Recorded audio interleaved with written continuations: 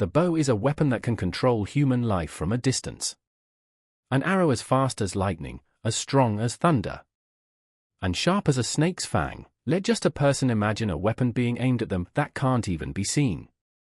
What could be more frightening than that? At this time on Changbake Mountain, a little boy was practicing his archery skills. The girl told him that the martial art practicing archery is called kyudo, so the boy decided to release the arrows. You could tell by the look in his eyes that he was very confident. Immediately he hit right on target.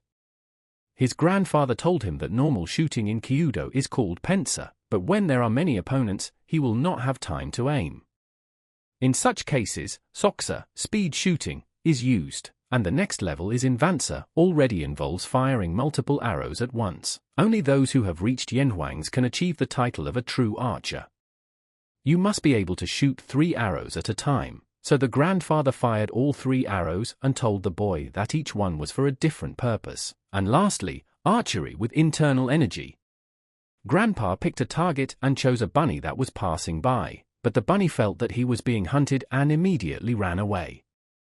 But Grandpa fired an arrow, and immediately the arrow caught up with the hare and pierced its body. Grandpa told the boy that you can reach any target with a sword, so why can't you reach it with an arrow?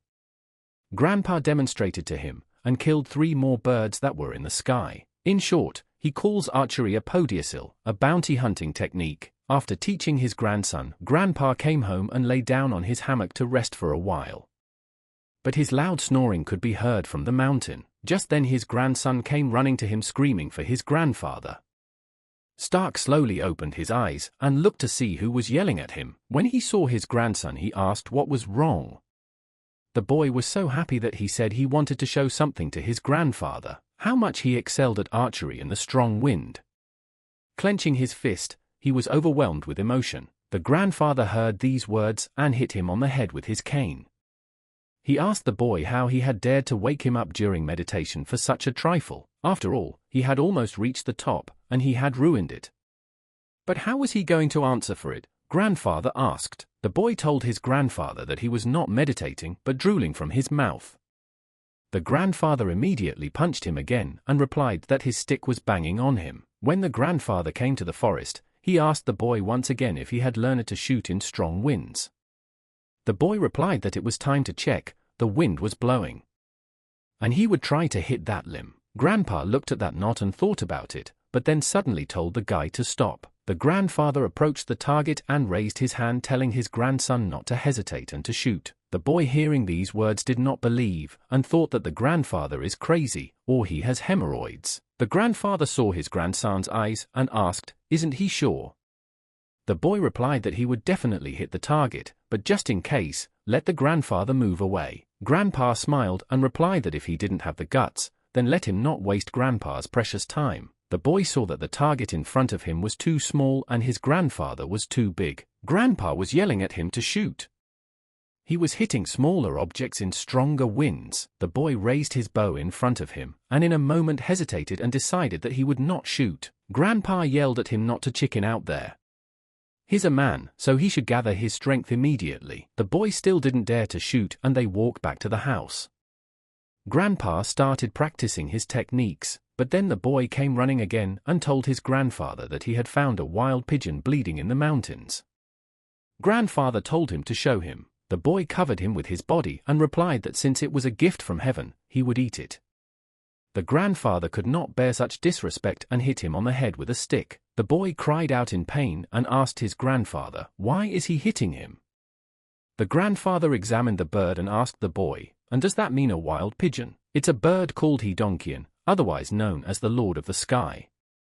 The boy told him, what difference does it make? It will turn into food later anyway. His grandfather told him that she was of the falcon family, brave in battle and serves only one master throughout her life. So let the grandchild choose whether to starve or to take care of her. The boy was surprised and asked, how? Grandpa asked him, have his ears fallen off?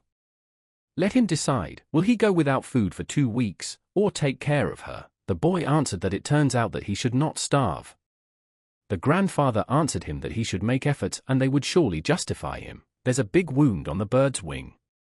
Have the boy gather healing herbs and stop the bleeding as soon as possible. After treating the wounded wing of the bird, he began to treat it further. At this time the pot with the medicine was already boiling. His grandfather had told him that the most important thing when preparing the medicine was not to make a mistake, and to cook it only over low heat. And then the day came when the boy shouted to his grandfather that the falcon was flying. He was so happy that he was able to heal his bird. Holding out his hand, the falcon immediately sat on his arm, and the boy said with joy that his bird was very beautiful. The boy looked at him and thought he should be named something. When he first saw him, his face was powerful and his wings were bleeding. It turns out, Cheol in honor of the bulk, and Keol Menpi in tribute, his fortitude. And so he gave him the name Fat Man. Grandpa told his grandson the next day that since he was decent at archery, then they would start learning something else from today. His grandson asked him, "Different?" Grandpa answered him that he would be mastering his family's Chulhenran walking technique. It's a technique based on the wolf's gait. The boy asked, "Does that mean you can walk in different ways?" The walking technique has two subspecies. The first is for attacking. This is, say, the Yunshinbob of the Shaman clan, and the other is for defense. For example, Amy's Humvee.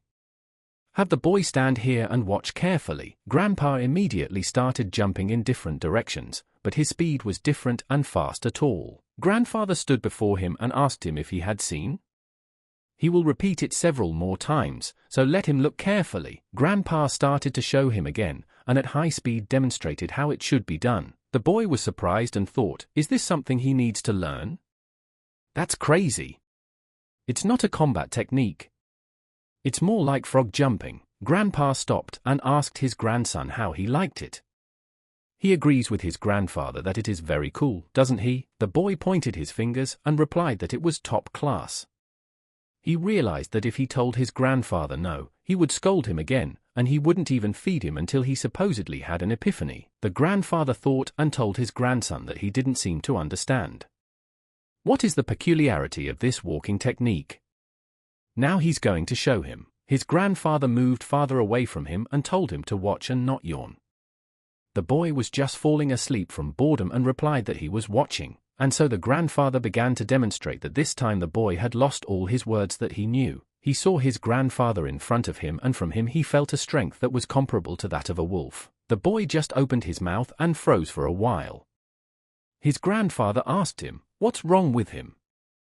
Thin is his gut, let him wake up immediately." And then Grandpa saw that he had pissed himself and said that he was such an adult and he was still doing such things. What should we do with him, such a coward? The boy asked what was that? The grandfather replied that it seemed his grandson had finally gotten his wish. Immediately the boy began to agree with him. His grandfather answered him that Chulhanran involves repeating not only the gait of a wolf, but also a burst of energy resembling that of a wolf. The wolf, before attacking its prey, first paralyzes it and only then attacks. And as the boy has already noticed, the wolf shows its predatory nature first. And this unrestrained flow freezes the victim's movement. Next, the wolf delivers a fatal blow in one leap, cutting the neck, and that's where the whole hunting process usually stops. The way the boy was stunned when he sensed his intent? If something like that suddenly happened in a real battle, he'd be dead by now. The grandfather asked the boy to tell him how far away he was. The boy answered that it was about 10 paces. The boy suddenly saw that he was laughing at his movement because it looked like a frog jump, and it turns out he was jumping such a long distance. The grandfather told his grandson that Chulhenran is mostly used for defense rather than offense.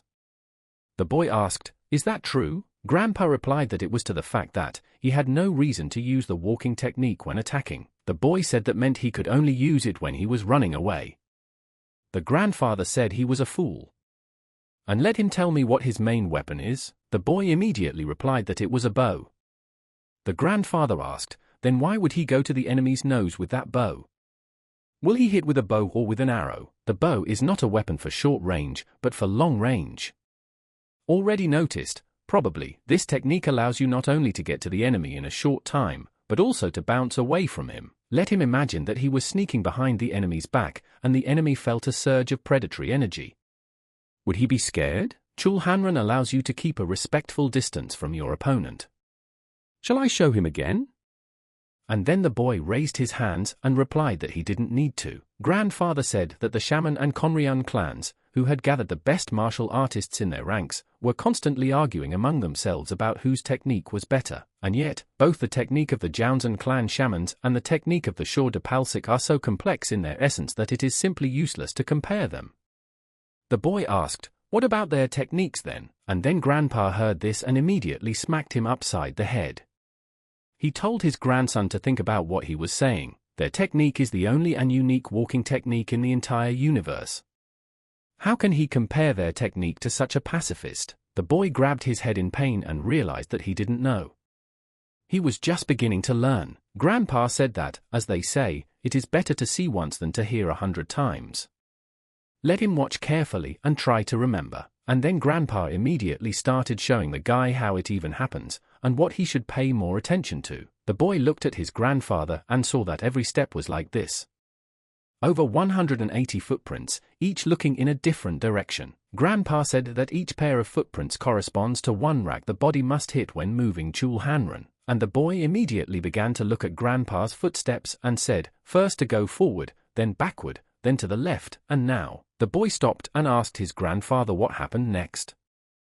The grandfather answered him that he was a fool. Who asks him to do everything on his own? He still needs to follow his example.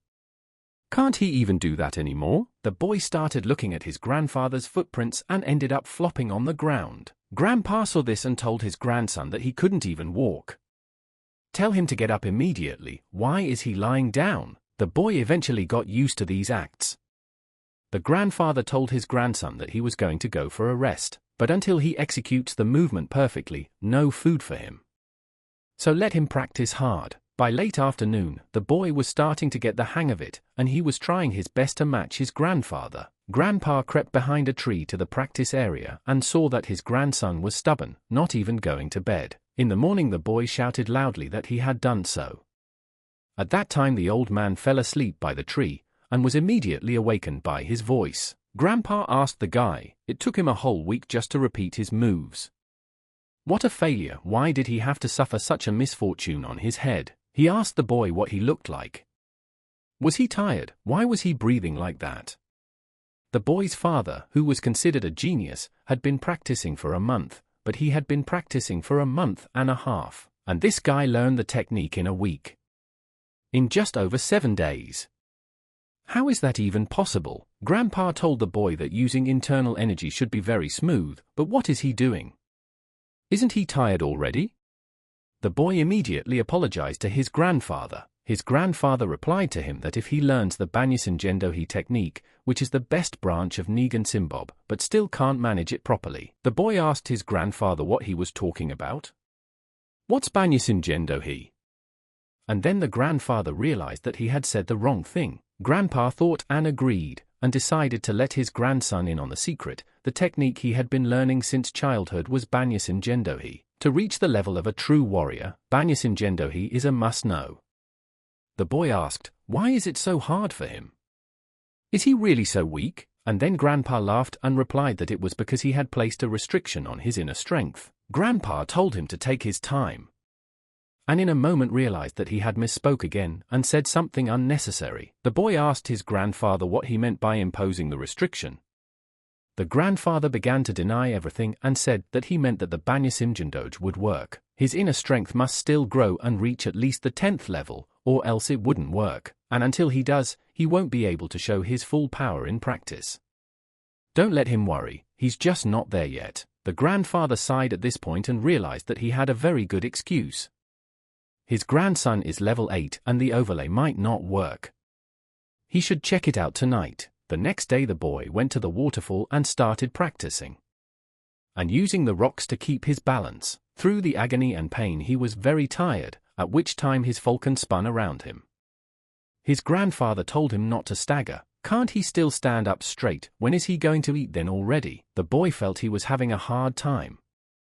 He hadn't eaten anything since morning, and his grandfather was frying fish in front of his nose. He'd go crazy. Grandpa told his grandson that he had an hour left. What a bummer. Is he going to fail and still not be able to eat?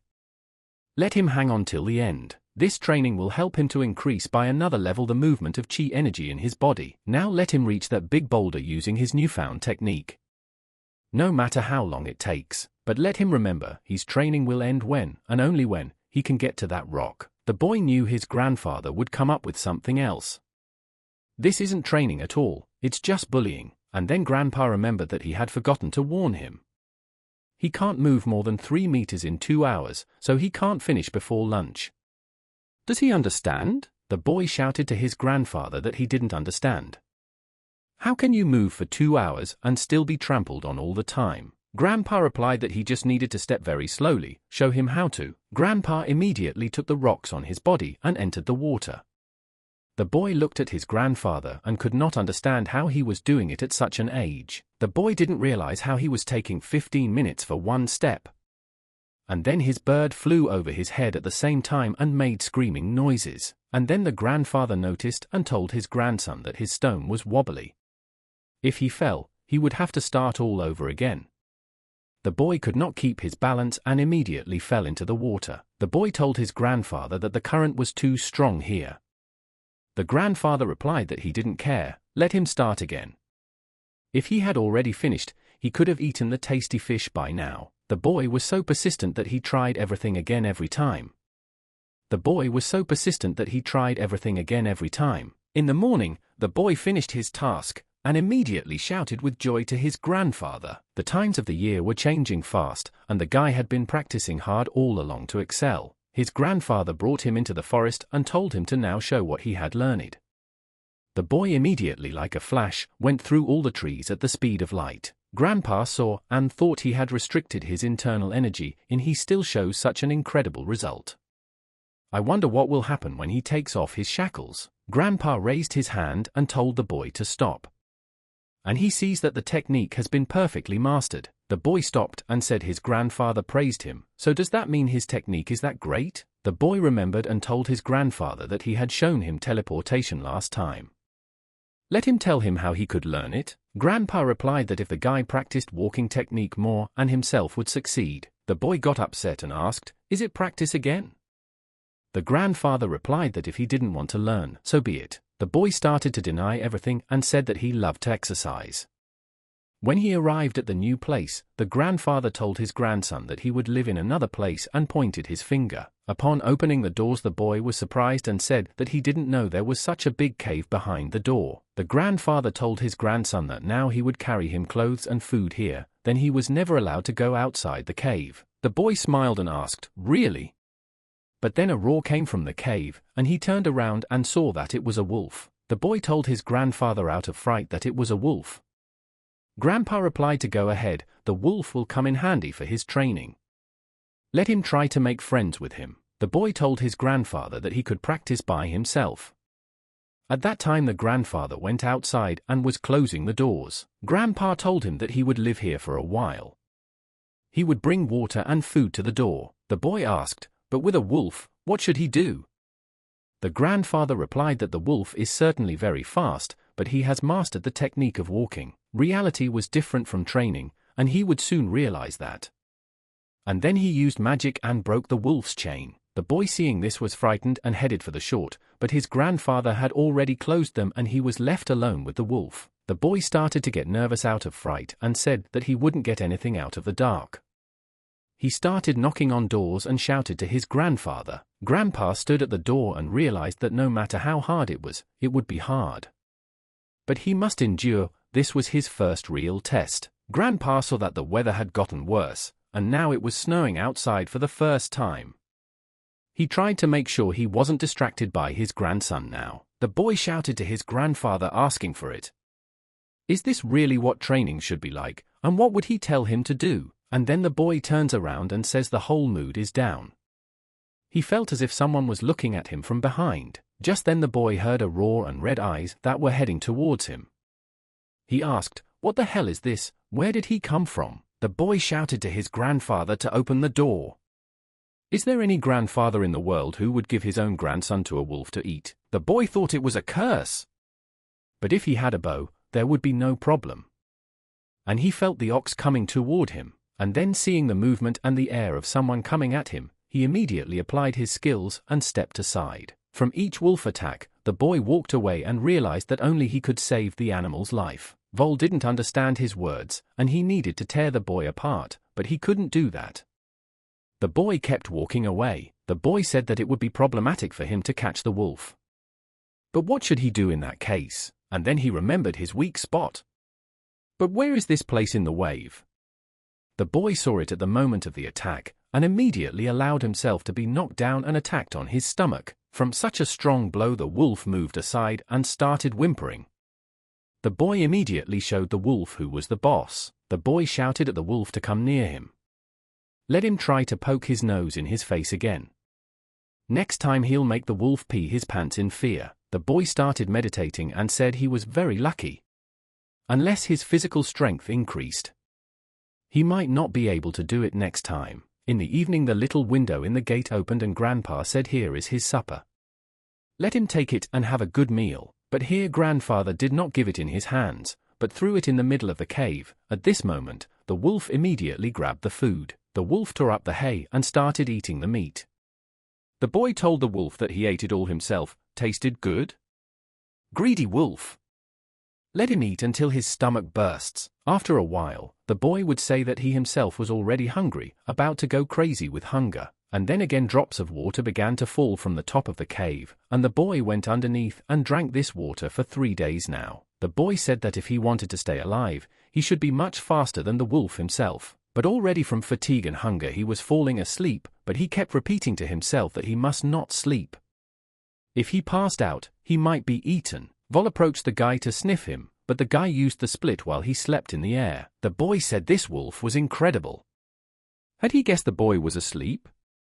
And then the window opened and the food was thrown out again. This time the guy was faster and smarter. He immediately pounced on the food and grabbed it. The boy took out his meat and in front of the wolf lived it as if it were the last time. He told the wolf to starve a little too. The old man saw this and was happy for his grandson, saying that he was doing a great job. That's the way to do it. The boy that night grabbed the wolf and tied up all his limbs, lay on top of him and said he would finally sleep. It's so warm. In the morning the grandfather opened the doors and was surprised. The grandfather said to his grandson, "Grandpa is standing in front of him, shouldn't he say hello?" The boy replied that he needed to find another such grandfather who had banned his grandson from the cave with the wolf. The grandfather asked him if he had forgotten that this was his test. The lad replied that it was very good that he was capable, or else if he wasn't he would already be decomposing in the wolf's stomach. Grandpa said that was it. He thought that his grandson had already overcome a lot of things, and wasn't this kind of trial a good lesson for him? The boy said that since it was already finished, could he come out? The grandfather replied that it was only the beginning. The boy told his grandfather that he wasn't afraid of that wolf anymore. He can't walk anymore either. Grandpa told his grandson that after a while he too would not be able to run anywhere. That's when they would watch him show off. Grandpa told the kid that he was already used to running away.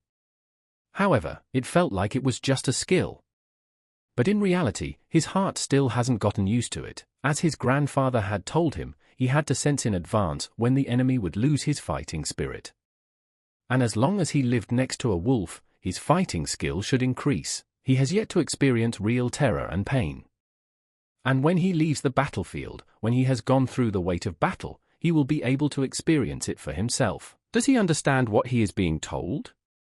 And then the boy answered menacingly that he understood everything, and would do his best to reach the highest level. His grandfather told him that his skills had already increased a lot. Could a young wolf be his rival? The boy replied that it was fine, and he would be outnumbered one wolf at a time over the vast journey of 100 days, and from now on, no more handouts. He must find his own food. The wolves will be in the same position as he is, and to catch him, they will need strength too. The boy replied that either he or the whole pack would die. Then his grandfather gave him a dagger and told him to take it. The boy stood in front of the gate and told the wolf to come in. He saw that this wolf did not seem hostile, even strange. He was so calm. Even though he wasn't afraid of it at all, he couldn't stop worrying. A few days passed, and the wolves became more and more numerous. The boy thought today was the 4th day. The starving wolf's eyes already reddened. But he still hadn't eaten anything either. A shroud of fog already covered his eyes. He needs to come to his senses. From now on, the wolves were his food. If they attacked him, he would return the favor. Immediately, the wolves chose the weakest of their pack, and began to maul him slowly. The guy didn't do anything this time, and seeing this kind of thing said they were wimps and attacked 3-on-1. He didn't starve either and began to slowly approach them, but the wolves didn't like that. After all, they were not ready to share their food. The guy asks with a wolf, do they call it a battle? But he needs food to survive too. And immediately went at them with a knife. The lad didn't foresee such a thing, that the wolf would go at him.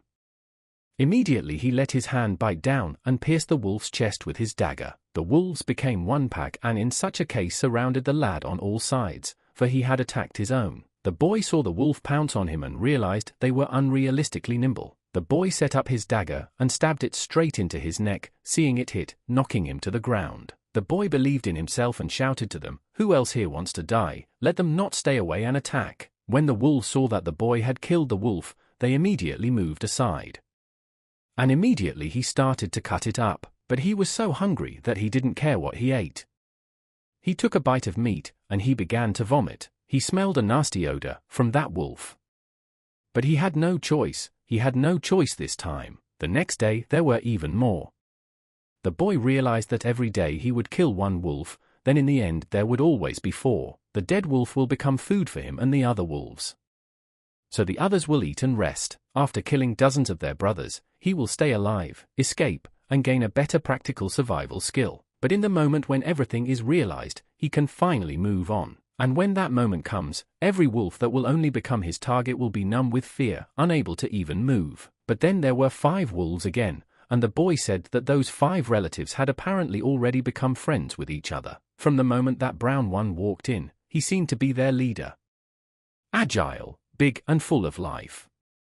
All it takes is to finish him off, and he wins. This leader always attacks his own first, and then all the wolves started attacking the boy. He only had to fight them. Dropping one wolf underneath him, the ringleader immediately pounced on him and the lad put up his hand. This wolf mastered him and began to slowly maul his arm. The boy began to scream in pain. The boy pushed the main wolf away, but then another went after him to bite him and grabbed his leg. The boy was not confused and immediately plunged his dagger into him, for he could not leave his leg to be injured. Standing in front of the other wolves, he glared menacingly at them, and with bloodthirsty eyes was ready to tear them apart. The boy told the ringleader that he was strong, but there were much stronger than him here, and immediately teleported to attack him from above. With a strong attack, he stunned both of them with a single blow and left them unconscious. The boy sighed and said that it was all over now. And then the grandfather asked Seo-mun, is he okay? Why did it suddenly become so quiet? If he's alive, let him answer him. Seo told Grandpa. If he was so worried about him, he shouldn't have brought the wolves here. Seo told Grandpa to open the door immediately. Grandpa immediately opened the gate at once. The grandfather told his grandson that he could see that he had been through a lot. With an angry voice he replied that it was like that. Seo went straight outside, and breathing in that fresh air he relaxed. At this time, his bird was already flying in the sky to meet him. Seo shouted with joy to Fatty and said he was glad to see him. How was he doing without him? Seo stretched his hand out to the side and told it to fly to him. But the bird turned back around in a moment. Seo was immediately surprised and asked what was wrong. It was him. Had he already forgotten him completely? The grandfather replied to his grandson that it was because of the anger that now overwhelmed him. But the wounds on his body were too serious, and they needed to fix him first. At this time the grandfather began to make medicine for his grandson, and patched up all his wounds with bandages. Having prepared it, he told his grandson to drink this.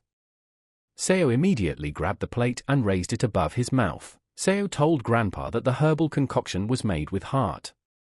But he's getting better slowly, so maybe Grandpa didn't work hard enough. Grandpa didn't expect such words and asked his grandson how it was.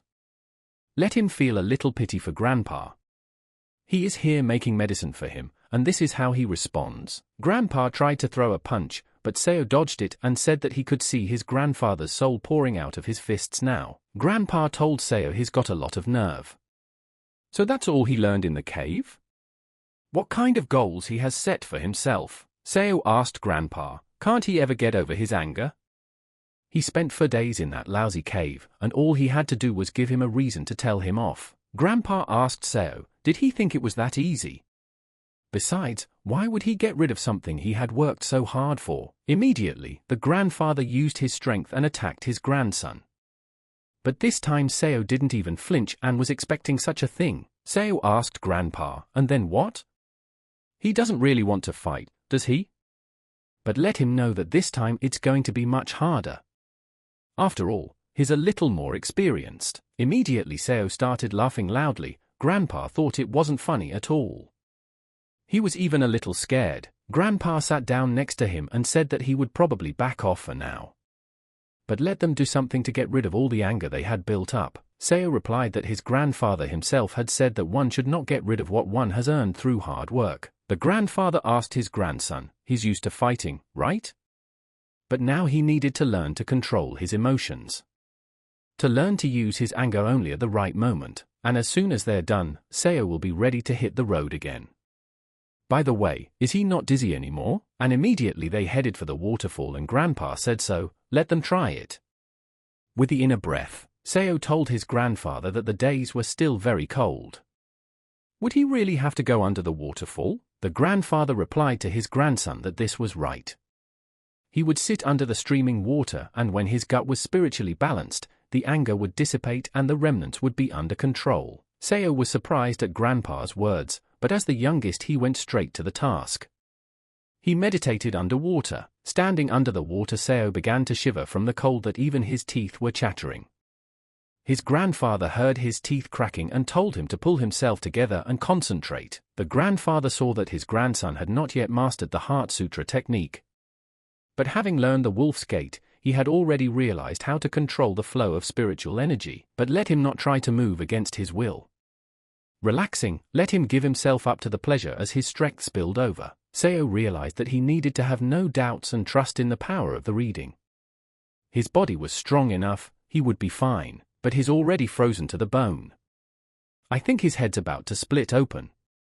And now he's probably going to die. And now he didn't realize what had happened? The cold was beginning to recede. Could it be that, thanks to this technique, the whole world was one big illusion to him? And then Seo realized that he should then increase this power.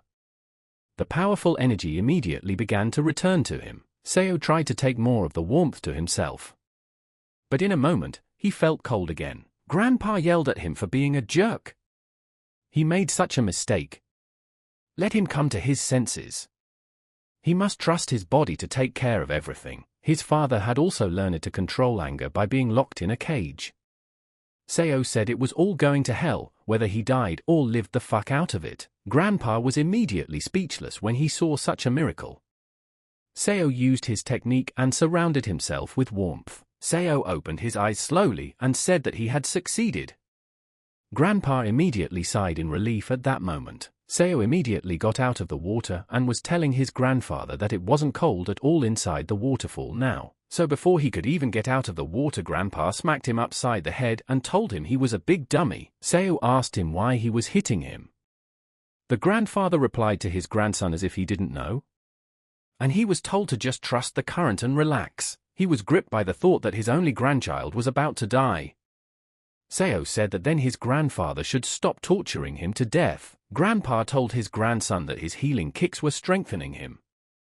Seo immediately ran away and shouted that he didn't need that kind of hardening. In the evening, Grandfather was telling his grandson the teachings of the Heart Sutra that the founder of this lineage, the master of the sixth lineage sect, Huineng, had discovered. This innovation is not about martial arts, but a technique that was invented for weak monks. And what's amazing is that everyone who learned the teachings turned into an all-powerful master.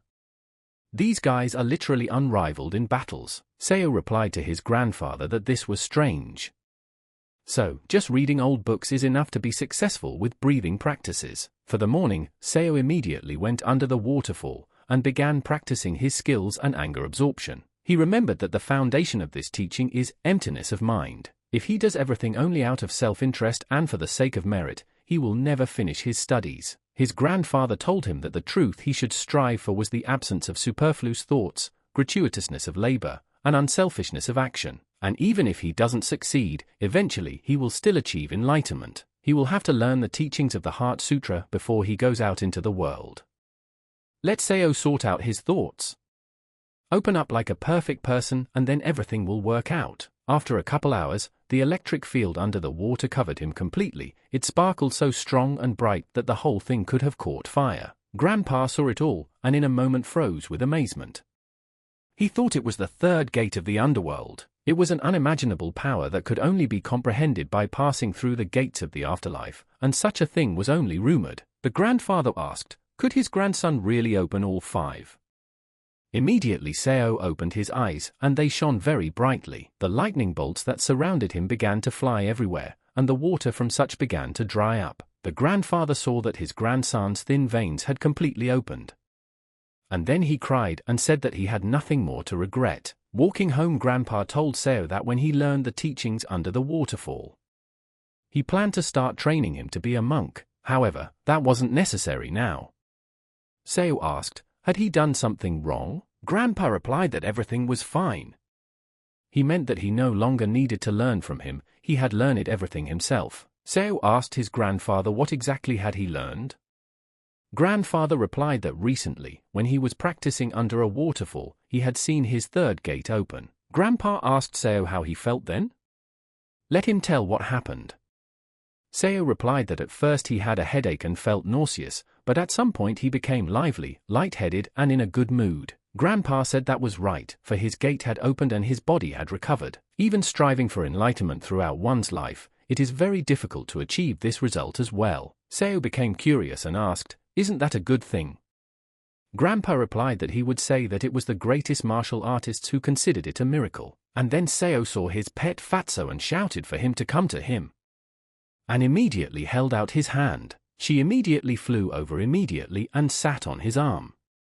Seo said he'd been avoiding him for a while, but now they were friends again, right? Seo told Grandpa to watch it too.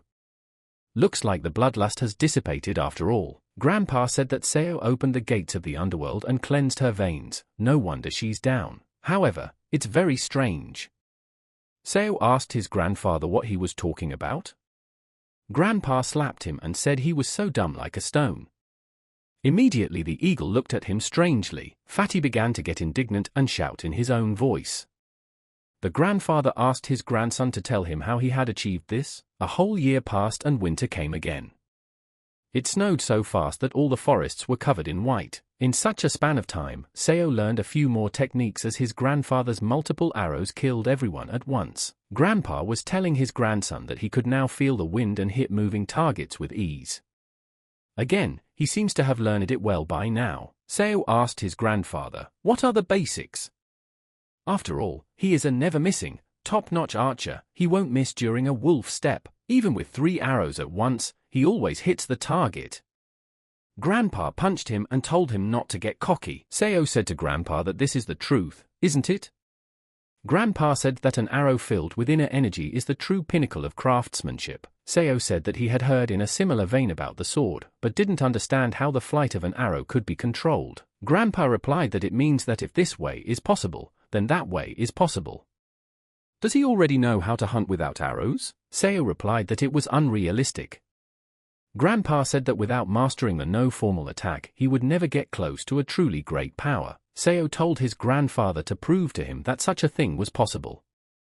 Grandpa refused and replied that he had already shown him the limit of his abilities, but there was someone among their ancestors who had more than surpassed his accomplishments.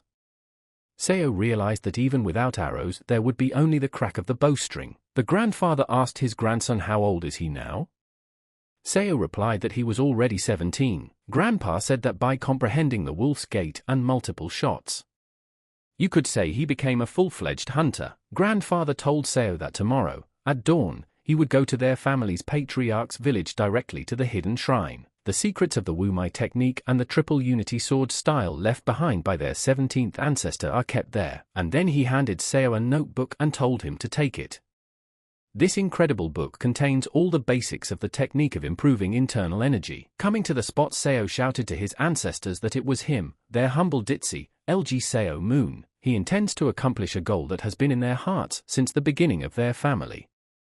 He asks you to generously guide him on the right path in his endeavor. He started to keep his way onward, and at the cliff he stopped abruptly and said that just looking down and taking in the spirit was breathtaking. He saw that there were vines here. Grabbing onto it, he climbed down a bit and saw the tunnel where he needed to go. It was the gate of the great hall of the LG family. And then he stepped inside and felt that there was something here. He immediately had a terrifying bloodlust. Seo immediately shuddered and asked what was it? Was it some kind of animal? And then he decided to see who was stronger. Seo headed deep inside and felt a very powerful energy. That even he could no longer resist it. Seo turned on his fiery hands and said that just as he thought, thanks to the sutra, defeating any spiritual attack would be easy. Seo shouted that this technique was truly indispensable.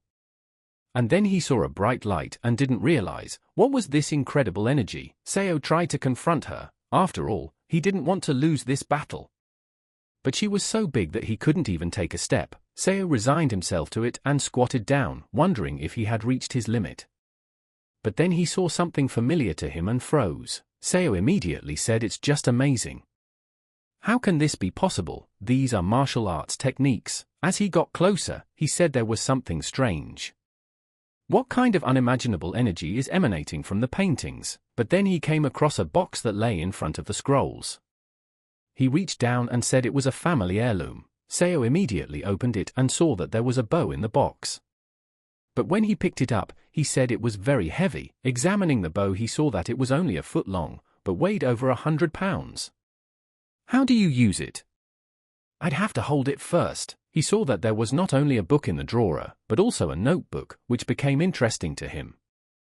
And immediately he began to read it. It was written in the notebook that the past owner of the bow was called LZ Heck. And he loved his bow very much, but he always loved his blades much more, but unfortunately he's well into his 40s. It's a little late to start learning, no matter how much you want to. As the saying goes, being good at one thing doesn't mean he'll be good at everything. But since he was able to fully experience the main weapon, he decided not to give up after all. Flipping to another page, Seo read that after 12 years of training, he had finally managed to create his own style of the triple unity sword. Since this technique was exceptional in its kind, he considered it the greatest. Seo was surprised and said that the guy was a pretty selfish guy, but there was one flaw in the guy's style. If his internal energy was weak, then using this style, he would use up all his energy in one fight. Also, with a weak ki, learning this style would be incredibly difficult. Therefore, his next step was to create a special cultivation method. Breathing, that's the basis of any such technique. He still had much to do, and the sun was already sinking below the horizon. There's very little time left, but why is he so fixated on it? Because when he dies, there's nothing left but emptiness, and now it's time to leave all the silly contrivances behind and enjoy the remnants of a fading life. And at that moment, an idea struck him. A technique that follows the laws of nature. A technique that became the defeat of worldly desires and vices. This is it, the way to solve all problems. He will leave the sword of triple unity to his descendants. And this method will become part of Wu Wei. Seo was amazed and said, you have to invent such a complicated art right before you pass away. It's unbelievable. After flipping through another page, Seo didn't understand what was going on here. Why is there even different handwriting? It was the next descendant, whose name was LZ Mugyuk. Unlike his late grandfather, he despised blades. Seo thought it was the 15th ancestor? That's very strange. After all, his grandfather said he was the first to enter this hall after the 17th. But that didn't seem to be the case. LG said that his grandfather had tried to become the strongest without ever using the art of Wu Wei, without learning how to wield a sword, but only using a bow. The technique he wants to tell them about, however, is to control the arrow with internal energy. He was confident in himself. After all, his ki was large enough. It was necessary to try to combine his own style and the sword of triple unity. After trying his techniques a few times, he said it was impossible. He could not master even 1 out of 3 of the true power of the recycle techniques. She's not just great, she's a saint. Such incredible power, and it's far from over. He decided to call this style the incomparable sword of triple unity. Although he was only partially satisfied, he was still overflowing with joy for the next generation. But since he personally liked the bow better, he decided to recreate a style superior to the arrow led by ki. His ancestor erected the foundation for an incredible sword-wielding style. He also laid the foundation for the same for the bow. After going through untold suffering and hardship, he managed to form the best archery technique. It was called the formless attack. Just as the name implied, when using it, he would not be walking arrows. Immediately, he lowered the rope, and the energy went straight into the stone. But similar to the materialization of the sword, when using the advanced grandfather technique, the formless attack requires the creation of an arrow from one's own internal energy. This energy was so great that nothing could resist it, and only small pebbles were left behind. When Seo read it, he said it was truly unimaginable power. So Grandpa wasn't lying to him, but unlike the sword, you can strike with a bow at a great distance. Therefore, the formless attack can be considered the strongest technique of this direction. However, even she couldn't surpass the incomparable triple unity sword. He realized that he had only managed to defeat his grandfather in his own dreams, but only if he were a real person, he would definitely lose. Turning back, Seo said that this incredible technique is a compilation of 3 great styles. He knew they were unusual drawings, but now he was no longer the least bit surprised that they sent shivers down his body. It looked like this hole had been made by a formless attack. Was he ready to embark on this path yet? Seo thought. Seo immediately took the bow for himself and said that he was sure he would still need it. A normal bow couldn't withstand Ki's fuse in a formless attack, so he decided to make his own. Made of pure metal, weighing 100 pounds. And immediately Seo began to meditate and become even stronger. Seo realized that he had already been studying Wu Wei's art for 10 days. He managed to gather all the inner energy at the base, and right now there are 2 incredible forces writhing there. A combination of the internal energies that were created by the Heart Sutra and the Wu Wei technique. This style is truly incredible. In such a short period of development, its spiritual power has exceeded that of the Heart Sutra. Seo now realized that the 2 keys were fighting each other. He had to decide right now whether to continue training or retreat. Seo recalled his grandfather's words that a lot of his ancestors had crippled themselves with this technique. If he felt his KTs begin to conflict, it was best to surrender while it was still possible. Seo thought at that moment, what should he do? He doesn't want to give up halfway through. He will just believe in the Heart Sutra. And now it's time for him to begin. Seo decided that he was using the Wu Wei technique. But he didn't expect it to be so difficult that even the energy would tear him apart. Seo felt like his body was about to explode. But he decided not to give up and to go all the way to the end. Seo was beginning to doubt that it was a stupid idea. And things are getting worse and worse. And now his life was at stake, so he had to make up his mind. And after a while, Seo stopped and said he'd done it. If the 2 energies had pushed each other away, he had already met his end. As expected from the Heart Sutra, it has the ability to merge with other martial energies. Seo thought and wondered if he had reached Wu Wei's limit. But here, he didn't expect that he had been standing in the air the whole time. Seo said as only he decided to stand up and his body soared into the air. Looks like it was time for the triple unity sword. Seo drew his sword and wondered if he should try a formless attack. It felt like he had become much lighter. Out in the woods, Seo started trying new things. And without arrows, he shot at the trees. And immediately he released the rope. He didn't expect the energy to flow. Seo said it was unbelievable. Is it even possible to resist something like this? That energy made a hole in the tree. Seo said that he was now a master of archery. That leaves only the incomparable sword. It's time to go back to the cave. Seo immediately jumped into the air and said he never ceased to admire this style. And he hadn't even learned how to fly. Entering the cave, Seo said that there was nothing else to oppose him. And immediately walked over to where the technicians were standing. Seo asked if there was an instruction manual. He didn't know how to use a sword yet. He immediately started making a sword out of wood and said that a wooden sword would do for the first time. Seo stood in front of the technicians and demonstrated how to handle the sword. He said that first you have to take it out and then strike from top to bottom. Seo asks, and then what? He can't figure out what's going to happen. Would someone please tell him? Immediately, a sword flew at him from the painting technique, which made Seo startled and unable to believe that such a thing could happen. Seo immediately dodged him and moved away from him. He was even out of breath from fright. Seo got ready and told the painting to try again. Then a sword flew at him and he realized what was wrong. Seo thought then the rest of the scrolls did too. Immediately, he called an upward strike. And out of the scroll flew the sword again. He dodged again and said he almost lost his head. And I think he's starting to figure it out, Seo thought and asked what about the third one? But then a strong bolt of lightning came from the scroll, which made him afraid again. Seo said, what strength this scroll has. The first is speed, the second is dodgy movements, and the third is combat power. In essence, that was the point of the divine stand. And the path to Wu Wei was recreated with the sole purpose of eventually mastering it. So Evening went out and started practicing and trying some new techniques. He started practicing so much, and from such strength, he started tearing all the technique sheets. Seo said it was disgusting.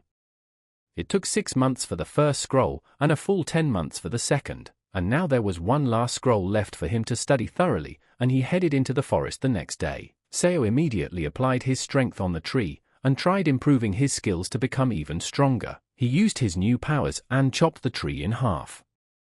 And then he attacked again and broke it into pieces. Seo came to the scrolls and said after 2 years and 3 months. The first step of the Peerless Sword Triple Unity Reckless Blade. The second step of the Peerless Sword of Triple Unity, the Blade of Solitude. This technique is for defense. To run without needlessly killing. And for the final third step of the Peerless Sword of Enduring Unity, the Blade-Piercing Essence. Lastly, Seo immediately applied his technique on the last scroll and crushed everything around him. It was time for them to say goodbye, Great Ancestor. He immediately collapsed from his helplessness and headed for his home, and then Grandpa said for the morning that how could he be so careless in such a place at his age. With his strongest, one could safely become not just a general, but the strongest warrior in Zhongyang space. Seo replied that he already had a goal. Grandpa asked in surprise, is that true? Let him tell about it. Seo replied that it was good to live in peace.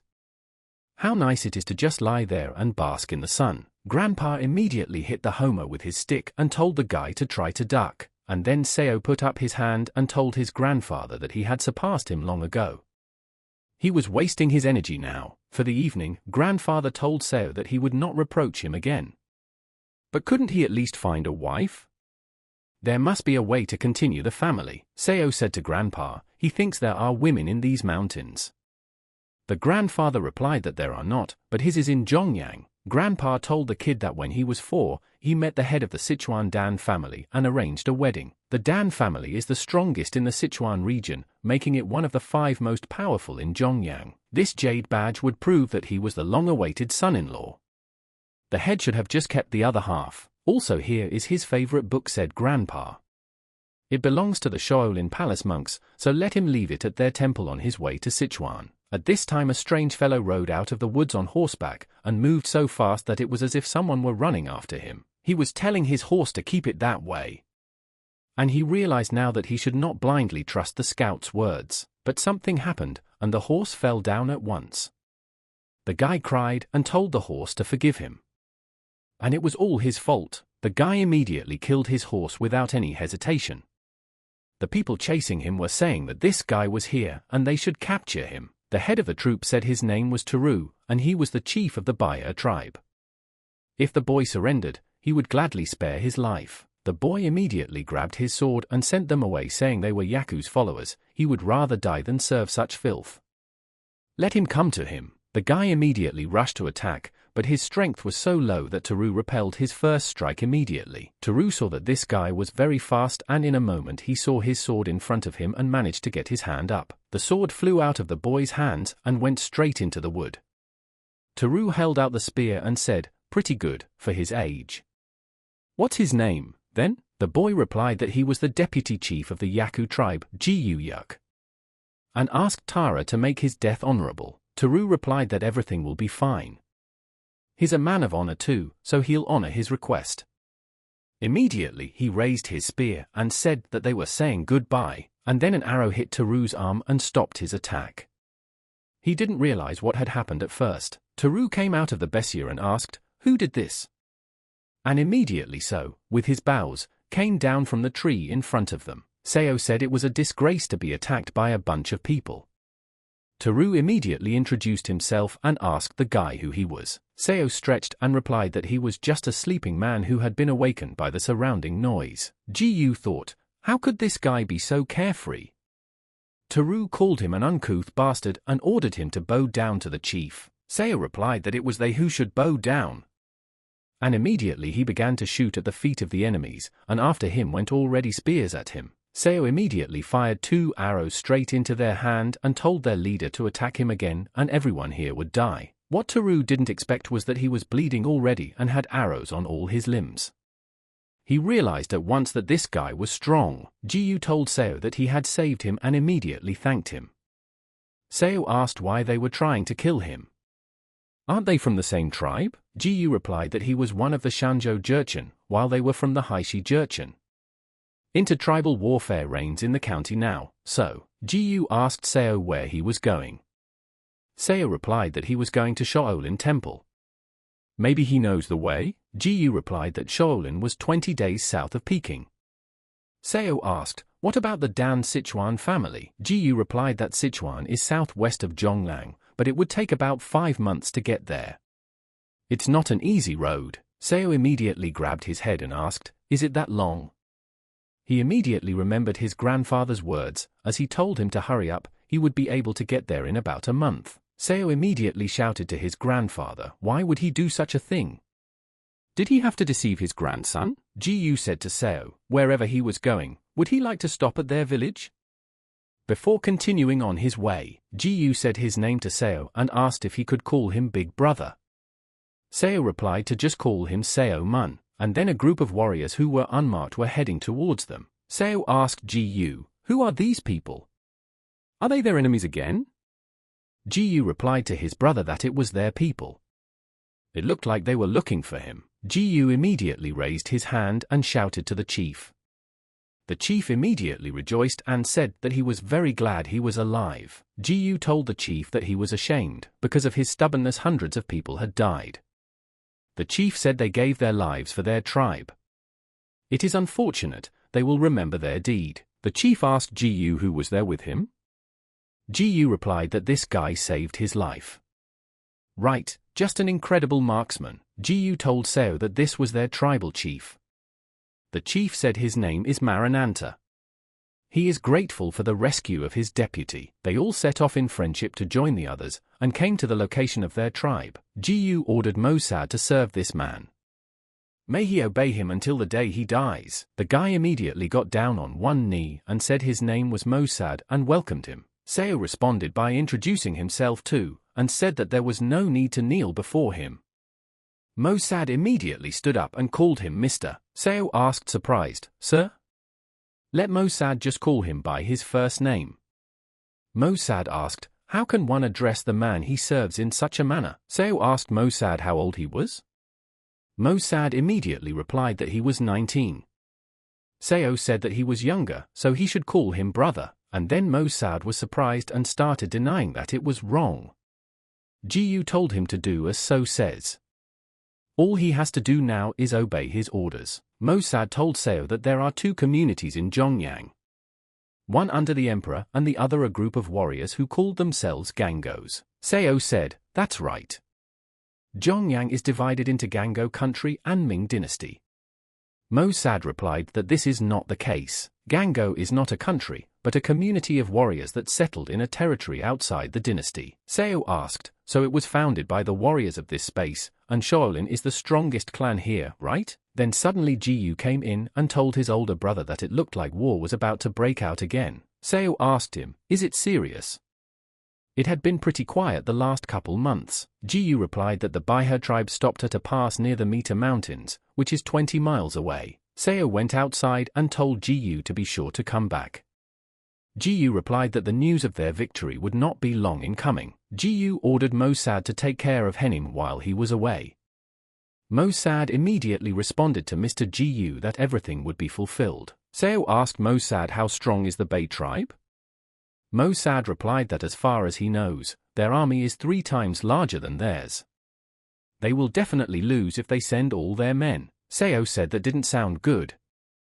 Immediately the temples met in a large field, and the number surprised everyone around them. The leader said they were outnumbered, but the enemy troops were scattered and disorganized.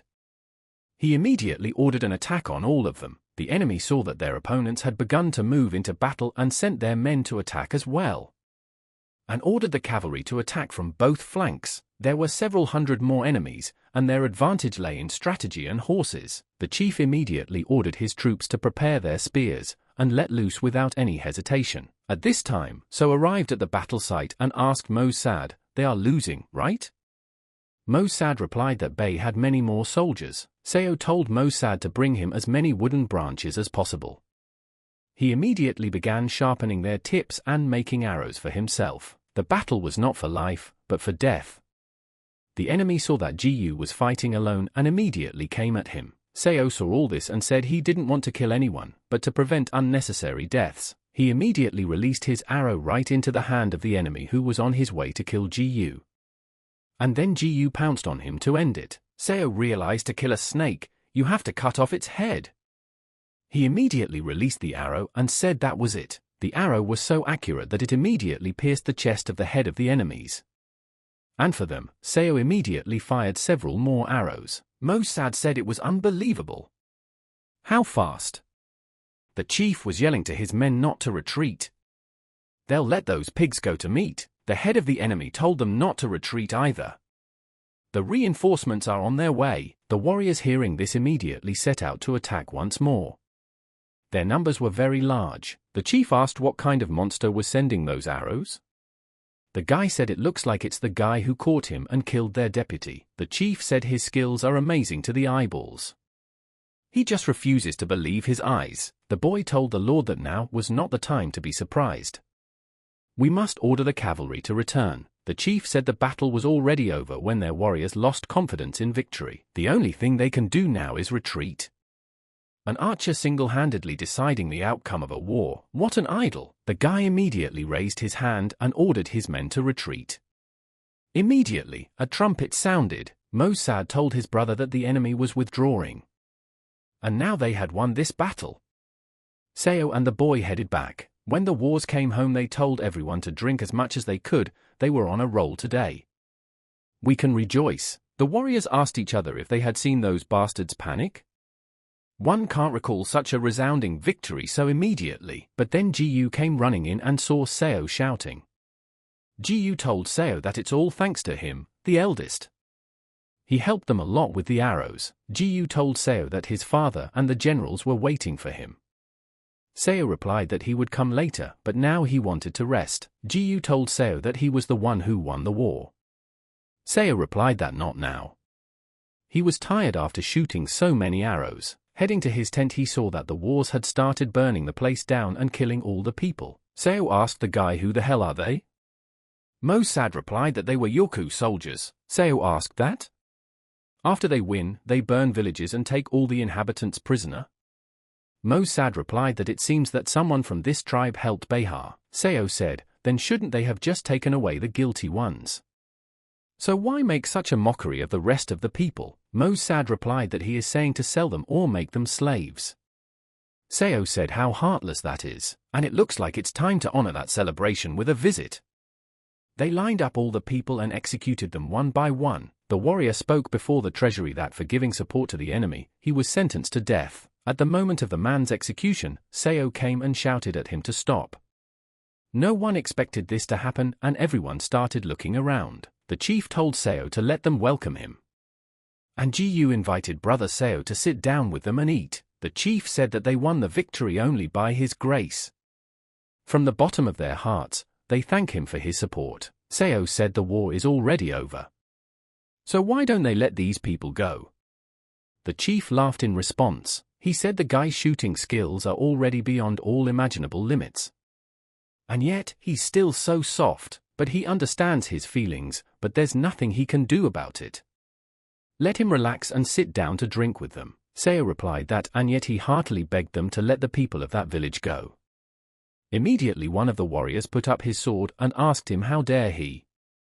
Does he even realize who stands before him? The warrior said to Seo, he thinks because he helped them once, he can ask for anything he wants.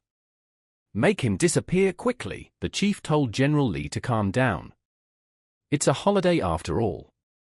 The warrior said with all due respect, Chief, but this guy is being overconfident right now. That bastard got so cocky with his mediocre equipment. Jiyu told the general that it was because of his brother that they were able to win. The general told the deputy not to interfere. By disrespecting the chief, he is disrespecting the whole tribe. The general immediately ordered his men to capture him. Seo looked at them and stood still. Seo immediately told them to disappear. The general replied to Seo that he was the tough gunner there and he had blade-throwing skills. Immediately, he released the blade and told Seo to try and catch it. Seo stood right in front of the blade and stared intently at it, and then Mossad came out in front of him and shouted to Seo to be careful. And the blade went straight into his body. Seo immediately grabbed him and yelled to Mossad to hold on. Mossad replied that his body twitched on its own. Mossad didn't even have time to live his life, he was dead in a second. Seo screamed at Mossad to wake up, but it was too late. Mossad told Seo not to be upset, because it suits him so well to smile. Seo replied that he was smiling. Just don't let him die. Mossad told the gentleman that he was happy to have met him.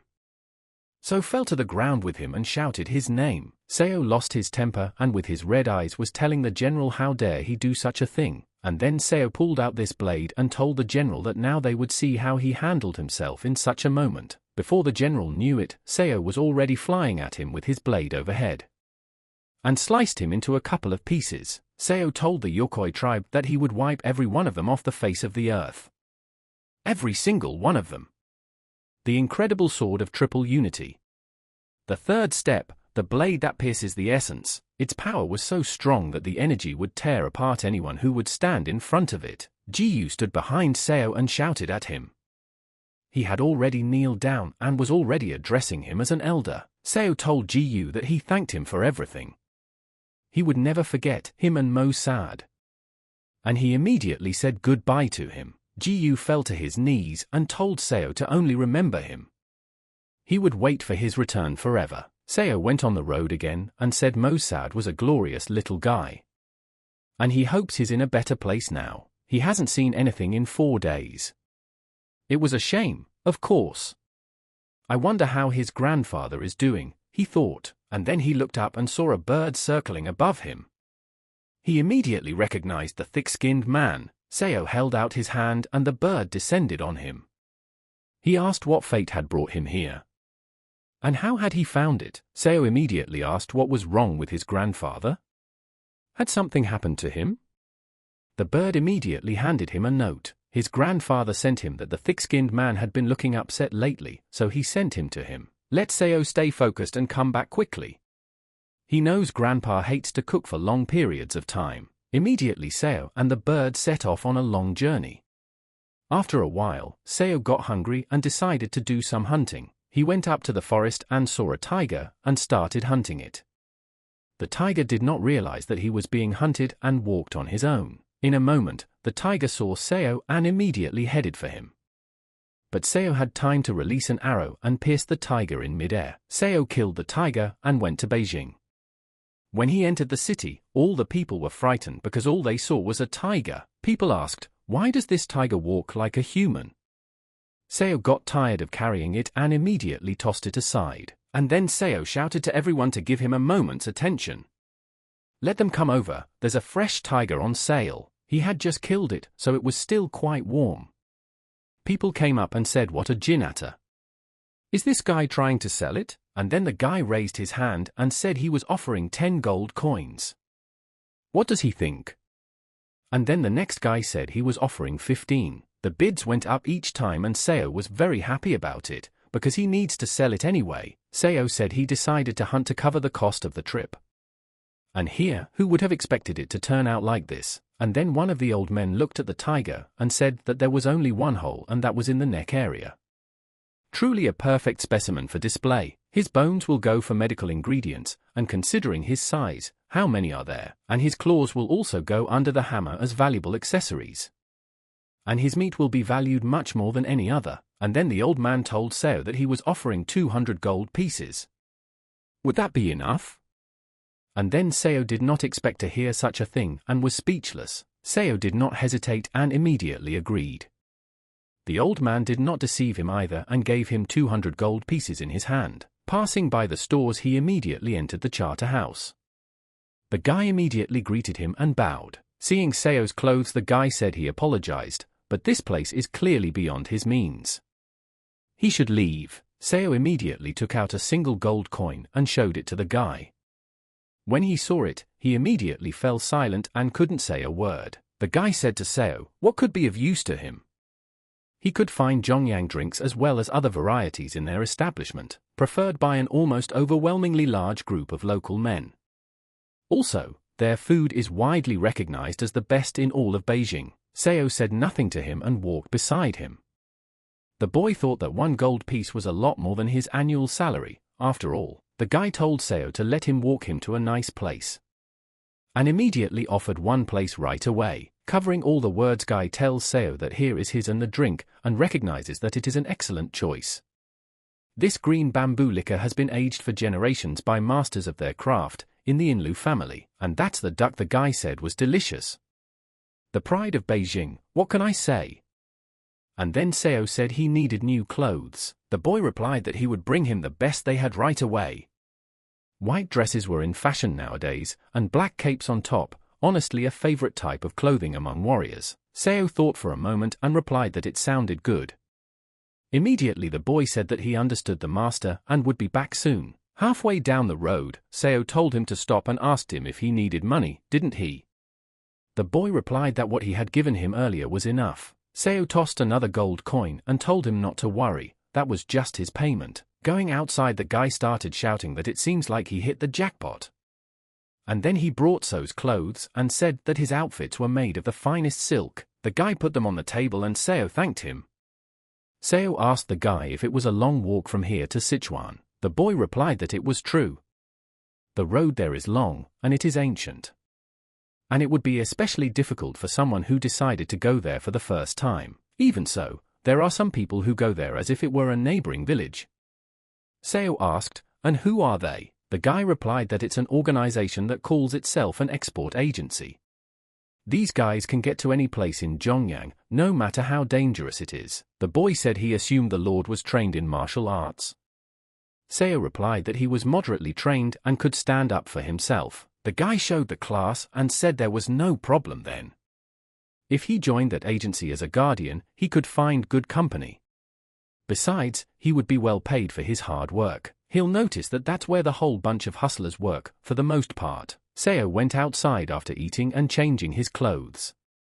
He started looking for where the 1,000-mile escort agency was. When he came to the crossroads, he again wondered whether he should go right or left. After all, he had not even been shown the way. Seo didn't realize where he was going next and whistled once. Thick-skinned Seo immediately appeared and crouched on his arm. Seo told Tolstokoju that the guy at the Harpy said that if he went straight down the big road and turned left, he'd see a store. Next, he should turn right and walk to the White Tower, turn left near it. Immediately Tolstakov shook his head. Seo asked him, did he understand? The fat man immediately took off and led Seo to where he needed to go. And when he saw the sign, he said it looked like he was there. Upon entering the town, the man asked Seo where he was going. Seo immediately replied that he was looking for a job. The man said guard recruitment was over, let the guy come next time. Seo replied that he was from far away, he couldn't just go back. The man said, what can he do? It's too late for him to complain. Seo asked, when will the next enrollment be? The man replied that no one knows. As there is more traveling, they will see. Seo immediately stood in front of him and told him that he was asking him to give him any other job until a spot became available. The man laughed and asked Seo if that meant he was willing to labor as anything. Seo replied that's right. All for the good of the dream. To become a guardian of an escort agency of 1,000 miles, the man asked Seo if he could go as a laborer. Seo couldn't answer and made a sad face. The man asked him what he didn't want. Seo replied that he would do anything for such an opportunity. The next day the guards were setting off and Seo set about helping them load up. The man told Seo that he's pretty strong. How long has he been working here? Seo replied that it's been 2 months. The man asked him how many trips he had taken. Seo replied that he had none so far. The man thought about it and said he always sees him with a bow, even though all he does is load and unload. How badly does he want to be a guard? Seo immediately started denying it and said the bow was a family heirloom and all that. You can't give it up. On the way, the guy told Warden Seo that the fate of the agency depends entirely on this trip. They would have to be more careful. Didn't he think the same? Warden Seo replied that there are more than 30 trained guys here, no need to worry so much. This time the man suggested that Seo should go with them. And then a warrior came up and asked the chief what would be the fastest and safest way there. The chief replied that if they went southward, they could reach the Changam Mountains, known as steep cliffs, in half a day. There is also a way through Ganam, but it would take more, for days. The guy thought and said that then they'd have to pick the first one to make it in time. The warden replied that the only problem was the tiger's den. On the previous journey, supervised by Io Hu, the company had encountered little difficulty just because of them. Of course, there was another gang on the way to Cheongju, but that one was already worn out and was no longer a threat. If they can get past the mouth's den, they'll be fine. And then reaching the mountains, the overseer said to keep everyone alert. Keep your eyes open, they're approaching location X. The guy asked Tu if he thought it would be easy to be bored this time too. Tu replied that it's better that way. And he's watching, still trying to swing his sword? Guy said to Tu, does he know what he'd do if he saw them? He'd chop off the heads of those assholes and be done with it. And then Seo looked around and felt the bloodlust 30 pounds away, at least 50 men. Twice as many as their guards. The warden raised his hand and ordered everyone to stop. He immediately saw a group of men coming towards them. The overseer ordered the guards to protect the goods. And then the enemy asked them, who is this here? The escort agency of 1,000 miles? The warden replied that this was correct. They are members of the 1,000 miles, his name is Li Jin. The enemy said he didn't recognize him.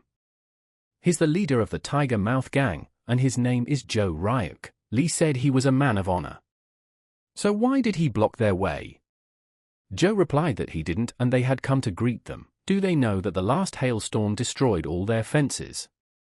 Li replied that he understood. It will cost them a lot to fix them, and then the guard sighed and said that they thought a battle was about to break out. My heart is still beating. And then when Li was handing over the money in the moment he froze, and immediately looked back and was surprised. And he said, shit just happened, and then Joe's thugs started to get indignant and the leader yelled at them to kill them all. The guards asked who was first. Of course it doesn't matter anymore.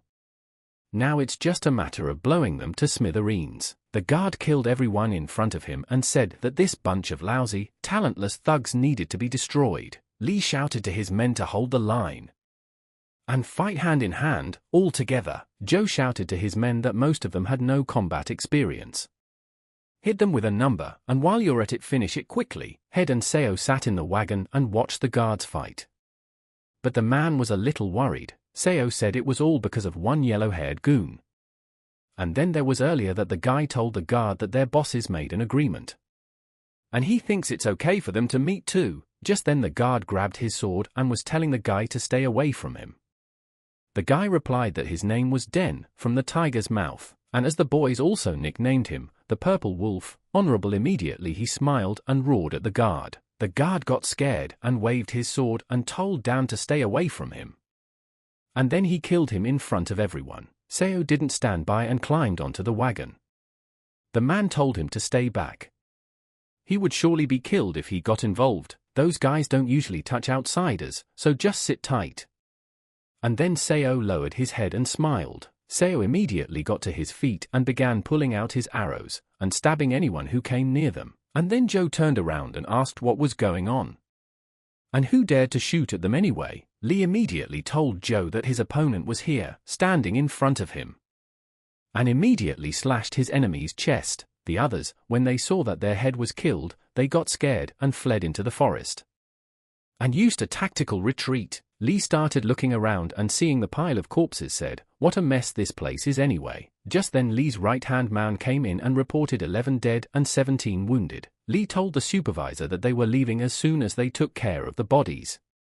Immediately, the supervisor replied that he agreed. Li told the guards who are unable to ride, have them climb into the wagon. Li approached Seo and told him that he had done a good job and ultimately saved their lives from death. Li asked what his savior's name was. The guy immediately replied that his name was Seo Moon. Lee said that with his abilities, he shouldn't be moonlighting for such a pittance. Seo said, "You're welcome. He's just an ordinary amateur." As a kid, he had a couple of fun hunts, nothing more. They immediately set off on a long journey, and so they finally arrived at Taiwa Bank. And then the guards would stand in front of the stoves and say that because of these daily medicinal infusions, everything was imbued with a strong bitterness. But they have nowhere to go, they'll have to do this until all the guards are cured. It would be worth it to at least visit the Shaolin Temple if they were going this way. The boy said there's no harm in dreaming. Does he think the captain's gonna let him sightsee? And then Seo walked up to them and asked the guards if they knew if the Shaolin Temple was somewhere nearby, right? He pointed his finger and said that behind that mountain was another mountain, Mount Sung. There is a monastery on that mountain. Seo asked how far is it to get there. The man replied that it was about 50 miles. When he got to the main warden asked Seo why he had to go there. Seo replied that he had urgent business there. Seo says he'll be back quickly. And he hopes they don't mind. Lee says not to let the guy worry, as long as the guys are patching up their wounds, they'll be here. He can do whatever he wants. On Seo's path, it was as if he was an extended man, for the animals were all following him.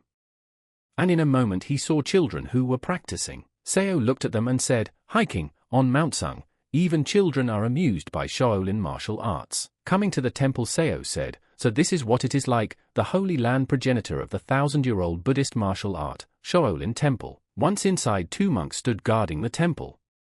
They told Amitabha and asked him to stop. The second monk said that the service was over for today, let him come tomorrow, but a little early. Seo told them that he was not here to pray. And then he thought, what should he say? He had to return that strange book. Seo asked if he could see the abbot. The monk asked why he needed to see their patriarch. Seo replied that he would like to greet him. The monk said that the patriarch was not the kind of person who could be seen so easily.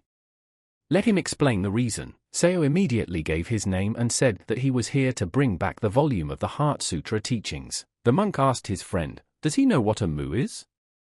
The monk replied that he was not sure. He had once been told of such a thing, but what was this certain volume? They decided to bring him to the person in charge. The patriarch came out and said his name was Jung Gak, the person in charge of receiving guests. Had he heard what Seo knew about the Heart Sutra? Seo replied that this was pure truth. And then Gak was surprised and said that in the name of the Buddha. Finally, to hear news of the Heart Sutra volume that was stolen more than half a century ago, Gak told Mukha to run and report it to the patriarch as soon as possible. Seo wondered how it was stolen. Grandfather said he'd borrowed it. Who would give up their clan's greatest treasure?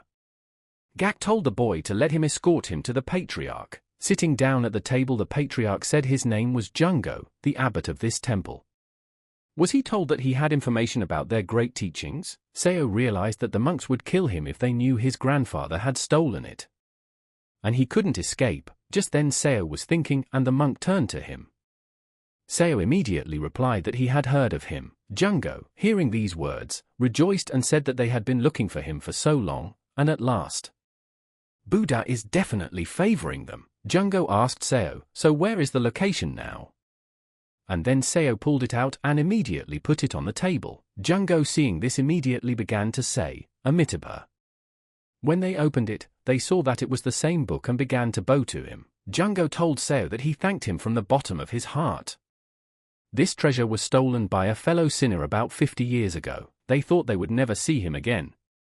He doesn't even know what they can do for him now. Seo replied that he didn't need anything.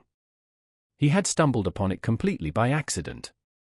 Jungo asked how by accident. Seo replied that he works for an escort agency 1,000 miles away. A couple days ago he had to stay in a cave deep in the forest. There he found a wooden box, on which it was written that it belonged to the Shaolin Temple. So he came here. Jungo asked Seo, did he say he worked for an escort agency 1,000 miles away? Seo replied that was correct. He works there as a laborer. Jungo said, what a coincidence. His leader is a former monk from the temple. That's right, his name is Yuan Sam. I remember personally training him. That guy's really something. Seo replied that he was glad the Tom had found its owner. Now he had to go. Jungo stopped him and said that it would be a shame to let him go without showing his gratitude. What would he want? Would they try to fulfill his wish? And then Seo replied that it was all right. Just then the next monk entered the room and asked, "Is the volume of the Heart Sutra already here?" Jungo replied to the elder that it was correct. The monks immediately said that they were paying their respects to the great elder. Seo immediately realized that this man seemed to be in charge. The monk asked, "And was it this young man who brought him back?" Jungo replied that it was so. He found it by chance in a cave and decided to return it. Seo looked at the monk and immediately realized that he was strong beyond his years.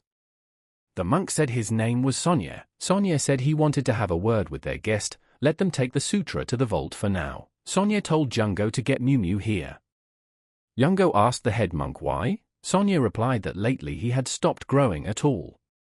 Jungo said that he understood and would do it now. Sonya saw Seo off and thanked him for his decision to give it away. For them, the book is indeed of great value. Seo replied that of course he was just lucky to find one. Songjay laughed and said that the guy was a naive old man. But he couldn't lie to him anymore, could he? Seo didn't expect to be caught out already. Seonj asked the guy, was it Jew or Bo? Seo asked him, what did he mean by that? Sonya asked him, is he still going to play dumb? And then Seo realized that the monk already knew everything. Seo replied that of course it was Bo. Seo Je asked, really? Given his power, it makes sense. But how does Seo know him? Seo had to answer and said it was his grandfather. Shinji said that he was really an incredible guy. He managed to dodge his attacks using just a movement technique alone, and he was only able to touch it with the help of 9 consecutive orders and the sacred fist of 100, and he certainly generally believed that he could achieve his goal. Before he left, he said that one day he would return the volume of the Heart Sutra. Seo realized that the monk was ranting about the wolf step. I think his grandfather himself had guessed that the technique of 9 consecutive orders was compatible with it. Shinji asked the boy, had he mastered the Heart Sutra? Seo replied that the teaching was no longer of any use to him, so he decided to return it. Shinji laughed and said he could see. Truly a great fortune for their space. Then a monk stood in front of them and said he had come. Shinji told Miu Miu to come over to them. There is no one in the neighborhood who can match this guy. He is the next generation of Shaolin protectors. Divine guardians. Throughout Shaolin's history, 2 legends have woven their way through the history of Shaolin, and one of them is known to one and all, is the tale of the Shaolin army of 108 Nihanjin. It was formed by the Shaolin Nihanjin, and consisted of 108 monks. The greatest invincible army of all. For centuries ago, when the notorious evil appeared, the Butcher formed a bloody clan that swept away all living things in its path and no one in the world was able to resist it, but even he fell before the army, 108. Without ever touching them. 3 centuries ago, the zealous demon that had fought all the Jiangang clans and was considered the strongest in history, also fell at the hands of their brave warriors. The 108 Nan army was the first unshakable legend to reach the ears of many, many people, but about 40 years ago, a new great warrior revealed himself to the world. He beheaded a bloody priest who called himself Lord of Death. And then the devil of the 9 schools, the god of thunder, Anyulsa fell victim to him. For 3 years, he wandered around Zhongyang, fighting every strongest martial expert of the past. The guy shouted back then that all the evil in the world would fall by his hand. He is the true Lord of Darkness. After 477 battles, he became known as the God of Dark Space. Jiyu Yang, heaven-destroying sword. The people who followed him came together to establish a clan on the highest peak of their space, the Pageant, but one day, he came to Shaolin Temple and single-handedly defeated the entire horde of monks, laughing at them said they are all lowlifes. Let them praise the heavenly destructive sword. He called the monks names and called the last strongholds of this world fallen. Would they mind if he took over Zhongyang? And then the monk told the guy to let him show him the true power of Shaolin. The guy said, somewhere around here there is someone stronger than the entire 108 Nan army. The monk approached the chief and said he came with the deepest apologies. All the brave warriors had fallen, now he was the only one who could protect the Shaolin. As punishment, he will lay down his laurels as patriarch, and will not go back on their word for the next 10 years. And then monk told the patriarch not to worry, powerlessness is not a vice. This guy has a way of surprising. Reminds me of a man who came to them about 10 years ago. The guy told the monk that he didn't know who he was, but would ask him to step out of his way. The monk laughed and replied that the guy was very good-hearted. And it seems that people are afraid of him for nothing. The monk said he would give the 3 best attacks. Let the guy try to dodge. And then the guy replied that he would not tolerate insults. And then at the point monk attacked and asked the guy, hit a slip. Well, he'll start over. Let him try at least this time. The guy felt that he was truly an unrivaled master. However, he didn't have time to turn around and saw several attacks that he tried to defend against. The monk did not spare him, and immediately launched numerous attacks with his sticks. And at the end, the boy again failed to defend himself. The guy realized that if the monk wanted to really kill him, he would be dead by now. And then the monk said, "Here comes the final attack." The boy told the monk to stop. It showed him how vast the world was. It looked like he was just a frog in an incredibly huge lake. Could the monk please say the name of this martial art? The monk replied that it was the sword of the triple teachings. A secret technique of their hall that only the defenders of the deity possess. The guy said that the sword of triple teachings, one day he would come back with a technique that could surpass it. This was the moment when the entire world learned of the existence of divine protectors, and it was then that a new legend was born. Shinji said he has been in the position of elder for more than 60 years, it is past time to retire. But this guy's a real problem. He's overconfident, and now his skills have stopped progressing. You know, I can't tell you the excitement, and he sees that Seo has plenty of power to fold his pride.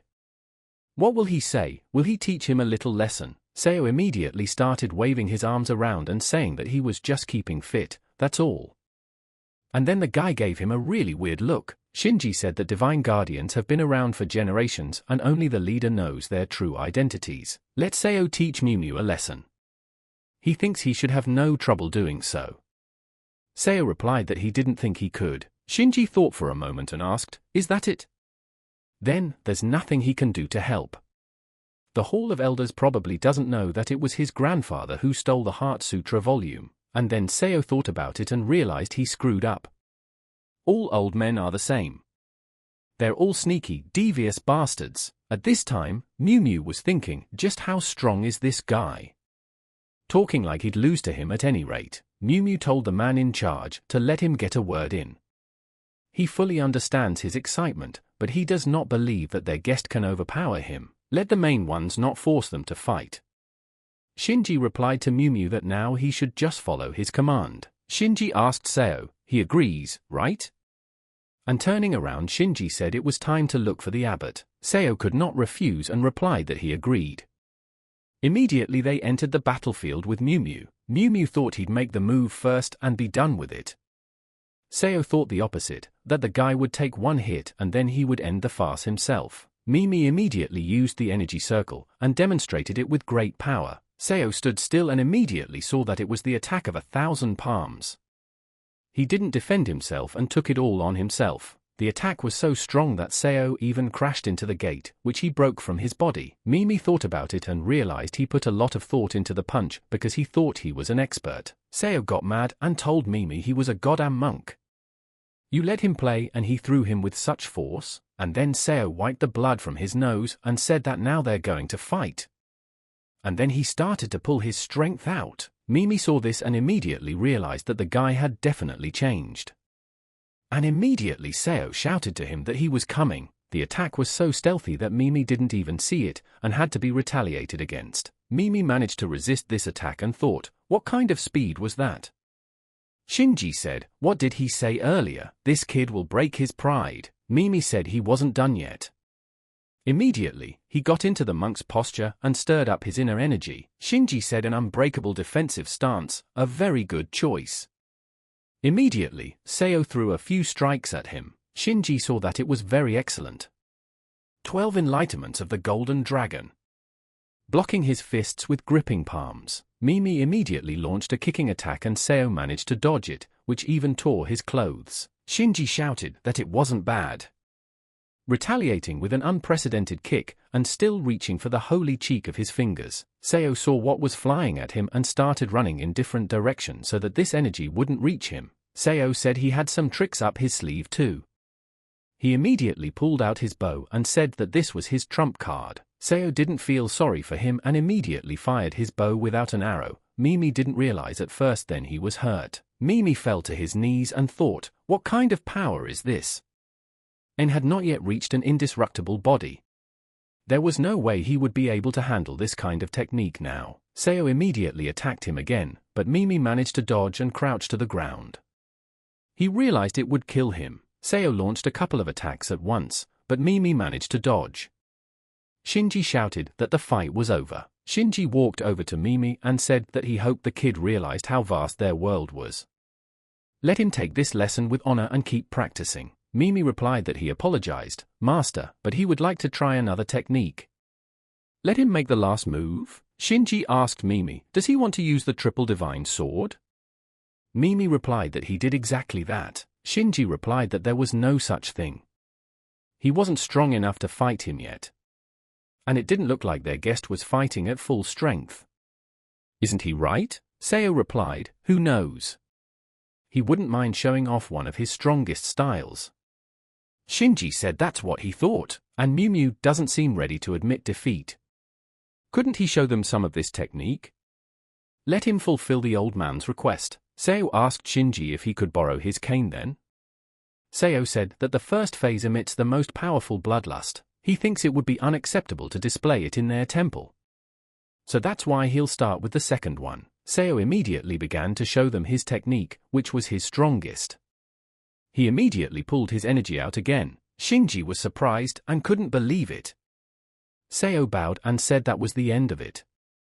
Shinji asked, what is the name of this technique? Seo replied that was the second step of the peerless sword of triple unity, the blade of solitude. Shinji asked, blade loneliness, unbelievable. He never thought he would be able to see such an amazing technique in person. Mimi told the master that maybe he was imagining things, but he didn't see anything special. What did he see that his eyes didn't see? Shinji replies to the guy that he is about to, he still has a long way to go. He assures, no martial art in the world can surpass his style. Mimi asked what about the triple divine sword? Shinji replied that his third step might be able to resist such a blow. But it could not fight back. Mimi asked if that meant their guest was stronger than the master himself. Shinji replied to the kid, didn't he hear what he was told? Their guest's strength is an order of magnitude greater than his. Mimi said it was impossible. Shinji told Seo that so he's one of those escort agency guards. Seo replied that he was a laborer. Shinji laughed and said he was too strong. It was already evening and Shinji saw the guy off in front of the temple.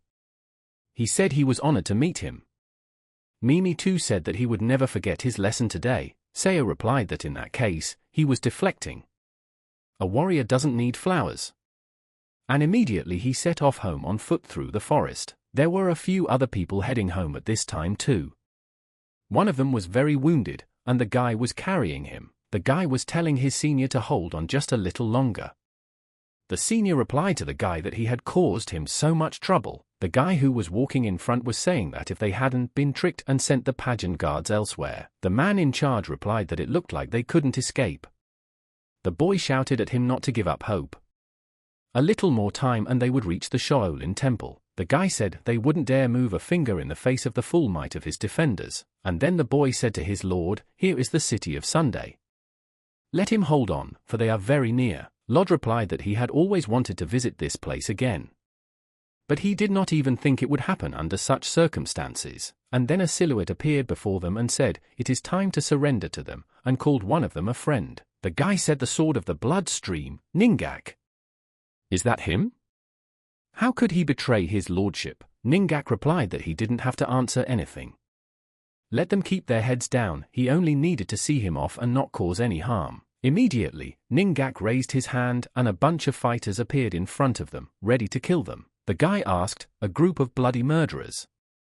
Are they in league with them too? Ningak replied, Doc Gojak, that they were asking him to lay down his arms and hand over the lord into their hands. Doc told him to shut up. The first one who dares approach him will go straight to hell. Which one of them wants to taste his blade? He knew there was no way to defeat them all and escape. So have Chun take the Lord to the Shaolin. While he holds them off, Chun realized how humiliating it was for him to rely on old enemies. But their master must not die here, and then Doc saw that they weren't attacking him and said he'd go first. And he jumped into the fight. One thing Doc realized was that he couldn't hold them off much longer. Let his boys go faster. Chun told Doc that he would make sure his sacrifice was not in vain. It was an honor to serve him. They both immediately ran straight into the forest to save their lives. Ningak looked at all this and thought. At this time in the morning Seo woke up and said that because he was hungry he couldn't sleep. So he asked the fat man to catch him a hare. Seo smiled and apologized to him, saying that Grandpa just went wild yesterday when he caught the rabbit, and then he accidentally scolded the thick-skinned man. Don't let him take offense. He'd better catch someone. And then the thick-skinned man said nothing and just closed his eyes. Seo asked. He pretended to be asleep, so what the hell? Seo sighed tiredly and said he would never do that again. Just then he saw someone running toward him. Seo froze in the moment and thought, what is this guy carrying? Could it be a dead body on his back? Seo said nothing to them and just watched. Chun carried his lord on his back and stopped in a moment. Chun told Seo that there was a threat coming and he better get out of here. Seo asked surprised, threat? Chun answered him that the man chasing them would kill him. Seo spat and didn't believe him, asking why he would kill an innocent traveler. Chun replied that no matter who he was, they would wipe out anyone who came their way. Immediately those guys jumped out in front of him. Ningak started laughing loudly in front of him and told Chun that he didn't want to do it the good way, then he would do it the bad way. Chun was saddened and realized that the Shaolin was so close, but they didn't get there unharmed. Chun immediately placed his lord against the tree and realized that he would have to fight them alone. Chun pulled out his sword and said that this guy was innocent of anything. Let them keep him alive at least. Ningak started laughing again and replied as soon as he saw them, his fate was already sealed. Chun asked, since when did the Fion clan start killing everyone indiscriminately? So they had discarded their pride like all the Cespit dark clans? Ningak replied that that wasn't the point. It's just that they can't leave an eyewitness alive. Seo realized that these guys were discussing his life as if it belonged to them. Seo wondered who the dead man was.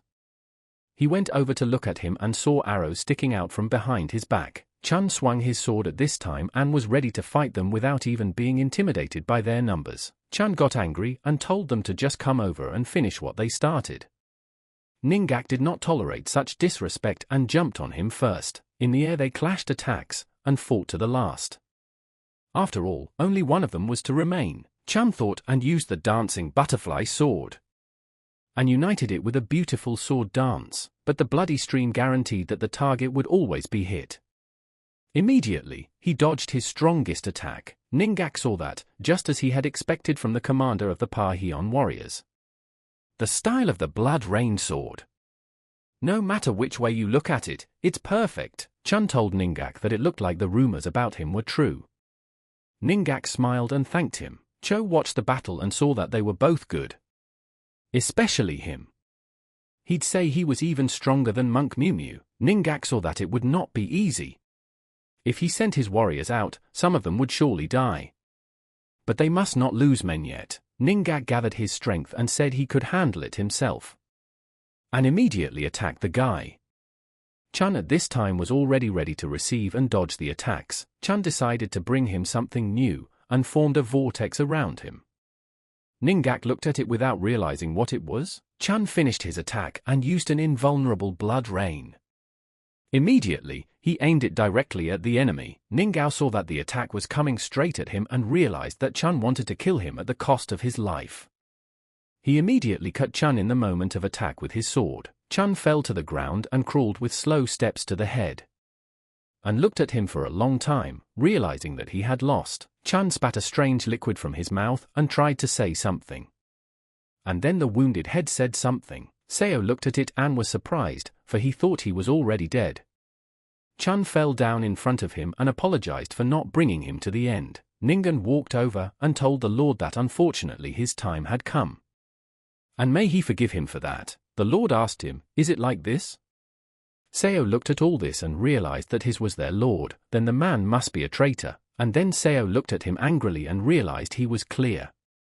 It's all that bastard's fault. Ningak told the lord that he would spare him unnecessary agony. And then he stopped and felt a wild thirst for blood. Ningak turned around and thought, where is it coming from?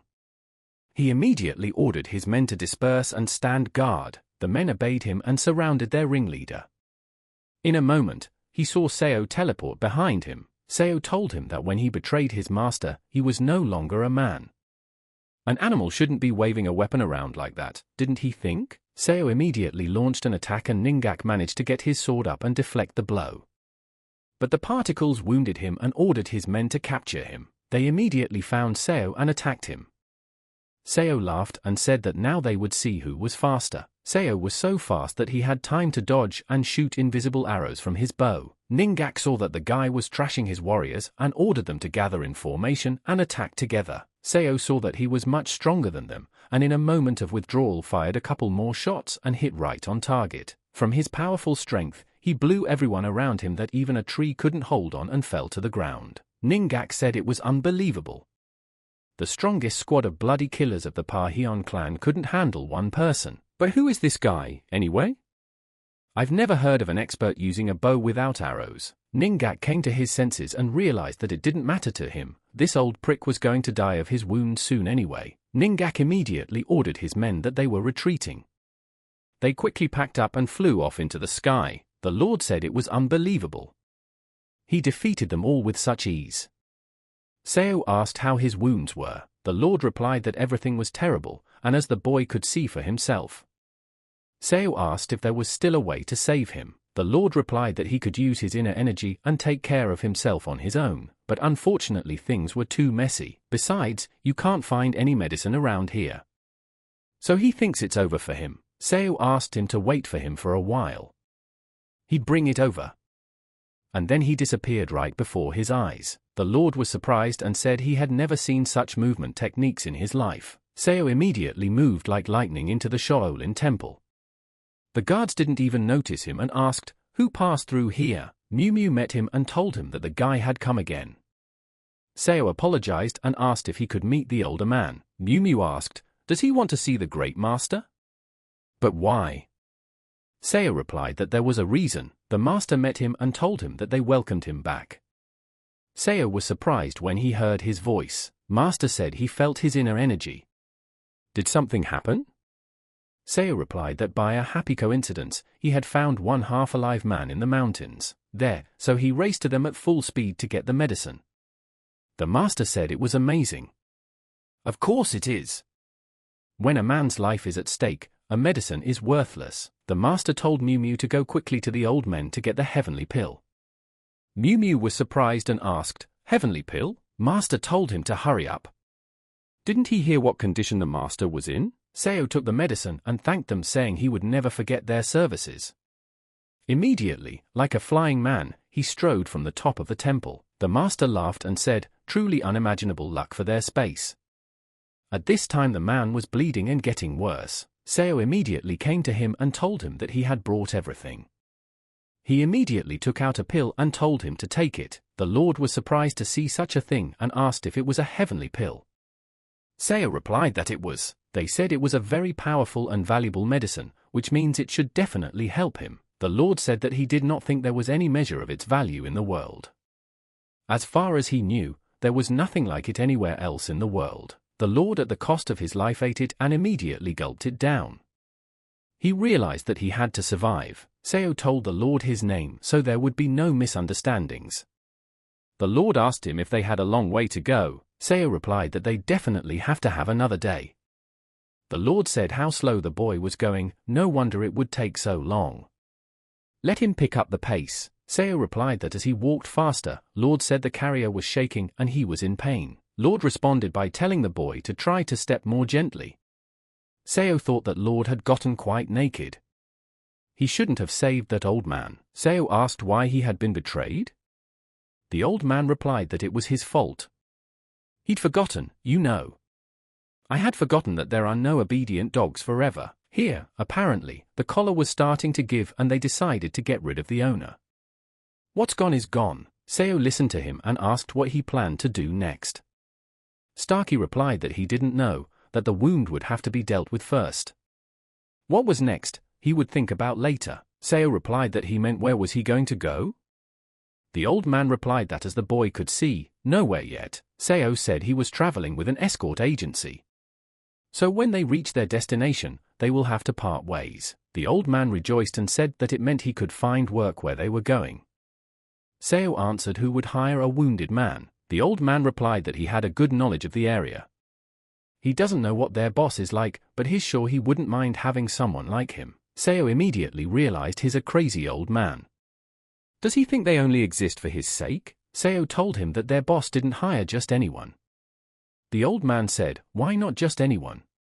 He has one. Seo asked if it was him. The old man replied for Seo to introduce him, that he was his distant relative and that was that. Seo immediately realized that he couldn't get away from him and thought that this old man had a lot of nerve. Seo told the old man that it wouldn't work. He would have to go to Sichuan right away. He would love to help him, but unfortunately, circumstances don't allow it. The old man told Seo that he had to help him. Seo replied that he would like to, but unfortunately it would not be possible. The old man told Seo if he knew that his life was in danger, he was literally being hunted. The old man told Seo if he knew that his life was in danger, he was literally being hunted. The old man said he wanted to die beautifully, to show his death and preserve his honor. But thanks to the boy, all his efforts went to waste, so if his mental wound isn't healed, there's no point in his life anymore. He will become a simple helpless old man who has lost all his fighting skills. He has never once needed anyone's help in his life, but now he is humiliated because of it, so Seo has a duty to put things back the way they were. Obliged to take care of him and help him find himself. If Seo refuses him, he should kill him right here. Seo was surprised and said he could do that. The old man told the guy, or he'd have him call those he'd chased away and ask to be finished at last. Seo said, how could he know where they were now? The old man replied that alas, it was the only way he could regain his honor. Seo was very upset because he had saved a man so much, and now what he was getting in return from someone like that. Seo thought about letting the old man do what he wanted to do. He wouldn't be hired anyway. Yeah, he definitely wouldn't be hired in his condition. When he arrived at the pass site, Seo told the chief that he was back. A lot of things happened on the road, so he had to be delayed. The warden said he understood. But did the guy do everything he planned to do? Seo replied that yes and thanked him for his concern. The warden asked the guy who he had there. And then the old man opened his eyes and replied that his name was Kan. He's a distant relative of his. He lives around here. So the kid decided to pay him a visit. He was so happy to see him. The boss said he understood. And his name is Kang Ryang. But what happened to his body? Kang replied that when he met Seo he wanted to go with him to his native land. But by a great accident, he fell off a cliff on the way here. Kang said that Seo has to finish the job here. Kang replied that he understands. He plans to wait for him here while he finishes all his business. He hopes the supervisor doesn't mind. Kang replied that unfortunately it was beyond his duties, he would now ask the owner and come back for them. And then Seo looked at the old man and said that his lies were excellent. So looked at the old man and said that he was a good liar. Seo told him it's very strict here. I'm sure he would be turned down for such an offer. Khan laughed and said they'll look into it.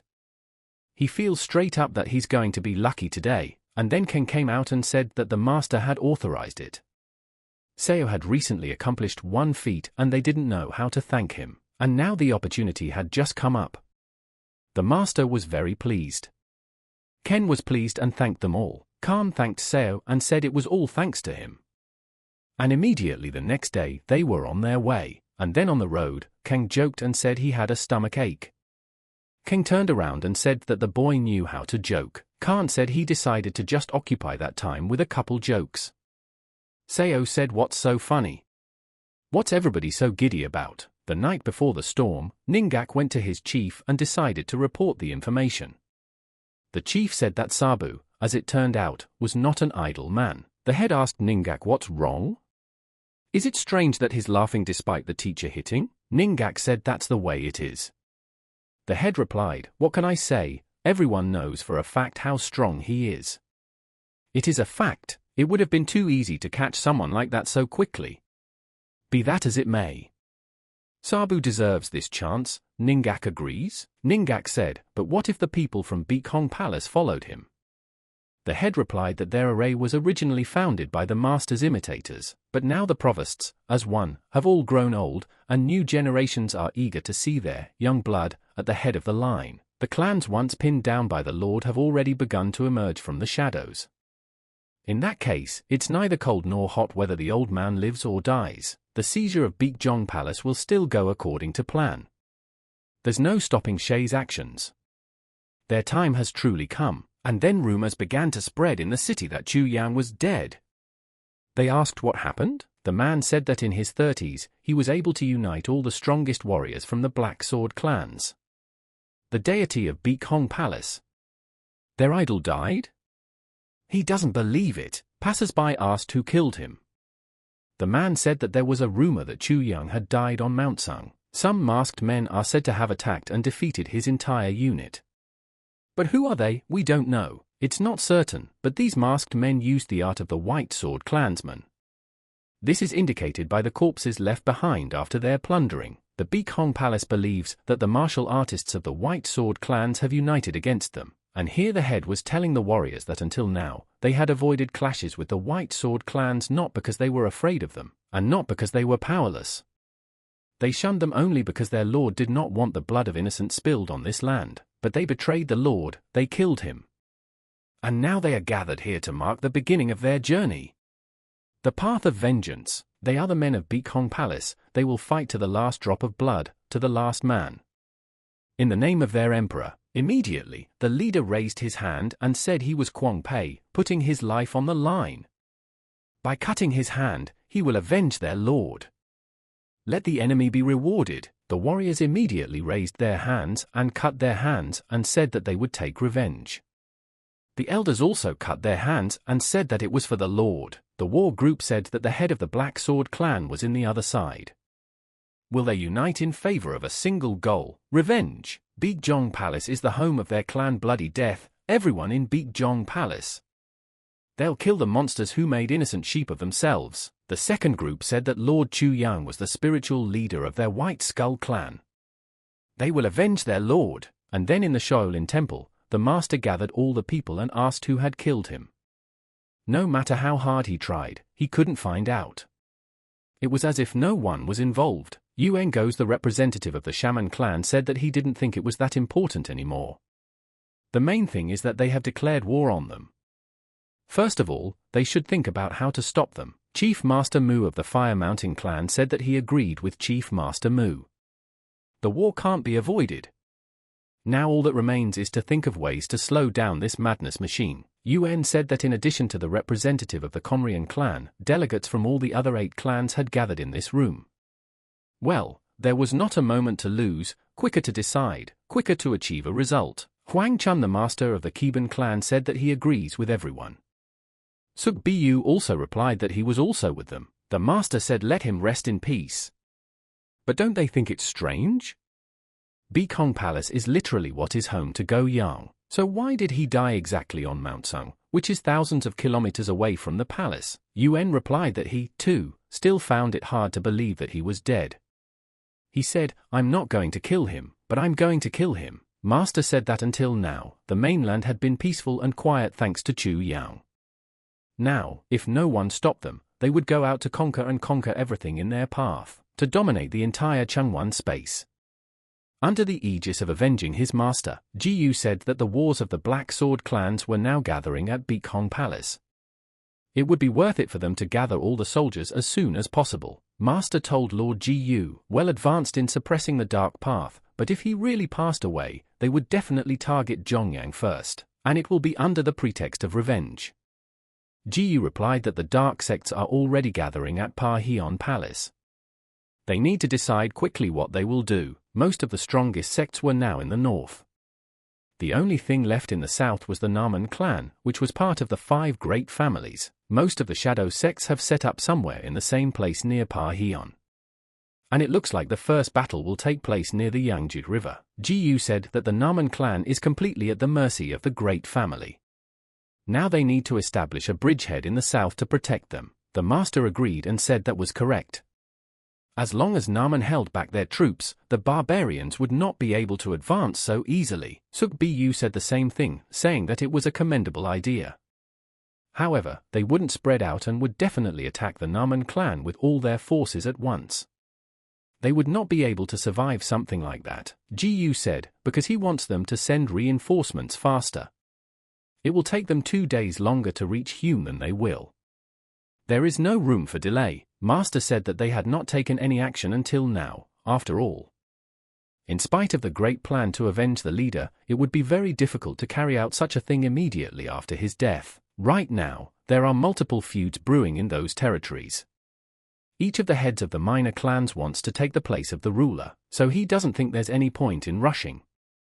It's worth watching them, so you can react in time. Huang said that he was sure that the Naman clan was also planning countermeasures against the 4 great clans.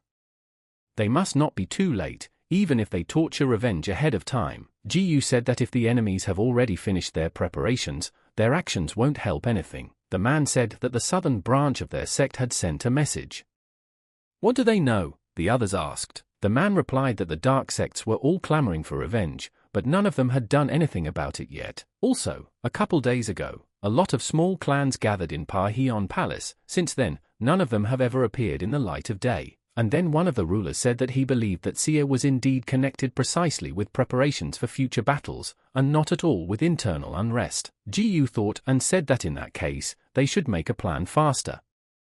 The man asked, "Plan for what?" Jiyu replied that the dark sects had already gathered in the palace and they were still scattered. It would be a good time for them to start making preparations. The man asked, "So they want to form a coalition where all the light sects come together?" Jiyu asked, "Who will be the leader?" The ruler said that since it was a question of temporarily joining forces, it was worth deciding where their future headquarters would be located as well. The next day, Shaolin released all its homing pigeons into the air and sent information to the different sects. The first dove flew to the Naman clan. The ruler immediately saw the letter, and when he opened it he was very surprised. The letter stated that in order to oppose Parheon Palace, the 9 united sects would fulfill the following. First, a righteous coalition will be organized to battle the palace. The coalition is temporary and will be disbanded after the problem is solved. The next sect also received a letter and the head said it was not good. His wife asked him what was wrong. The head replied that all light clansmen were obliged to swear an oath to the coalition. His wife immediately lost her face when she heard that. The Shaolin Palace will be at the head of the association. And its leader, Grand Master Yun Gui, will fulfill the role of chief. The leaders of each sect and the Great Space War will join the council. Third, each sect must choose the people it will send to the coalition. Fourth, each clan must obey the decisions of the coalition unconditionally so that there will be no disagreement. The head said that it looked like the Gango Valley was in for a truly bloody battle. And then a boy came and asked his father, did he call him? The head told his son to go and gather good fighters around their clan's territory. The boy asked, could he find out why? Was it the Parheon Palace? The head replied that a righteous coalition had been formed. Now each sect was obliged to send its warriors to the main city. They want to stop the Parheon before the madness of its rulers unleashes a storm over all space. Soon, he will travel to the Naman clan with their warriors. The boy said that then he should go too. The head replied to his son, no, it was not proper for the present head to be away from his people. He's got no responsibilities, so he's going. He's going to see an old friend of his. The boy told his father that their enemy is the palace of Parheon.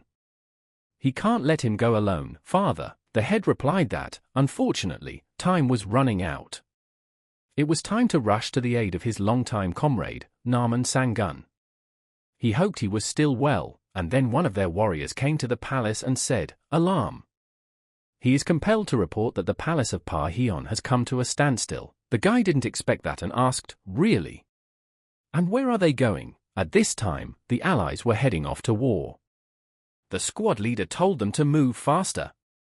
They had to get to Naman's family before Parheon did. The second ringleader said that they must arrive in Hubei province before morning to meet the Wuchan family. They would join forces with them and go straight to the Namen family. He immediately shouted to his warriors to go. After all, among the 5 great families, they should be the first to come to the aid of the alliance. For the morning, Chief Namen and his wife strolled through the park and enjoyed the moments. The woman said that all these rumors were making her a little uneasy. The head laughed and replied that there was nothing to worry about, my dear. There's no telling when Pa Hion will finally make a move in the palace. And it's unlikely that they will dare to turn the whole world of Zhongyang against them. The head said that no matter how strong they were, there were 9 united sects opposing them, along with the 5 great families. The woman said that because it was rumored that their great celestial clan was the intended primary target, after all, they were the closest, in terms of location, to their position. The head replied that considering that the great heavenly clan is the largest light path clan in Guangdong, they must be truly true, but so far, no cause for concern. And then one boy came running into the room screaming. The mother saw this, immediately shouted to her son Sorn. And then the enemy came from behind, and immediately killed him before their eyes. The mother could not bear such a thing, and immediately fainted herself as well. The head asked the enemy who he was. The enemy replied that it was indeed impressive. The head would remain so cold-blooded even after seeing the death of his favorite child with his own eyes. The head lost his temper and shouted out asking who he was. The enemy replied that he was just a pathetic henchman of the Blood Clan, and then the head was surprised to hear about the Blood Clan.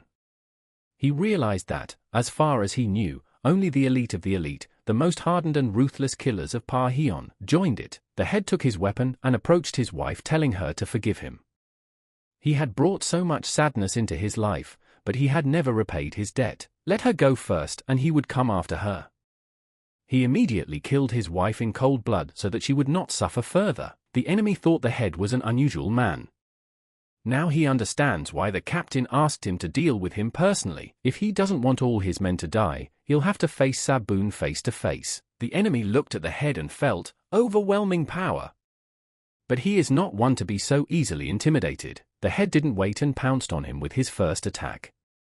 But the enemy was not bad either and dodged his attack. In the moment of dodging, the head received a wound in his arm from which a stream of blood began to flow. The head realized that if things continued like this, he wouldn't get a chance to meet his relatives and students. And then he got distracted for a couple minutes and saw his enemy's sword flying straight at his chest, and immediately he couldn't dodge and took it. The head was so clever that he managed to set his arm and stab his sword. Seeing this, the enemy was confused. The head decided to take advantage of this and make an attack with his spear, and immediately the enemy saw this coming and took his neck to the side, from which he was wounded. The head saw this and became even more angry and lost his temper.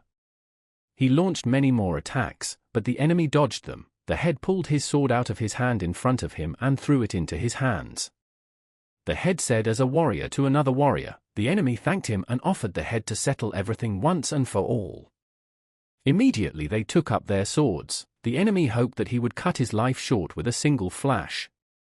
The head also realized that the battle could not be prolonged. His wounds were already making themselves felt. The head didn't play around with it, and immediately unleashed his spear into the battle, attacking him from several sides. The enemy saw this and began to dodge them, and immediately struck back with an instant throwing counter. On top of that, used a flash kick, and in the air cut the sect head with a single punch. The head realized that he had already lost and immediately took slow steps towards his dead wife. The enemy saw the spear behind him and realized that if he had hesitated just a second, he would have been on the ground by now. He knows he was an expert short spearman, but where does the infinite spin edge come from? Truly impressive. Until now, no warrior knew of his true abilities, and then the enemy told the leader that if he did not have his sword, this blow would be the last of his life. His victory is unconditional. He admits defeat. The head couldn't help himself and immediately fell right next to his wife. The enemy bowed to him as a sign of respect. The ruler's man said that they had captured all the Light Path clans in the Fujian Valley. Among them are Jiangxi, Guangdong, and Jijian. Really, asked the new ruler? Guy replied that the Light Path clans in the north must not yet be aware of what had happened. The ruler asked, wasn't the sect of petitioners supposed to deliver all the news to them? The guy replied that since the clan he named was the eyes and ears of the Light Path, they destroyed it first. They'll never know what's going on here. They sent them pigeons of askers with fake information. Dozens of them are already spreading the word around the area, which will sow confusion in the ranks of the enemy. Which means they'll only be looking for confirmation for the next few days. The governor said it was beautiful. Good job. The guy said it looks like the south is already in the hands of Parheon Palace. The ruler replied that it was not yet necessary. Let the lad not forget about the beast in Hune. The lad said for the ruler not to worry. He has full confidence that it won't be long before their brave warriors take Hune under their thumb as well. Until now, his plan has had no flaw. The destruction of the light path is going perfectly. The ruler asked if he could exterminate all 5 great families at once. The boy replied that if the 4 known to him would come to the aid of the beast in full, then by all means. And so it would happen. The ruler started laughing loudly and said that he would like to see it. However, he was more interested in marking the future. Guy told him not to worry. They would do everything with their wishes in mind. The ruler was more pleased and replied that he was very satisfied. At this time, the Namgung family's territory was quiet. The warriors were practicing and preparing for battle. One of the young warriors was also practicing his skills in the forest, in the trees. He immediately attacked the tree with the first step. An endless azure blade. Piercing falcon. Behind him, he proceeded to the second step of the endless azure blade, boundless heavens, and then came the third step of the endless azure blade, called the harmony of the firmament. But his teacher came to him and told Jin that he didn't seem to be on the right track. Jin turned around and said that Grandpa had already arrived. Grandpa replied that judging from the way he was sweating and breathing heavily, his ki seemed to be noticeably interrupted. Jin told his grandfather that he was right. Grandpa replied that he remembered that he and his father couldn't even master the first style in the same years, but he had succeeded, so let him not be too hard on himself. His progress is already splendid without him. Jin replied to his grandfather not to misunderstand him, just wanting to learn his imperial sword as soon as possible. Grandfather replied to his grandson that when he mastered the art of the infinite azure blade, and he would be sure to train him in his own style. Even if his friend no longer wants him to, Jin said, except that unfortunately, no matter what he does, he's been standing in the same place for a month now. Grandpa said that's right. Let him remember that it is impossible to reach the peak of one's abilities without titanic labor. A master of his craft becomes only that warrior who does not hesitate for years of training, practicing the movements, improving and transforming them into new techniques. You have to step over yourself before you can reach the pinnacle of insight. He knows that there are not many people in reality who could be called truly skilled craftsmen. A person with skills beyond the standards of the elite becomes an apogee. Such people occupy the positions of elders in the clans. Like this, if one overcomes all difficulties, he will definitely reach the rank of apogee. Jin asked what follows? Grandfather said that what follows is the absolute apogee. Such a master has a bit more internal energy and even more internal energy and is even slightly better at martial arts. However, the real stage that overcomes this one is called sublimation. It is also called divine sublimation, and as far as this name implies, this stage becomes the beginning of the path of the divine. He would have to transcend it in order to begin training in the sword guided by inner energy. Jin asked, a sword guided by inner energy? Grandfather said that was correct, it was one of the fundamental abilities of this stage.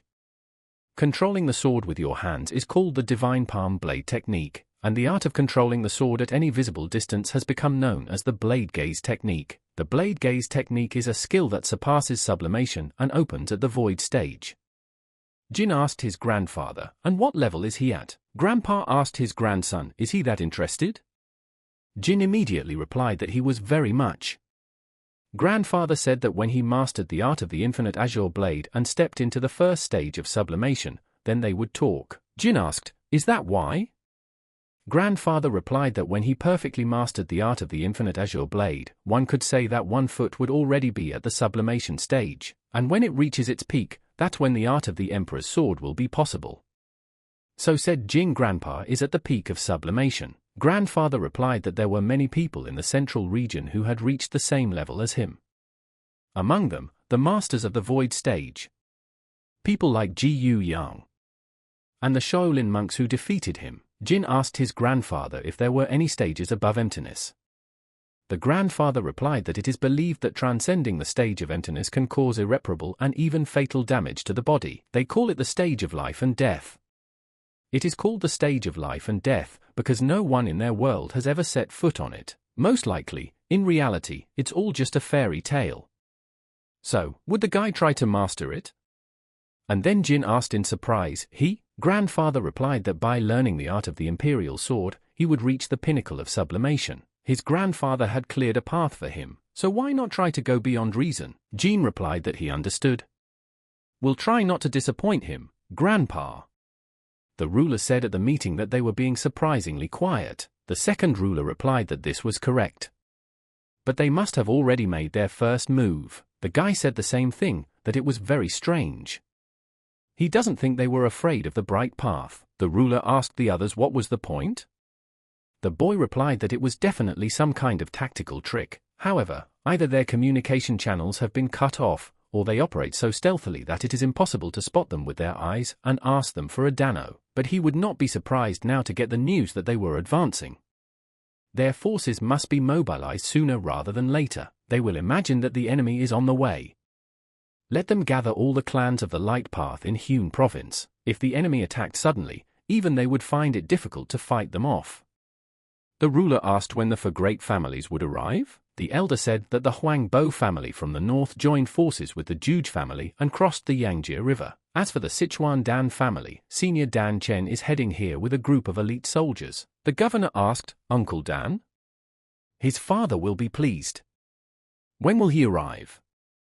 The elder replied that he had already been to Hune province yesterday, so he would arrive in a couple of days. Guy asked his brother, what about the 9 united factions? The elder replied that he didn't know. He doesn't have a single thought about it, but there's no need to worry. Let things run their course. The guy said they need their power.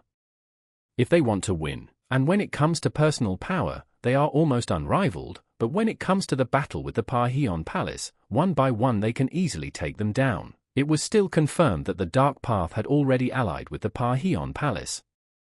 Each of these clans had already recognized the palace as their leaders. When Parheon comes around, all the other clans will follow.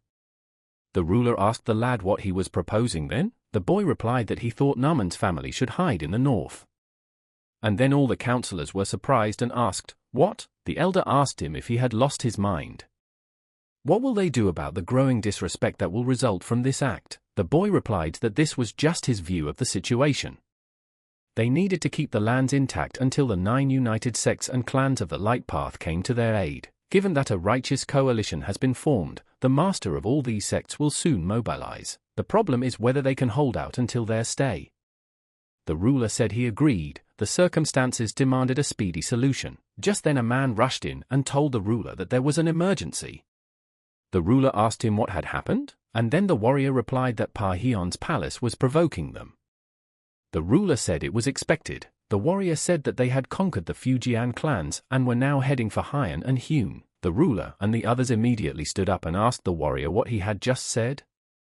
The warrior retorted that they were on their way here. The ruler said, how could this even happen?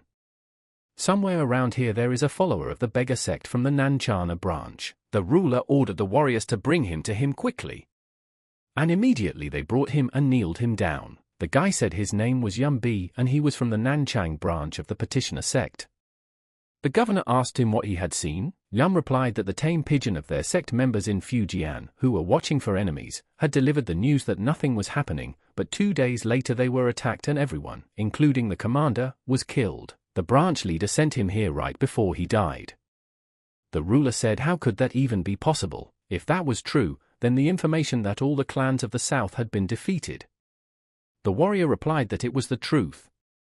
All were wiped out. The elder told his brother to quickly tell all the Light Path clans of Hune province to gather in the palace. The guy answered no.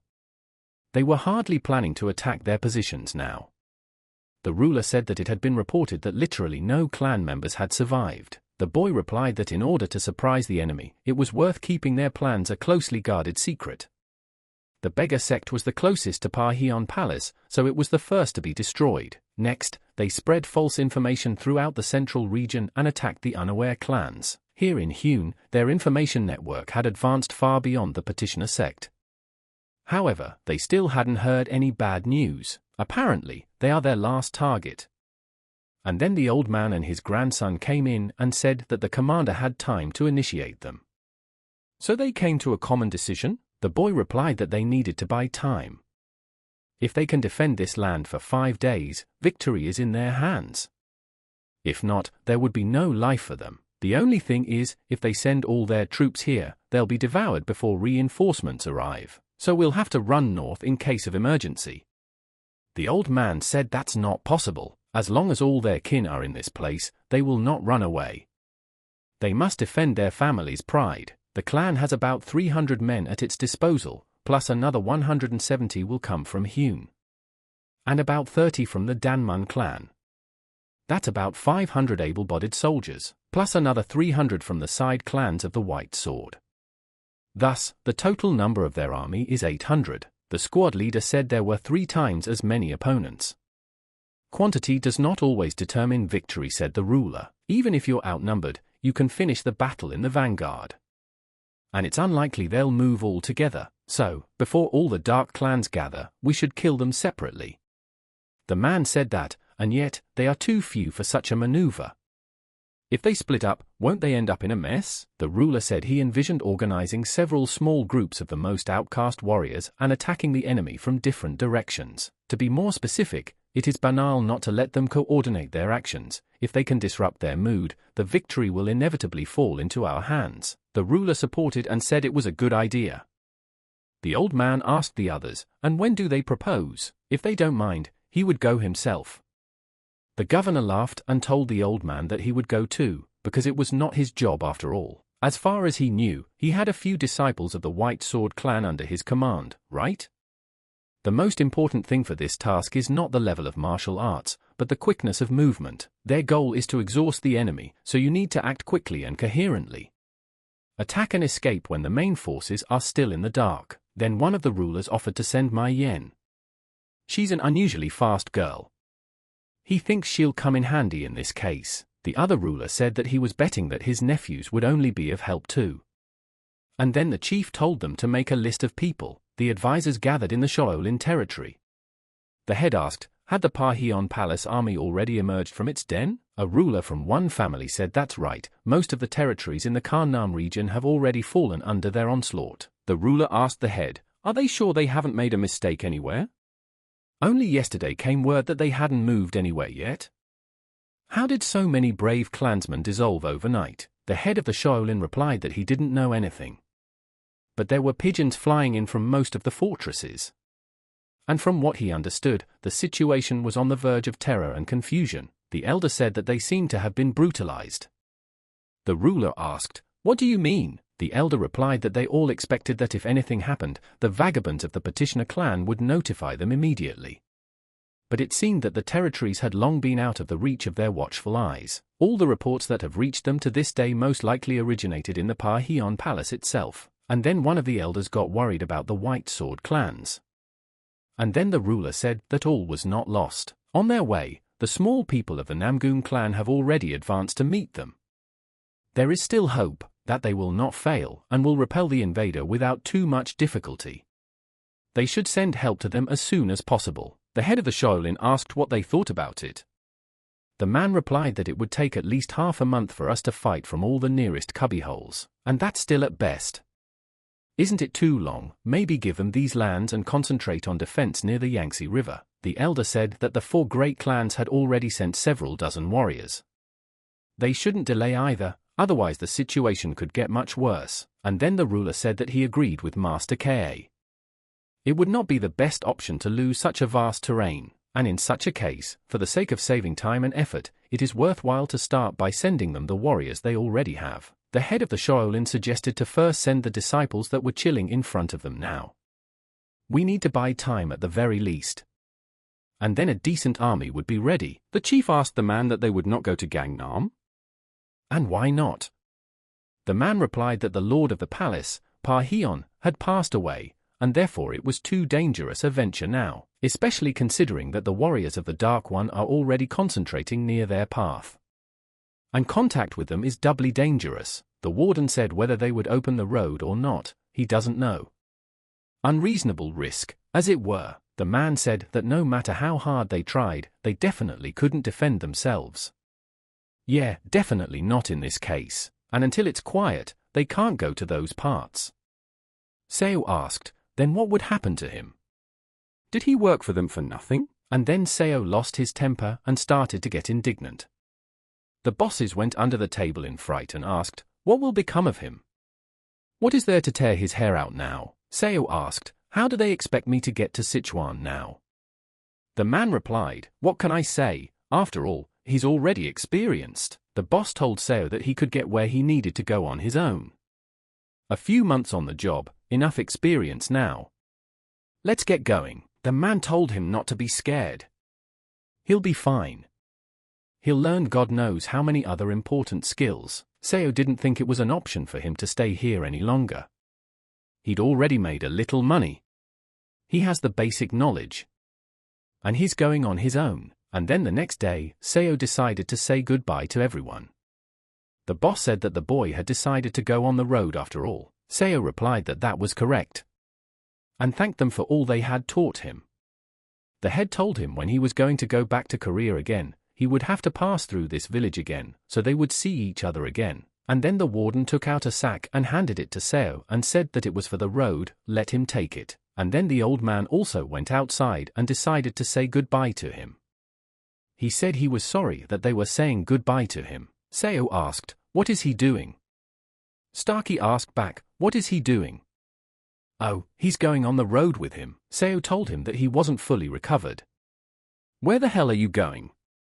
He said, I'm not going to be able to see you, he said. Immediately Seo started to run away and the old man chased after him.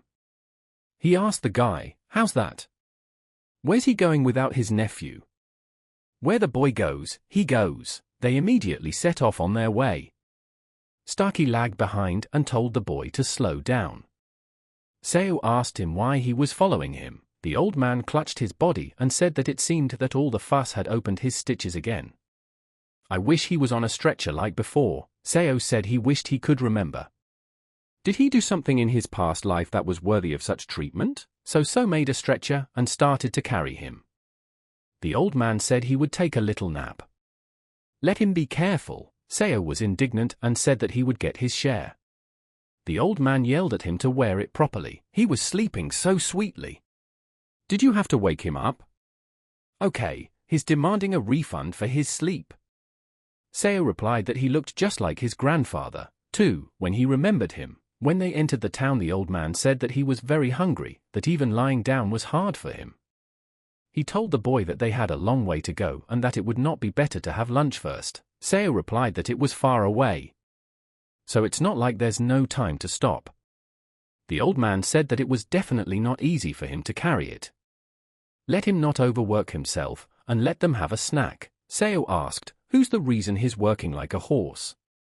Let him stop pretending to care about him. The old man said that when you are young, you must eat on time, or you will be sick all the time.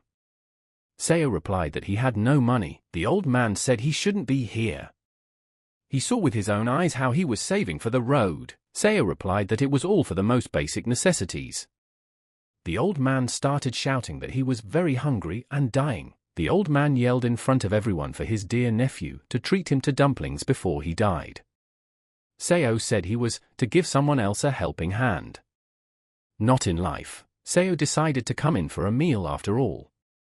The old man set the table for them and smelled the dumplings and said that they smelled very good. He immediately stuck his head in the bowl and started eating everything.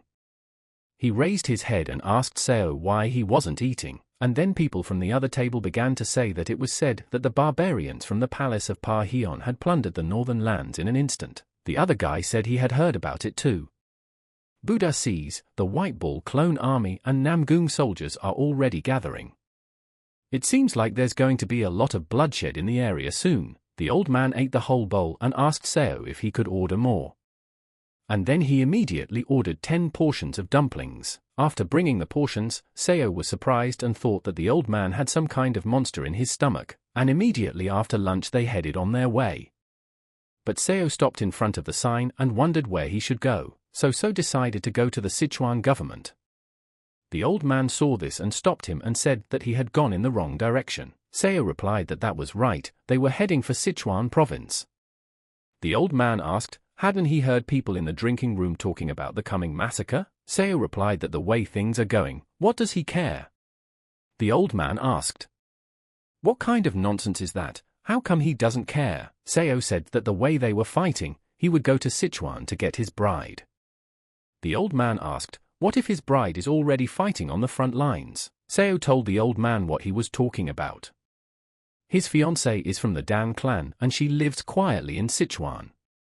The old man said that he didn't even know how things worked in Gankou. Namgung is one of those great clans that rule their country.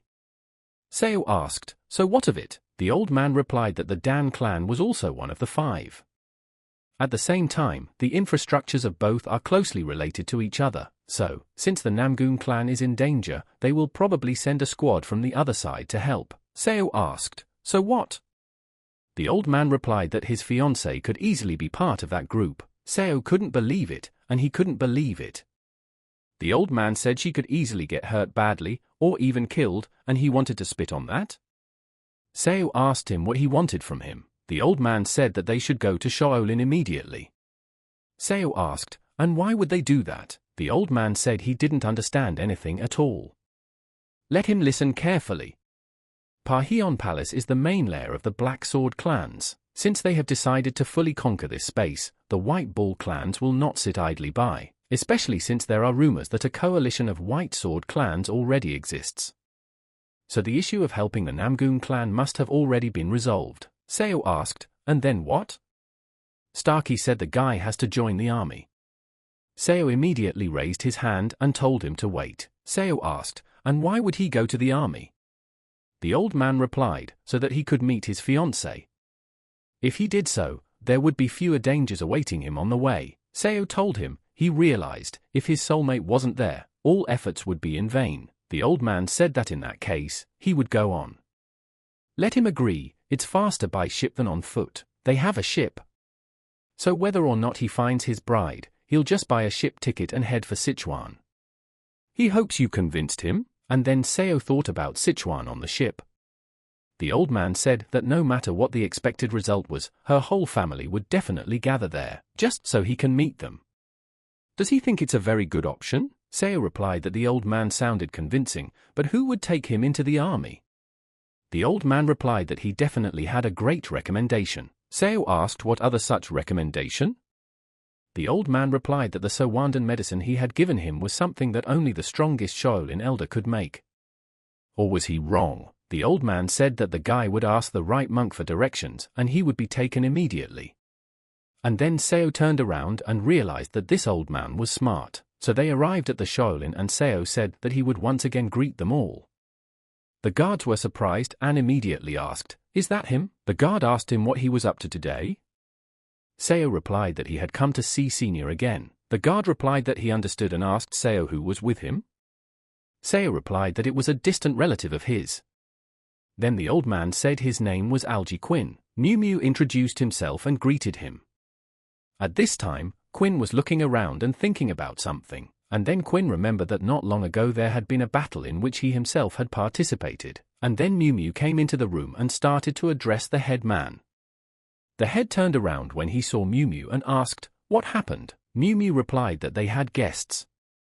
And then the head greeted LG and said that he was glad to see him. Seo said hello and asked how was his health. The head replied that here they were living small. Quinn immediately saw that this one was the same monk who had shattered a sinister dream with an ordinary stick, 40 years in the palace, but in his heart he was still waiting for this moment. And at last he met it again. And here, under these circumstances, just then the head turned to the old man. Kwon replied that it had been a long time since they had seen each other, the elder. It had been so many years, and he hadn't changed at all, and then the head couldn't understand who it was. Kwon asked him, had he forgotten? It's possible, though. A lot of water had passed, and then the head took him by the hands and asked him who he saw. Father! Indeed! He is still able to surprise. The head immediately took his hands and told him to come in. And then Seo realized that they knew each other. The head said that when he heard of his death he could not take away his grief. Buddha saw that everything would be all right. People like him, in spite of the world. But somehow they come out of all the trouble alive. Kwong said, however, they had done so many things and it was all his fault. The head said, so don't feel bad about it. I'm sure if it were up to him, the heads of the white-robed kings would be at his feet by now. Kwong replied. If it were that simple, he would know. Does he remember what he was told before? When the time comes, he will return to Shaolin and challenge everyone to another duel. The head replied that it's something you can't forget. Did he know the essence of being? Kwon answered that he knew or not, but his soul was full of sweet assurance. The head asked, curious? He's excited. When is he going to show?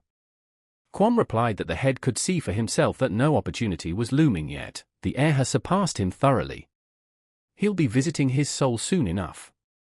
The head asked if he hated him. Kwon replied that in the dark world of martial artists, only the strongest survive.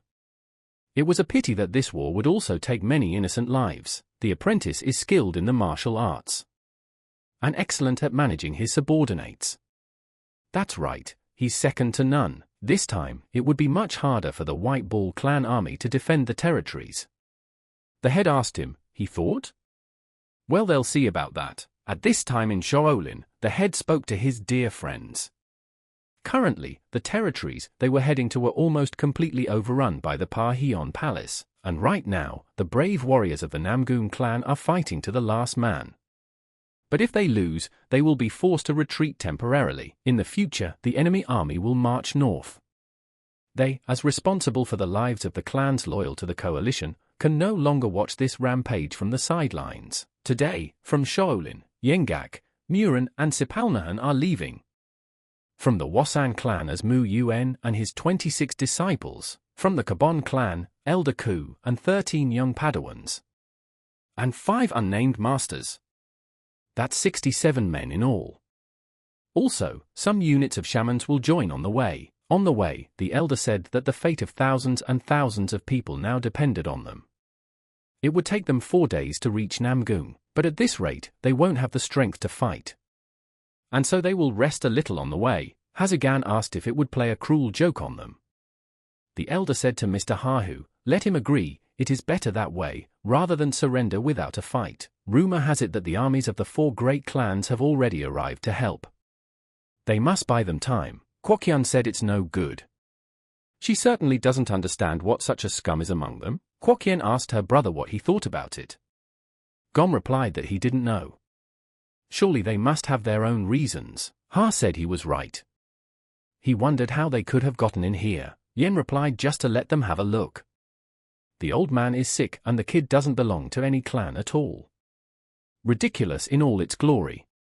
So he also had a bow hanging over his shoulders. Seo immediately heard everything he was saying and thought that this brat would have looked at herself better. Yen said, here comes some bird squatting. Where did it even come from? There should only be martial arts masters among them, not some black people. Seo saw that she was an incredible ignoramus. She had a cute face, but her personality was like a finger in the mouth. Seo looked up at the sky and repeated to himself to hold on. He must endure everything and say nothing. The group of warriors began to move even faster, and just then they came across another group in the desert and stopped. And then the commander said his name is Unjen Jin of the Shaman clan.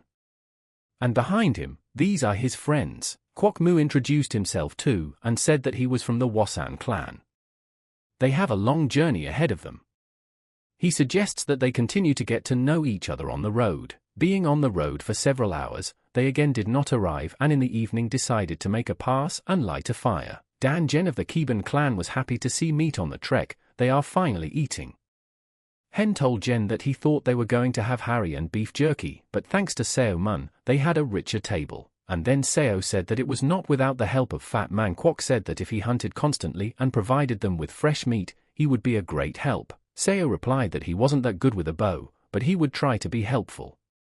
The boy told him not to lie, because in such a short time, he caught a hare, a pheasant and a roe deer. No, a truly incredible master. Yen said that they were going to fight to the death and that they were just sitting here worrying about food. And then the man said they were. They don't look like warriors at all. And then the guy raised his shot glass and said they'll drink to the 3 Bogarters. And then the warrior told Seo that he didn't know, but behind this strange name there were the names of 3 crazy men. They've got the ladies' man here, high on Joe. That rascal's really turned his back on girls. At 27, he definitely thinks he's a master of the ladies' man. As soon as he walks into a drinking room, all the geishas quit their work and run to him. Seo said he was jealous of him. In yonder said guy is a crazy sword master, Kwok Gom. In fact, to the links he's already straight to the links. Crazy. In short, he's much more daring to fight. He's already challenging everyone to a duel, regardless of gender. He once got into a fight with Yen Ho, a Shaolin monk. His father almost took the fool's head off. Seo said it was unbelievable. He just likes to win.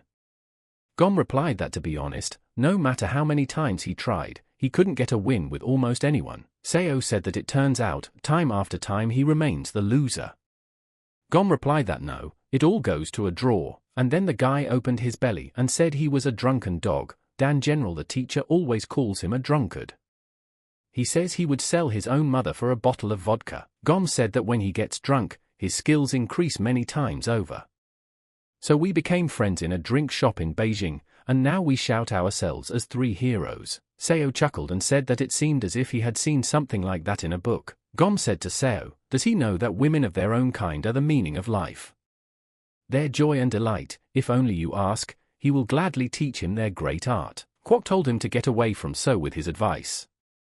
He alone was enough for them. Gom said that Seo Mun says he's going to Sichuan to get a bride. To live forever with one, you have to first find out what they even are. Only after socializing with many and many girls, you can understand what exactly the one and only he is really waiting for. Kwok said a man needs only strength. Only his favorite martial art. Seo laughed and said they were funny friends. Gom asked Seo, did he even meet anyone? Seo couldn't say anything and kept silent. Gom said he knew it. But don't let him worry.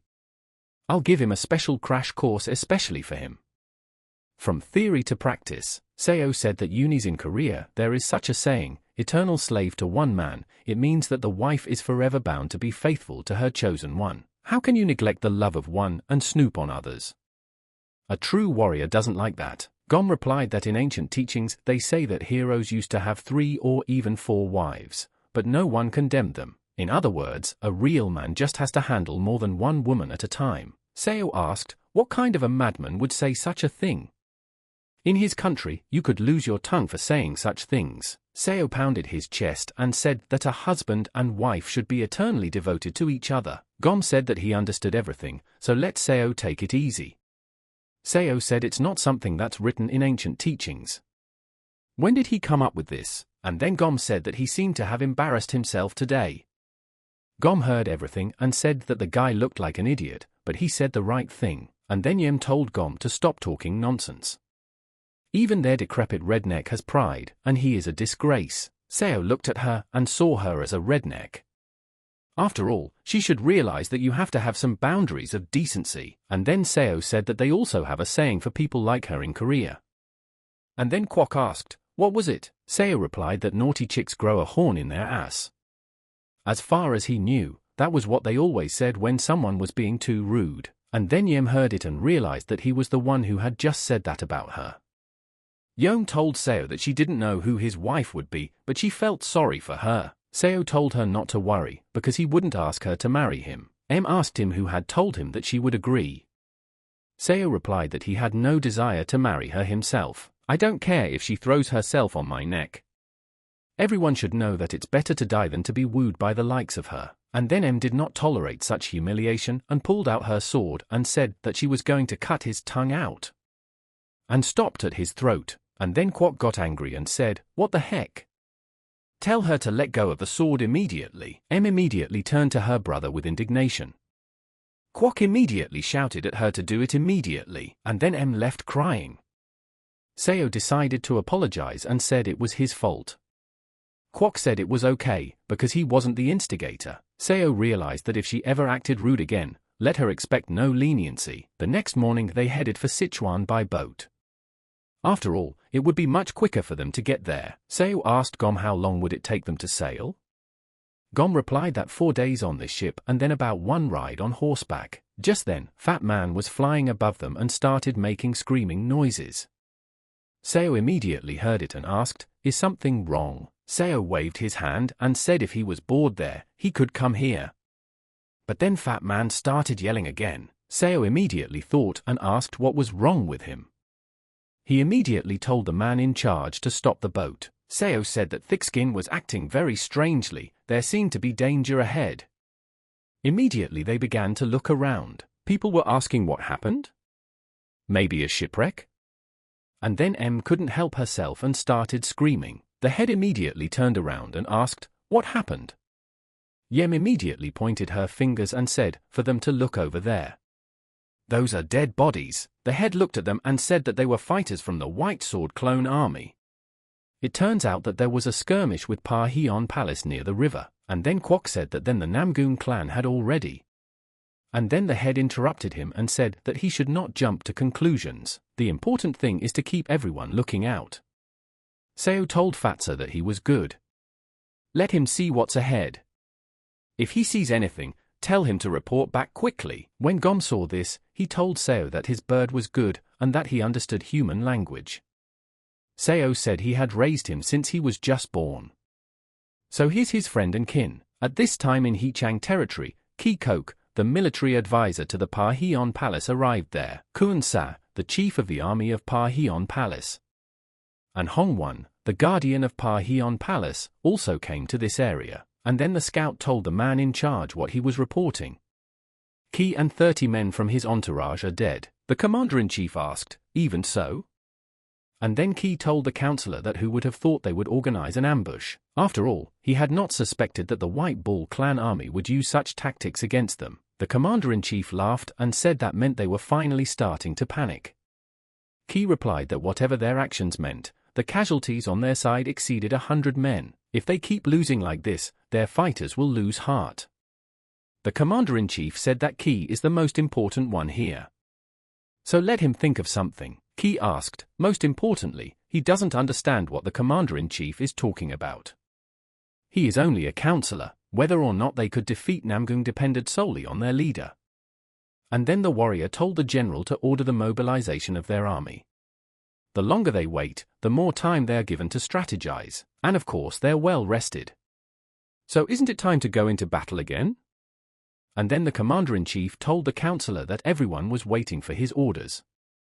Let him tell me when is the best time to launch an offensive? Ki stood up and replied that he suggested moving out by midnight. The first thing to do was to eliminate all small groups and detachments, and then the warrior said that he would arrange it for them. The commander-in-chief asked him how. The warrior replied that traps. The general says it's fine. He thinks this is a point they'll easily resolve. In that case, why don't they discuss their campaign already? The warrior asked, what's there to discuss? As soon as they start, they'll smash them all. Ki said that still their opponents are now prepared for anything.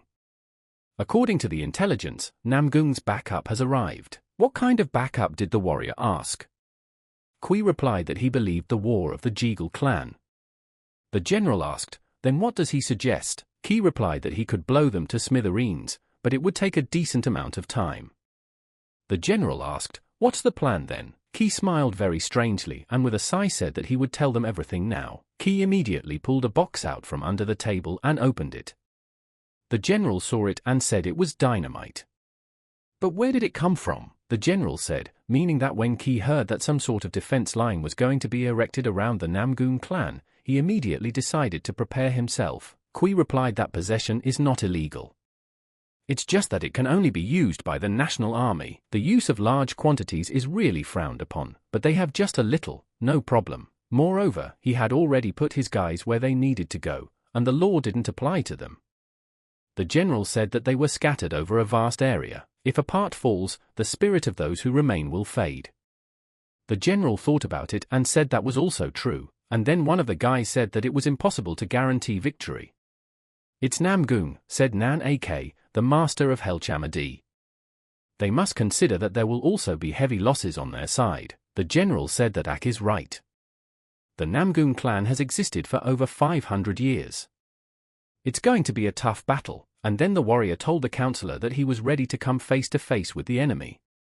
In that case, they too will take over the left front, said the others, and then Ak said that then they are left right behind them. And then Ki turned them down and said that they are the main force of their army. And this is not the moment. Their time has not yet come, they should all show up at the very last moment. And let the united army of dark sects fight on the front lines. The general said that the clans within this association are already waiting for the order of the Parheon Palace, and then a guy came in and told Mr. Counselor that he had a message from an agent from the Blood Clan. Ki opened it and immediately his face changed. The general saw it and said, "What happened?" Ki replied that the Righteous Coalition was gathering an army, and one part of it had already crossed the Yangtze River. The general said it wouldn't change the outcome. They will still win. Ki said it's even a chance for them. They must be on their way to help the Namgun clan despite the dangers, if they ambush them. The general seconded these words and said that it was indeed a great idea, and then the warrior said they should put him in charge of it. They don't really need him here anyway. He'll take them down. The general said it would not be easy. Was he sure he could do it? The warrior replied to the chief that he would certainly defeat them, and then the general said he believed him. And then Ki said for them to take a group of blood bow with them. The warrior said that in that case, it would definitely bring good news. The blood bow is a grouping of warriors dressed in red armor and shooting iron arrows. It consists of 10 invincible warriors who are fluent with a bow that allows them to shoot at a distance of more than 15 meters. A warrior said that's great, and he's going to hunt mice. And another warrior said, and he will go after those who are now moving to help the Namgun clan. Mamu's poisonous hand went on land and began to fight the enemies. And then the warrior said to the chief that everyone was tired and needed to take a break. Mu replied that if they stopped now, they would definitely not have another chance to win. After all, it would be another 2 hours before they arrived at the site. As soon as they show up, they can get a good night's rest, and then he turned back and saw someone killing his men from behind. He immediately shouted that they were being ambushed. They began to be killed each and every one of them, and Mu said to all of them not to be nervous, let them make a circle first. After all, they needed to figure out where their opponents were hiding, and then the warrior told the chief that these arrows were smeared with poison. Mu asked, "Who are they?" "Stop hiding, don't be a coward, let them present themselves before him." Immediately Mu saw something start to sparkle in the tree, and arrows flew at him, which he began to bat away. Mu lost his temper and told them to get out immediately. It's weak to fight face to face. Are they using more weapons smeared with poison? And then a guy came out of the bushes in mockery and asked, since when did Parheon's mutt start talking about a fair fight? It's hilarious. Mu looked at him and asked who he was. And then the guy replied that he was Namgung Jin. Mu asked, the sleeping dragon? Jin answered them that this place would become their grave. It wouldn't be boring. They will all rest together in the next world. Mu called him a puppy and said he'd cut the guy's head open. And then they would see what he would say to them. Mu raised his sword and told his brothers to watch. The warriors of the White Sword sect use the dirtiest techniques. They are all wolves in sheep's clothing, and immediately he ordered his men to all fight to the death. And now the bloody spectacle began. One of the guys attacked saying he was Huangbo Chang of the Huangbo clan. And then he launched a devastating attack. Mu seeing this was very surprised and said that this thunder palm is a secret technique of the Huangbo clan. Mu realized they were outnumbered and not their equal and yelled for everyone to go left. It was time to retreat, but even then, a cute girl appeared in front of them and told them that they were trapped. It was Huangbo En, Huangbo Chan's sister. Yen immediately jumped on top of them and immediately slashed several enemies with her shiny sword. And then the brothers from the Peng clan came here and said that they were at their service. And immediately they went at the enemies again without any excitement. Mu saw that he was almost alone and was very angry and had no idea what to do next. Mu thought, how could this be possible?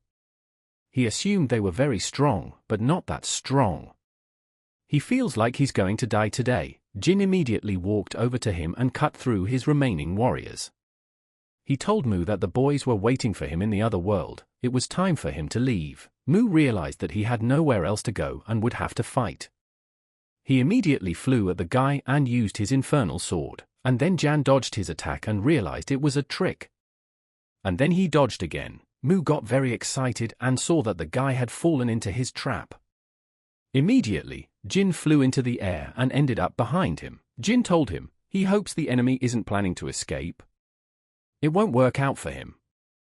Immediately, he launched an attack and slashed his back. Mu immediately realized that he was done, and these all moments were not part of his plans. And then the squad leader congratulated Jin and said that even though it wasn't so hard with them, Jin replied that it was because of their alliance. Yen said that the opponent was strong but visibly exhausted. Next time, he might not be so lucky at all. And then the two brothers said that they agreed on everything. And then the brother asked the older one what he agreed on. Actually, with her, for some reason, as always, Deliza is here. Or maybe he's in love. When Eun heard that, she blushed. The older one told the younger one to shut up and not say anything stupid. And then the boys told them that they shouldn't tease each other. Love has nothing to do with it. And then someone from the forest shouted to them to all laugh. This is their last time. And then Jin looked around and asked who was it, and then the sword of the god of death, Ho-One, came out in front of them, with his large and armed army. Ho said he's been scouring the neighborhood since early this morning for signs of them. And it looks like it's not going to go to waste. And then Eun recognized him and asked him, the sword of the god of death, Ho-One. Ho laughed and asked the girl, does she know him? He didn't expect it. The sword of the god of death, Ho-One, a disciple of the greatest black sword sect. Traveled as early as 13 years old. Legend has it that the only one he couldn't defeat was Ku Yang, the lord of Pa-Heon Palace. That said, it is said that even Chu Yang himself was enraptured by his crowning touch with the sword of the god of death. But despite his origins, he is characterized by his honesty and loyalty. Even the warriors of the White Sword clans admire him wholeheartedly for this. His aura outshines everything around him. It seems to be getting harder and harder to breathe. Ho said they were too young, he wouldn't want to kill them. He'd rather they surrender. He would definitely save their lives. Jin grabbed his sword, as he realized that life in captivity was not worth a dime. Ho said that since the guy is asking for it, he has no choice. So who decides to fight first? They can attack as a group. Jin realized that whoever he was a descendant of a famous clan in the martial arts world. And then the guy said that he was the firstborn of the Namgoon clan. At his service, Ho asked, so he is the grandson of the famous sword spirit? He has a great respect for him. Even once, their brief acquaintance. Let him show himself in all his glory. Jin went into the fight and realized that he was facing the best of the best of the best martial artists in the martial arts world. One mistake would inevitably cost a life. Immediately, Jin used Changgunmu's sword control technique to attack. Reception number 1, Light Kite Changgun. Directing all his strength into this attack, he aimed straight at Ho, but the guy immediately dodged his attack. Jin didn't cool his heels and immediately used Changgunmu's sword control technique. Reception number 2, Continuous Changgun, and then Ho told the guy he was good, but not his opponent, and in a moment released a counterattack. Ho did his best to teach this guy a lesson. Yi Jin couldn't resist the attack, and was very surprised. Jin immediately thought to himself, is there no way for him to break through it? In that case, the next move, although he hadn't quite mastered it yet, and so Jin decided to use Changgunmu's sword control technique. Technique number 3, Changgun Harmony. When Ho saw that, he laughed a little and said, not bad. But he waited until the last moment and immediately struck back. The force was so great that the trees came out of their roots. But the silhouette of Jin's body was still there, and then Jin started spitting blood, for there was damage to his internal organs from this attack. Jin realized that he couldn't beat Ho. Ho said that the crowning technique he had just shown him was resurrecting the body of the god of death. Jin replied thanking him for not hitting him full force. Ho said that the guy is perfectly capable of wielding a sword. He just hasn't grown up yet, and then Jin couldn't stand on his feet and fell down. One of the guys realized that their opponent was too strong, but they couldn't just give up. He will fight in Namgoon's place. When he starts attacking, have the others run as fast as they can. Just then, Yen pulled out her sword and said she wouldn't quit. Her brother told her to wait. He might not be able to win, but he wasn't going to lose. Jang told Moon to protect his sister. Let them rush around. He hopes they'll see each other again. Dan brothers, have them bring him back safely. All of them. Only on his command, and then a guy came up to Ho and told him to fight him now. He's a Huombo Chang from the Huombo clan.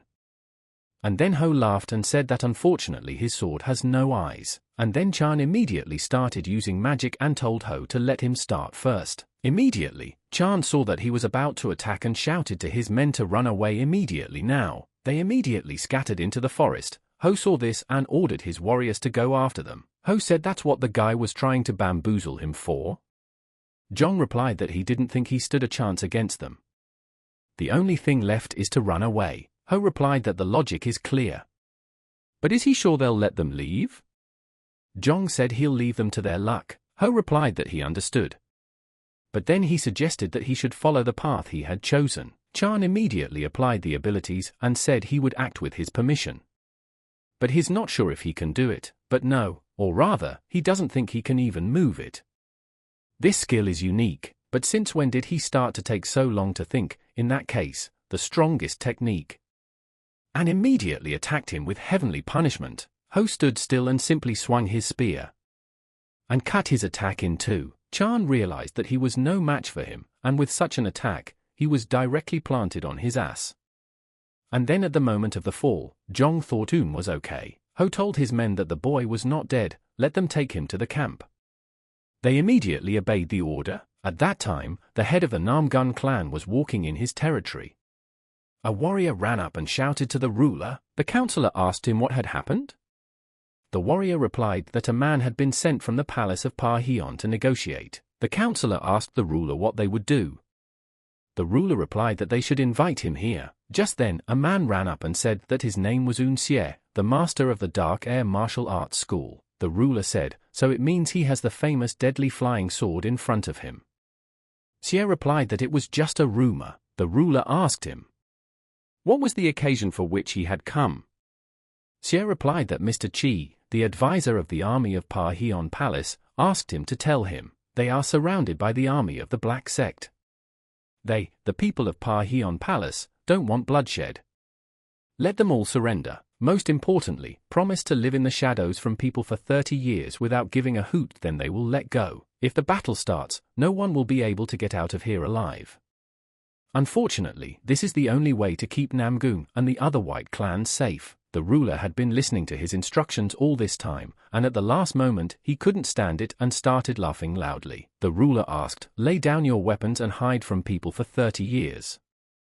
What kind of nonsense is he talking? Do they think he'll stand for this abuse? Better to take up his sword and fight to the death. Tell him to leave immediately. Xie said that they would regret this decision. The ruler replied that he was wrong, only their head would regret it. Xie bowed and said that they would see each other again. The ruler smiled and replied that he would look forward to it, and so the rulers gathered in the Lotus Hall, the headquarters of the Dark Forces, to discuss the furtherance of their plans. The counselor smiled and said that he knew they would refuse. Xie asked, in that case, what was the circus for? The counselor replied that it didn't matter. It was a gesture of goodwill. Or rather, he was demonstrating that they were confident of victory. Xie thought and saw in the counselor that he was not a warrior. Nor should he be. What honor is? The head asked, then, when do they proceed? Counsel replied that he thought his advice was no longer needed. He will leave the matter to them. The head said then that meant they were starting as planned. And then he turned to the ghost brothers. And then the brothers asked the chieftain what was wrong. The chief said that he was ordering an immediate attack on the Namgun clan from the east side. The brothers immediately bowed and replied that it would be done. The ruler turned to the Hurricane Sword and Invincible Master. The ruler said that the western frontiers were left to them. They immediately set out at once to fulfill the task. The ruler turned to Nan AK and said that the center facilities were behind him and the Blood Devil squad, and the warriors who came from the Dark Air confronted him head-on. And immediately they bowed and departed. At this time, everything was glowing in the Namgun clan and the ruler called a meeting with the rulers. The elder asked, why so quiet? He heard the bastard stop somewhere nearby. Ruler Gom replied that according to the latest information, the enemy was ready to move into action at any time. Huombo Chion replied that he didn't think they would behave so recklessly. the Jegal clan lord had organized an ambush of 5 blocking elements they wouldn't dare. Gom Jegal bowed and thanked for the praise. After all, the 5-element technique is the energy structures of each element. It is fire, water, wood, metal and earth coming together to create a vast space filled with homonymous and dissimilar clusters, inside of which, depending on the design of its creator, the enemy will see various illusions. In such a situation, physical force is simply useless. At this time, the enemies were saying that they were literally going around in circles. And then they heard explosions near the clan and everyone was worried. Gom asked the others, "What happened?" Have the others scout out the situation immediately, and then a warrior came and told the lord that there was trouble. The enemy had detonated dynamite and dispersed their ambush. The armies of Parheon Palace are already on the move. Gom asked in surprise, "Dynamite? Are they crazy out there?" And then he was disappointed in himself. Why hadn't he thought of that too? The scout said it's against the law to use dynamite, so Gom said they must have planted their own people in the department, and here near the gate, the commander was saying that if they couldn't hold out, all the white clans on the south side of the Yangtze would simply be wiped out, and then he told the front line to take over the Namgun clan. The left flank is left to the Honebo and Peng clans, and the right-wing clan of Down and the Dun and the Dump Truckers. But he doesn't know how many of them will live to see the end. But he asks them to fight. And they need to survive and celebrate their victory at the end. Gom raised his sword and shouted for everyone to move out. He asked his boyfriend what he hoped. Are the families safe now? The lad replied that everything was fine. Guy said the servant sent either home or to relatives.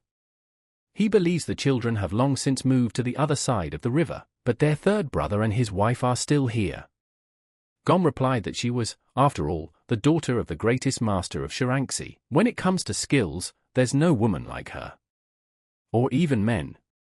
And here at the western gate, the enemy was advancing. The battle was fought to the point of bloodshed, and with each clash men were killed and had nothing left. The commanders said that of course they knew that the 5 great clans were strong, but to be this strong. And they seemed to be out of their league. They immediately raised their swords and shouted to their troops to join the battle. Immediately they all rushed out to fight. Meanwhile, at the eastern gate of the clan, there was simply carnage going on. The enemy shouted for them to cut, tear, and slash them. At this time, Seo's team was still on their way. Then out of nowhere, a pigeon flew up to them and landed on the commander's arm. After opening the letter he was surprised and said that according to the letter, it seems that the Namgun clan is holding up well. The guy said out of surprise that these guys are the main stronghold of the white forces. The commander said that the united army just had to defeat Parheon Palace. It is indicated that more than 400 people, only the Dark Ones, have already lost about 3,000 brave warriors. The boy asked, what are the losses on their side? The commander said they could take a little break. After all, everyone was already very tired. Gom asked Seo if he knew what was there and pointed his finger. Seo replied that it looked like a lake. He couldn't say for sure. Gom said that it was correct, and the same Dongtinghu. And then the redhead said that Yiyang Tower, it is the yellow crane in Wuhan, and properly Prince Teng in Nanchang represent the top 3 most famous structures near the southern border of the Yangtze River. The lord of the Kabanghuan clan said that the most beautiful of them all is the yellow crane tower. It is the most beautiful tower in the world, and its image cannot be compared to anything else on earth. Gom said that when you look at the sunset like that, you can't help but think of your homeland. The thick fog brings back memories. Huang said it was all part of the great Choi Ho's composition. It is said that when Li Bo saw this poem, he dared not even think of writing another. Gom replied that that was correct and asked Seo, had he heard of such a thing? Seo immediately replied that he had not heard of it. GM asked him if he knew who Li Bo was. Seo thought about it and replied that it sounded familiar, and then someone said they recognized someone. And then Seo thought, why were they all staring at him like that? Was he a king from the Ming dynasty? The girl asked, and what did they expect him to do? A hillbilly, how would he know a famous poet? And then Seo looked at her and saw that she was starting up again. She didn't seem to be getting enough of him. Seo came up to her and asked her if she knew who Zhongmong was. The girl said, why would she care about such people? Seo asked in surprise, really? He had proved his great loyalty to Korea with his life. How can you not know about such a great man? What an uneducated person, the girl asked. Where would she have to come from? Seo asked, then why would he need their poet? The girl said that Chungwon is a world center and such things are a must to know. Seo asked, so it's only famous people in China? The girl immediately answered yes. Seo asked, then did she know what time the Shaolin senior master went to the restroom? The girl fled up and asked why she had to do that. Stop talking nonsense. Seo said what she was like. You said yourself that you can't get anywhere without it. The girl asked, but why should he care? Seo replied that Chunwon's martial art had its origins in Shaolin, and the headmaster there is the eldest. He feels he needs to know everything about him. The girl said she couldn't believe it. Enough of this nonsense. And then one of the guys came up and addressed the commander. The boy said that 3 fighters from the Namgun clan had arrived. The commander replied that he understood. It was the senior clan master of the Keben Kuyuk clan. They were powerless and carried Jin on their backs. The commander asked them, did they run away from one gang? They did the right thing. He's out of their league, and it's a good thing they're alive. Then they're going to Namgun together, said the commander, and then the warrior told his men to clear one of the carriages. We must let the boys rest. And then coming to the waterfalls and said Gom said, is this the famous place where the Almighty was drawn? They say there is an image of a Buddha staring up at the sky right there on the rock. Seo sighed and said, I wish they could see it. And then Seo realized something was wrong up ahead. He senses an unknown force. It's all coming together, just like that time during the delivery. Seo told Gom that there was someone up there. And then Gom did not understand at first, then he stared intently at the mountain. Gom told Seo not to worry. After all, he personally doesn't feel anything. Seo replied that unfortunately it seemed that he was wrong. Seo immediately ordered Thick-Skin to fly up and look at the mountain from above. She immediately flew up to the top. Seo immediately walked over to the old man and told him there was an ambush. He could feel it. The old man immediately began to consider himself. Seo immediately thought how much he didn't want to go, especially when he knew beforehand that it was dangerous out there. After walking a few more meters, suddenly iron arrows suddenly flew at them. They were immediately pierced by several soldiers who were walking. The commander immediately jumped off his horse and shouted ambush. Tell everyone to disperse immediately. Let them all go immediately to the rocks and hide behind the rocks. But the arrows kept coming and killed a few more warriors. The commander saw that they were red arrows. Could it be the blood bow group? He had relaxed too much. He should have been more careful. They had lost a considerable number of fighters in this place, and could not come out of the cliffs, for the arrows would again fall upon them. And then their chief came out and said he was my Sa from the palace of Pa Heon. Zasala is not the way of a true warrior, but they're not playing games, and they're all surrounded and there's nowhere to run. Let them surrender, and he promises that their lives will be saved. Just then, the commander says that he is Kwokmu of the Wasan clan.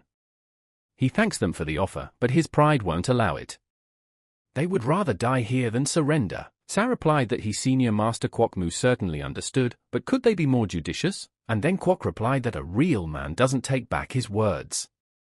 But then a few more arrows went in as well, and then a monk came to them and asked senior master Kwok what was the point. Kwok replied that he had not thought of anything yet. We have to get up there somehow, but it's up there now. And then the warrior said that he thought he was going to die of poverty, but it turned out to be war. Seo said how dare they have the nerve to shoot in front of him? Do they think they can shoot? So took one arrow and said he would teach them how to do it. Gom asked him what he was doing. You can't get them from here. He's trying for nothing. Seo answered him that he knew how to shoot a little. Gom told him not to, it would tell them where they were hiding. The girl told the guy to leave him alone. I think he's totally freaked out. Seo replied to her that although he looked simple, he was actually a very famous hunter. The girl seeing this called him crazy and asked him why he was shooting into the sky. Seo told her to shut up, because he can't concentrate from her squeaky voice. The girl told him to stop playing. For the first time in his life, he sees a man who, the old man told the girl to leave him alone because his bow skills were excellent. If he thought of something, there must be a reason for it, and then one of the arrows hit the enemy. And immediately he fell off the mountain. The others asked what happened to him. The guy said he didn't know, he might trip.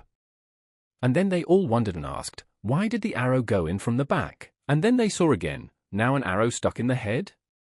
What's up there in the sky? And the guy was looking up at the sky at the time, as out of nowhere an arrow came flying in and hit him right in the head. The squad leader asked, "What's going on up there?"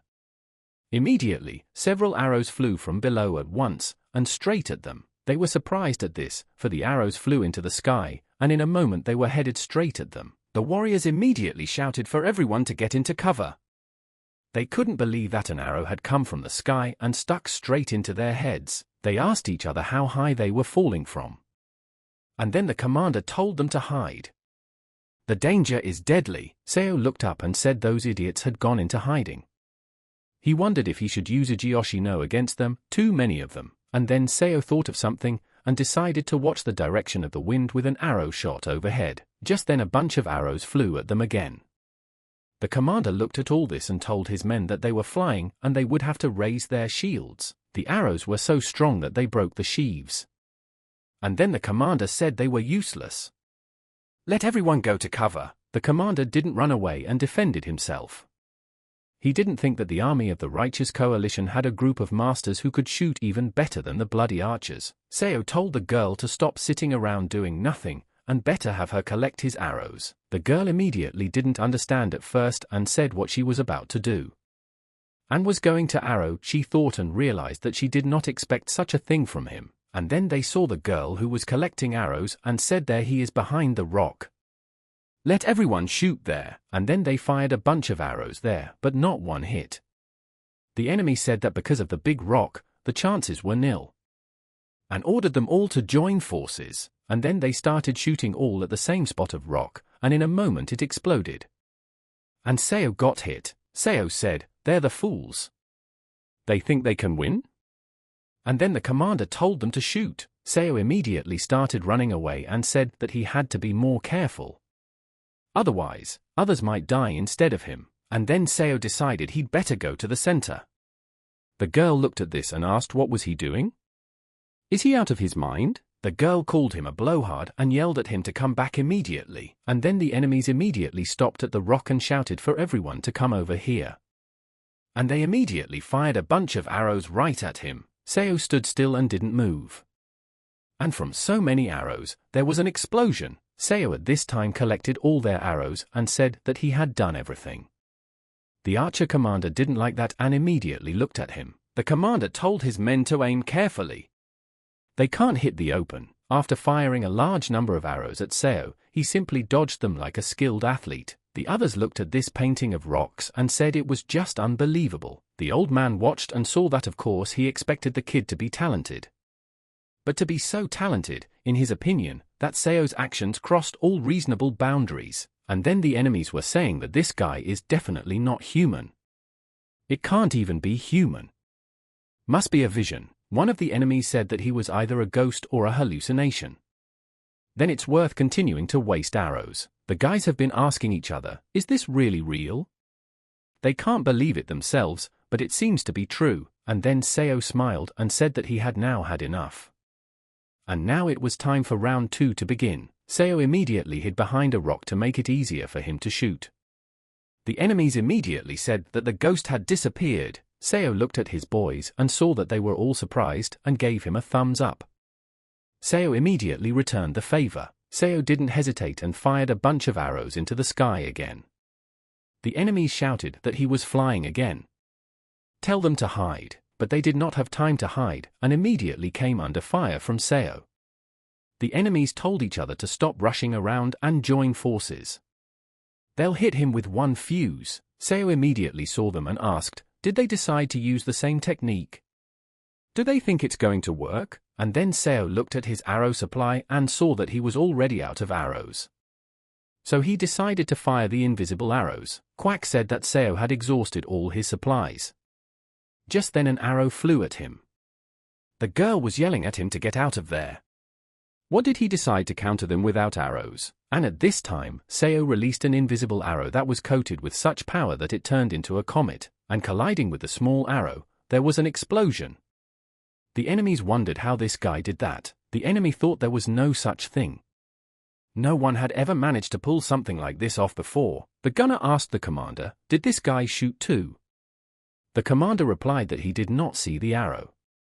He doesn't understand what happened. Quack and the others stood there with their mouths open, and he asked the guys, did they notice anything? The old man replied that he hadn't, but the guy had definitely let go of the empty bowstring. It turns out that the entire fuse consisted of energy. It was theoretically possible when wielding a sword, but to have energy replace it. Seo walked over to them and asked, is everyone okay? The old man said that thanks to him the opponents had fallen silent. Seo asked what they thought they should do next. Quack asked Seo. He walked up to them to ask such a thing? Could have just used a shanim. Seo asked in surprise, shanim? Quack asked him, doesn't he know what that is? And then the guy said that shanim is a way of transmitting information over a distance, and all masters know how to use it. Seo scratched the back of his head and replied that he was not yet at the level of a master, and then the masters thought, in that case, then who is he? And then he heard a voice like someone shouting that he was a great shot, and his respect for him, and then Seo said that it was Guamen's voice. He immediately turned around and saw a guy waving at him from afar. The guy told him that's right. He asked him to send him a shanim. If he really heard him, that's it. Seo said, that's interesting. He only learned archery, so he doesn't know anything beyond that. The guy laughed and replied that he was definitely forgiven for that. Seo said that he thinks if they defeat the hunger strikers at the top, they can easily break through further. But to do that, they have to go up first. Quack replied that was easy to say, but what does Seo propose to do? The guy says they'll break into groups. They all go upstairs and their hero distracts them. Seo said it was useless, they'd be shooting at the squads first. They'll see what happens, let them take the men for now. And then Quack said they would take the risk. Quack relayed to the others that the Bow Lord Soman would have their backs. Everyone else should immediately make their way to the cliffs and give battle to the enemy. Their goal is to smash the enemy forces on the ledge. Quack told Seo that he had a strategy. What do they do next? Seo replied that then he starts shooting. Let them get ready. Immediately, Seo released a bunch of arrows and shouted to his men to attack. The others were surprised and asked what he was doing. Seo shouted to them that it was time to go. The enemy shouted that they were going up. The commander asked them, what are they standing around for? Let them fire immediately. Seo immediately saw that they were shooting at his guys, so he immediately let loose arrows and killed them all in one go. The commander of the archers said he couldn't believe it. How one man can do something like that? The commander told his men to aim for the lousy guy. Seo immediately jumped into the air and began firing at close range. Seo lost his temper at this point, and after killing the enemies in front of him said, here they come. He was unstoppable and killed everyone in his path, and in a moment the warriors got to the mountains and started slaying all the archers time after time. The head of the archers saw it all and couldn't believe that all his archers were dead. And they were already being slaughtered like animals. The head was saying that he couldn't believe that Blood Bow was completely destroyed. But then he realized that only a small portion of the white forces had come up here. So the base is still down here, and then he ordered his men to go on the attack and slaughter every dog, every last one. Immediately the leader and his men went downstairs. Quack saw this and ran after them. That was their plan. The head of the archers saw the Blood Bow group defeated. More than half of the fighters had fallen. They had already arrogantly believed in victory, but in reality they didn't stand a chance. Quack's bloody hand said that since we were going to die, we would die like true warriors. The head of the archers said that they did not expect to have a bow lord in their ranks whose skill surpassed the might of the entire Blood Bow group. Quack replied that he was the new master of the White Sect army. The head said that he would like to know which clan he belonged to. Quack replied to ask him himself, and then he walked up to Seo and saw that he was the master and said that he thanked them for the performance. He watched with rapt attention. Seo replied that he had been mastering archery since he was a child. His skill had not yet reached its limit. The head says it's too crowded here, so he suggests he fight somewhere else. Immediately he flew up the mountain. Seo told his men that he'd be back soon. And then the others asked if he should help him. Quack replied that he didn't have to. He said he would be back soon, they would be waiting for him downstairs, and then Gom said to them to sort it out here for now. And then Quack told his enemies to drop their weapons. Whoever surrenders will live, and then the squad leader told Quack to cut the crap. This place will become the cemetery of the soldiers of the righteous coalition army. Immediately, they all started fighting to the last man, and leaving no life for anyone. At this time on the mountain, the head tells the guy that he can't defeat him as long as he only has a bow in his hands. And then Seo replied that it was not for him to judge that. The head asked, "Really?" In that case, his victory would be easy, and then the head started attacking, and Seo managed to dodge and in the air attacking said they'll see about that, and then the head stopped in a moment at what he saw. He couldn't believe his eyes that it was an invisible arrow. Seo didn't spare him and shot his invisible arrows like a machine. But the head managed to dodge them. Seo saw that he couldn't believe it. The head walks away from his Muenchi reception and still manages to chase after him. And then Seo released an arrow and said that he thought he would win. The head said that the guy not only shoots well, but also uses a special walking technique. The head released his sword and attacked with a thunderous blast. Seo immediately saw this and immediately lowered his head, but in a moment, he felt the sword being sent backwards and immediately put his head down again. Seo immediately realized that it was an Ijiogome technique, a move that could only be performed by a supreme master. That sword began to follow him, and Seo had to shoot him. The head immediately picked up his sword in his hands. The head stopped and said that he had used the Ijiogome technique, but was only able to hit the edge of his form. Seo realized that this master was very powerful. There was an incredible thirst for victory emanating from him. At last he had met a worthy master. Now he can recognize the full extent of his potential. Seo laughed and told his enemy that he was strong. He was the first person who had managed to hurt him in Chunwon. The head asked, "Really?" The Parheon Palace has enough skilled craftsmen capable of doing this. The head asked the boy, "Does he still refuse to pick up the sword?" Seo replied that out of respect for him, "Master," he would take it. Seo saw a sword on the ground and immediately picked it up. And then he told the head to be the first to attack. The head of the archers said that from now on, let the boy expect no mercy. Seo replied that he wished he could tell him the same thing. Immediately, the archer master used his technique, with which he unleashed a crushing attack. Seo didn't worry about it, and calmly raised his sword into the sky and showed his energy. But master's attack passed next to his, and headed towards Seo. The guy saw it and immediately cut her down. Seo sent his sword into the sky in a moment, and with a powerful force, shattered his opponent's sword. Without even hesitating for a moment, a piece of sword fell to the ground like plastic, and then the master was very surprised to see such a thing. He asked Seo, "Is this the curtain of the sword?" Seo replied that this technique was called the Peerless Sword of Triple Unity. Step number 2, the Blade of Solitude. He doesn't know anything about the curtain of the sword. The master replied that it was an incomparable sword of triple unity. He gives up this time. There is nothing else left for him to do, and then the master told Seo to say what he wanted. And then Seo wondered why he had stopped fighting. So strange, but from the very beginning of their battle, he had felt no hatred or lust for killing. Seo threw away his sword and said that it seemed to him that their battle wasn't over yet. It was hard to say who would win. But since he said so, let them end it there, for as far as he knows, there is a white sect master being held captive in Parheon Palace.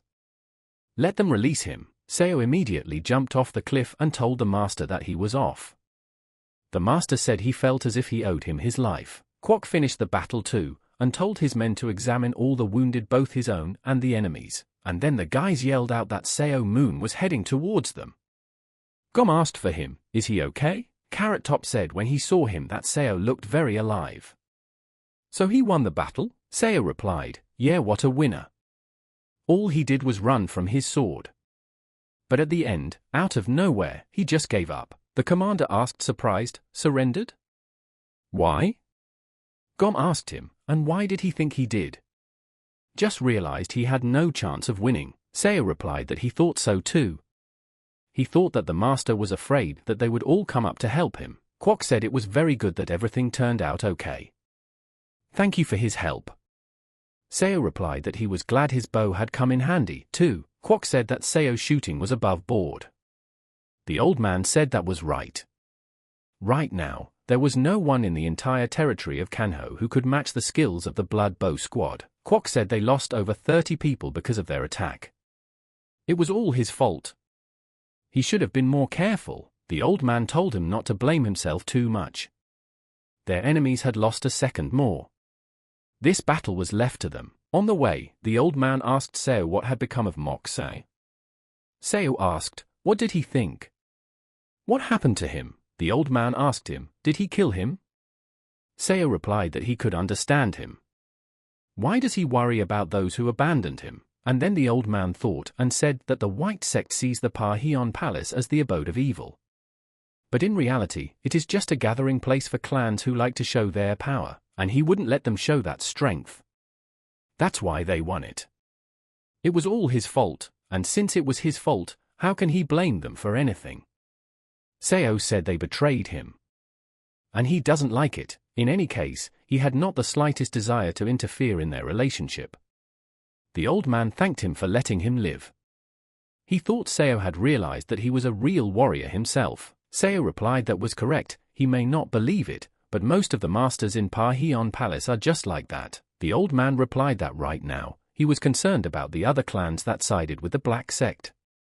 Even though they belonged to the same side, they were very different from them. If the Parheon Palace could control them, they wouldn't cause any problems. But unfortunately, the current palace won't give them the attention they deserve. If they are active, the white sect will begin to weaken, and then the black sect will be hard to stop, and so the boys reached the Namgoon clan.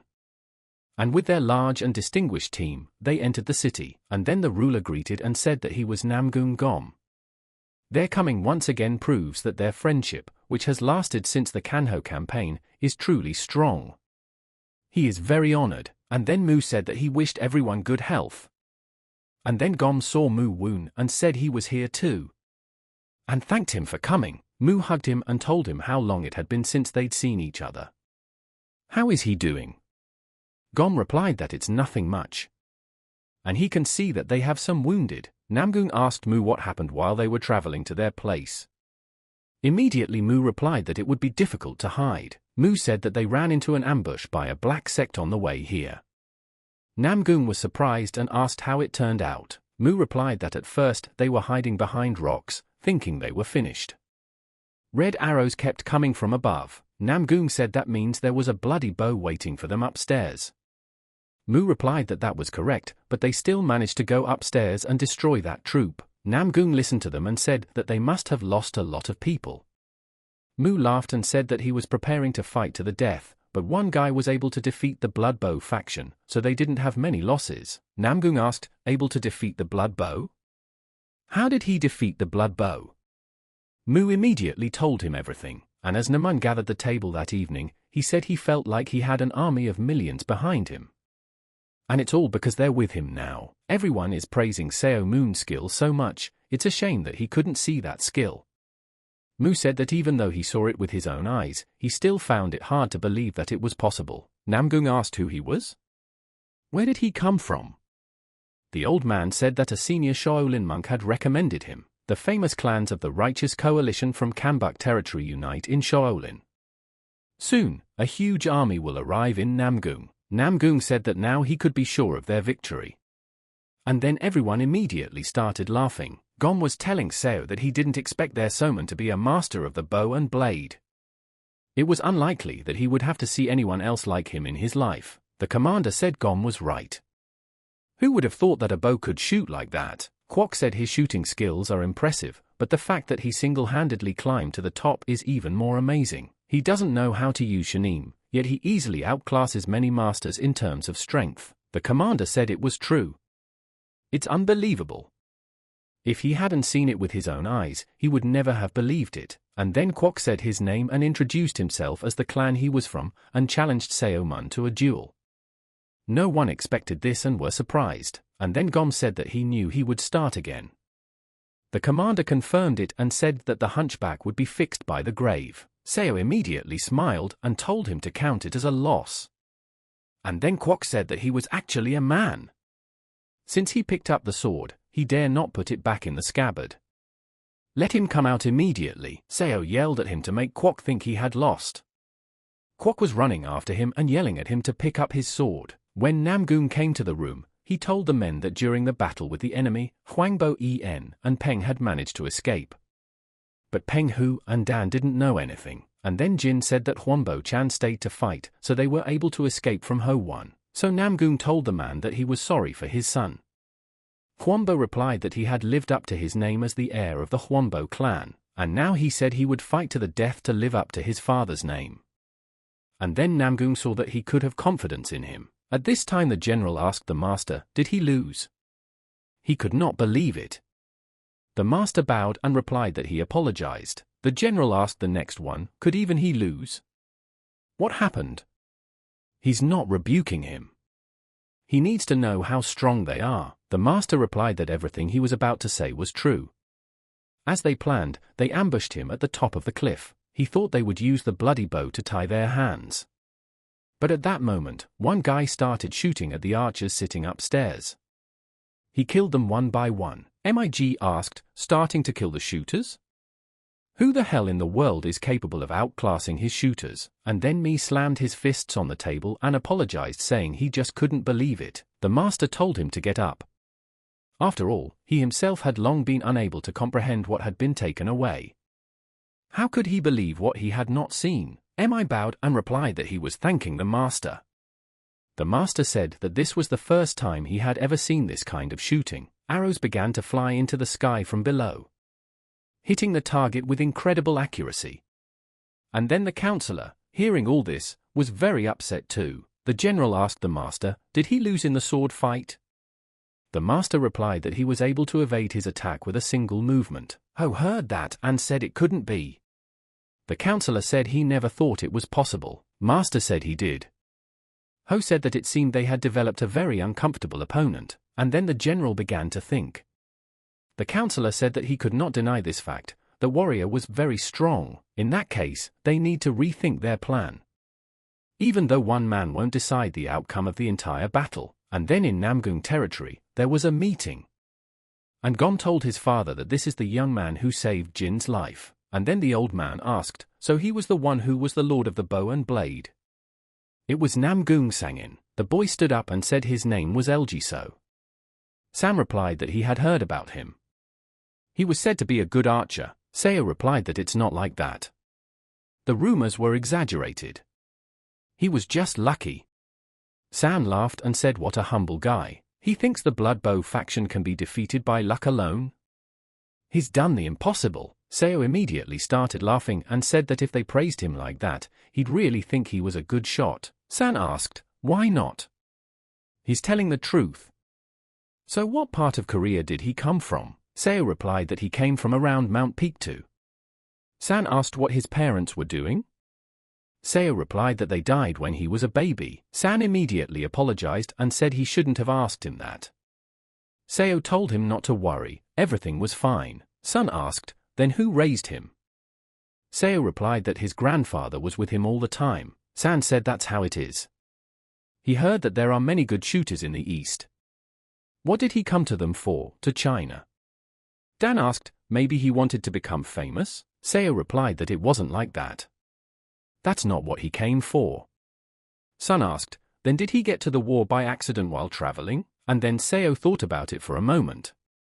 San told him if he was uncomfortable, he didn't have to talk about it. Seo replied that he was actually here to see the Dan clan.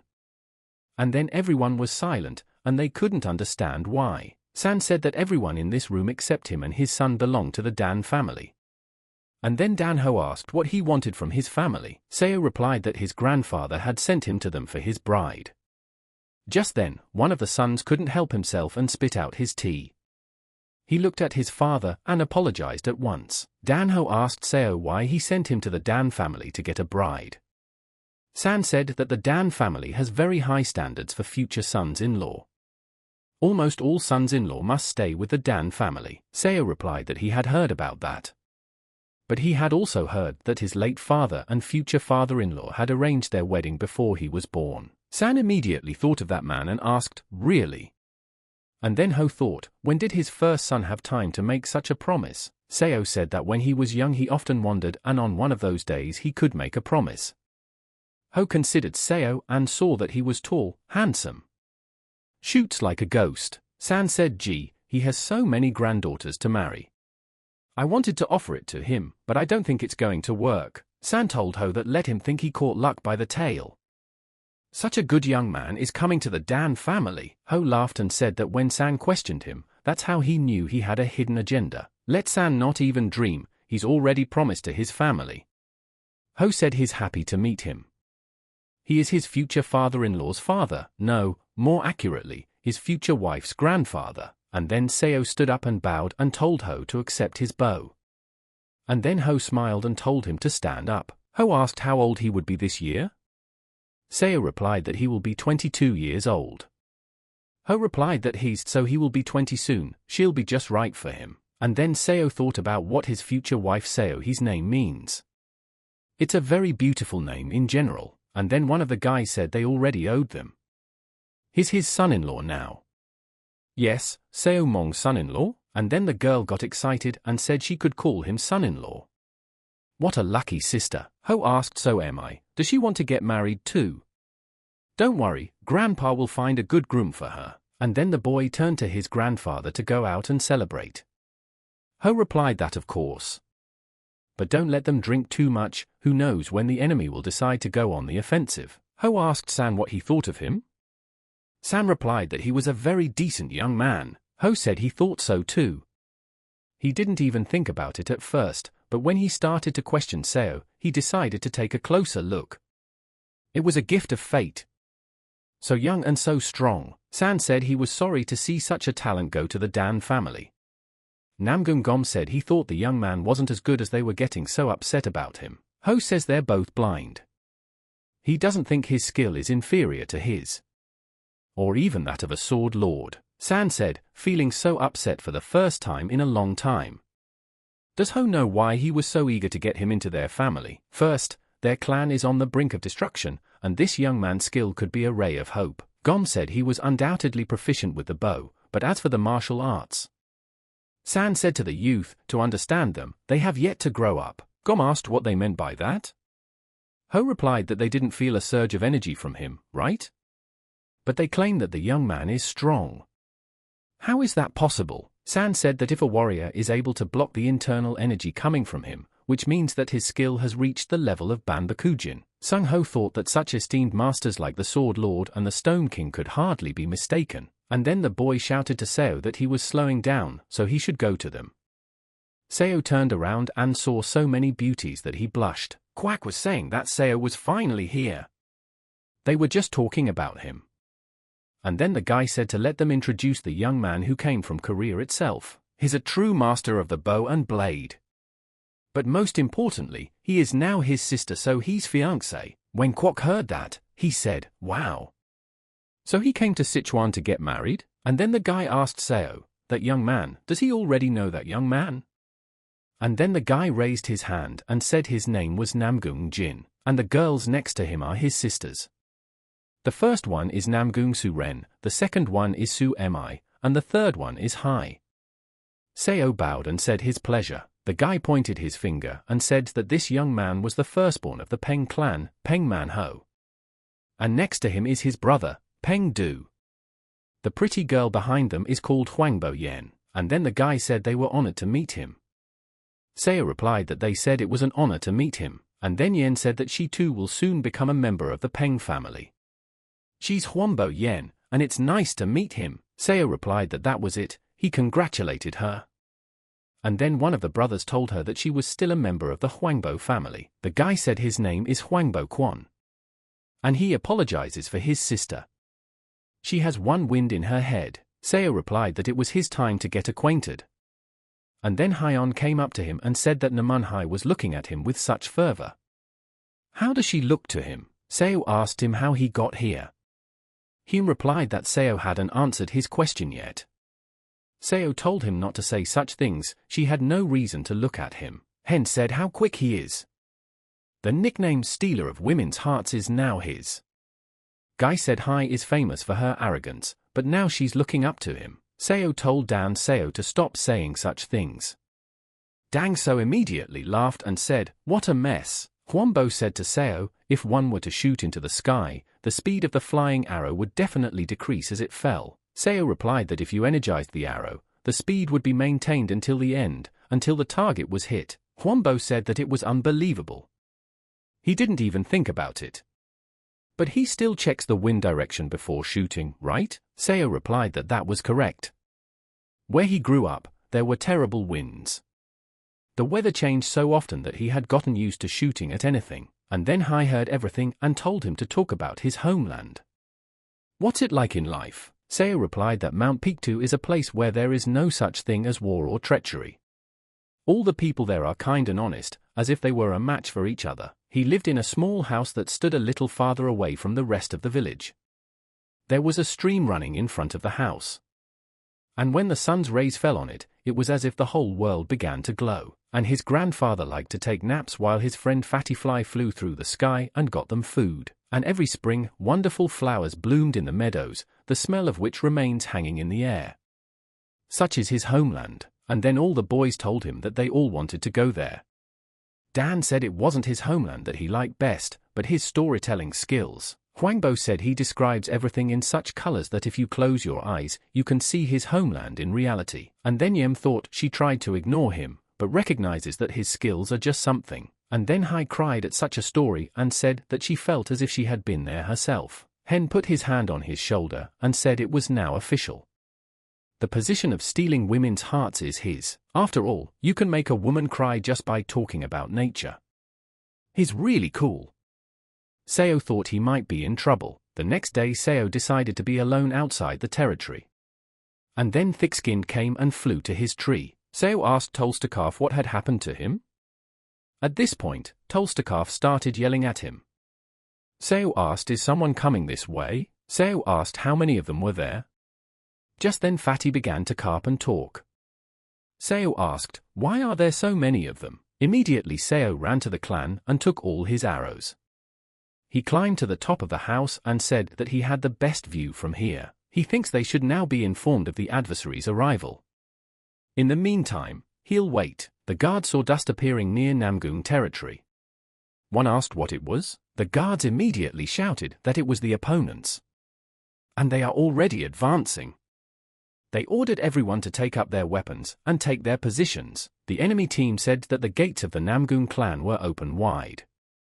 The general said it's a good time to attack. The soldiers told the commander that there might be an ambush inside. The general said they were not afraid of an ambush. Seo looked up at them in the tops of the houses and said there were twice as many of them. And then San said that he had gotten a report that they had returned the firstborn of the Huangbo clan to them this morning. He was grateful. The general said they only did what they promised. No more, no less. San asked what they promised. The general said that trading Mokho for Huangbo is not a bad deal for them. Also for their opponents. And then Ku realized that meant he was right, so Moon had won the battle and let go Mokho Bob. San thought who could believe that Sunday guest Mokho himself would be equated to a mere hostage. The general said he would be honest, he has no desire to fight the Namgung clan. Let them surrender and leave this place. That's the only alternative he can offer them. San thanked them for their concern and said that the Namgung clan don't know the word surrender. The general said that it was their choice. He immediately raised his hand and ordered his men to attack. The enemies immediately shouted that they would destroy the Namgung clan. San raised his hand and said that he would not let them win even at the cost of his life. The Namgung clan and the rest of the guys were willing to give their lives for this clan. They were willing to fight until their last breath, and then immediately the meat grinder began, the number of people dying with each step forward. He spoke from the side that as expected, quantity alone would not defeat them. Mi replied that the Black Sect's army was hastily assembled, so the battles can only be fought by numbers, but that's for now. Ki asked Mi, is he saying that he didn't expect to win this fight either? Bloody bow into position. Immediately, the archers raised their arrows. Immediately, they fired their arrows at the Namgung clan. When the warriors saw it, they were frightened and said, "It's a blood bow," but they were not ready to surrender and shouted to them by their commander to go on the attack and not let them intimidate them. Mi immediately told the bloody bow to have them set up a second formation. But then they were attacked by the rest of the Namgung warriors. But even here the archers were faster and sent their arrows straight at them and killed them. At this time Seo saw everything and said, "How dare they shoot before him? I guess they haven't learned their lesson yet." Seo immediately took his scope and sent one of the arrows into the enemies. Ki was surprised and asked where the arrows were coming from. and then he saw a guy standing over the house and asked him what was it that was trashing the bloody bow. And immediately told his men that the shooter was up there on the roof, and let them show him what they're worth. No mercy. Immediately the archers loaded their bows and began firing. Seo saw arrows flying at him. San saw Seo on top of the house and asked him when he had gotten up there. Dan replied, "What courage!" This young man turned the full wrath of the bloody bow upon himself, and then Seo stooped down and said the archers were fools. Who taught them how to aim? His grandfather? And then Seo in the moment grabbed the arrows and was saying he was wrong, his grandfather would be better than them. The counselor thought that if this continued, they would lose the bloody bow for the second time. The counselor walks up to he and says that at this rate this guy will beat them again. He needs them to protect their archers from the arrows, and then the warrior told the counselor that he understood him. The counselor said that it was the first time he had seen such a shooter. The general laughed and said that it was really unbelievable. Even though he is their opponent, he admires them, and then Dan laughed and said that this was his granddaughter's future husband. San asked if he was making fun of him, right? The general said the fighters of the Black Air Martial Arts School to attack. Immediately, they raised their swords and headed out to attack. Kang immediately shouted to his white sect warriors, "Attack!"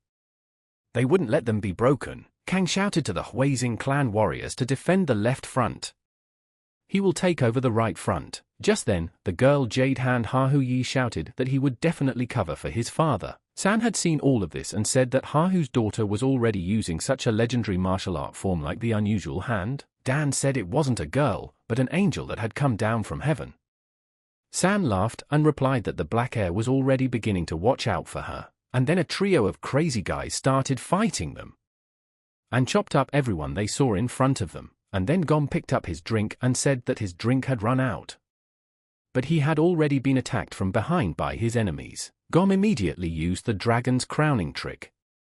And then Kwok shouted to Unse that he was challenging him to a duel. Unse saw that the rumors weren't lying. Defeating a Wasan clan disciple in a sword battle wasn't easy, and then Xie pulled out his knives and started attacking. Gom shouted at him to be careful. The enemy can throw daggers. Xie immediately used his dagger exit technique. Kwok saw a knife flying at him and just dodged them. Every one of his knife attacks was repelled by Kwok, and at one point came so close to him that the only thing left to do was attack. Xie dodged his attack and managed to make a mutual attack. Kwok immediately realized that he couldn't dodge. Seo was fighting at this time and saw that things were not good. They defended themselves from his arrows with swords. Mi told the first two squads to keep aiming up at the roof. The rest of them, united front, fire at the White Sect army. Seo wondered how he could break through the blood bow's defense. It was a technique he hadn't fully mastered yet and didn't want to use it yet. But he had no choice. Did the warriors see the guy run out of arrows? Why is he shooting with an empty bowstring? The guy said they were energy arrows. Ho asked, using energy instead of arrows? Unbelievable. Immediately, they repelled that attack, but turned back in a moment, and then they saw that the other archers were all dead already.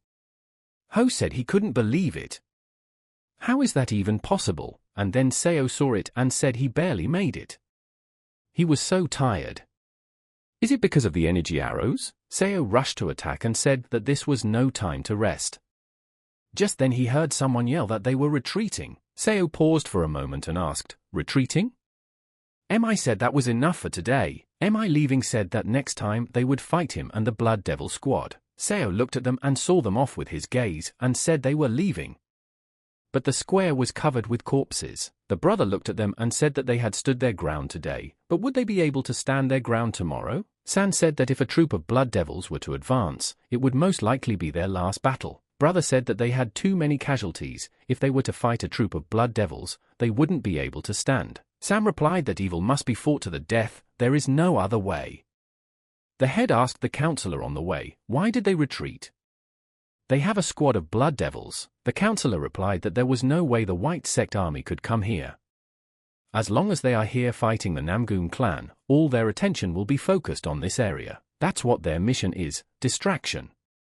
And today, they did a great job, the head said, so they didn't come here to defeat the Namgoon clan? The advisor replied that he wouldn't mind defeating the Namgun clan, but then their lord's plan would also be ruined, and that wasn't good. And then the counselor asks them to be patient.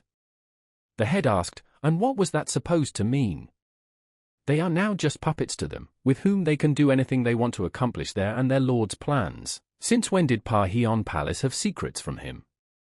The counselor replied that there was no such thing. The supreme guardian of the palace should certainly know, and then the counselor went up to the general and told him everything. The general said that we would have to leave them a road to retreat. The counselor said that's right. As soon as they leave their territory, they will start to advance. The general says he's got it all figured out. They start hunting, leaving the fence open. Namgun gathered everyone and said that they had won the battle, but there were a lot of casualties on their side. Among the warriors of the Namgun clan, there were only about 20 survivors.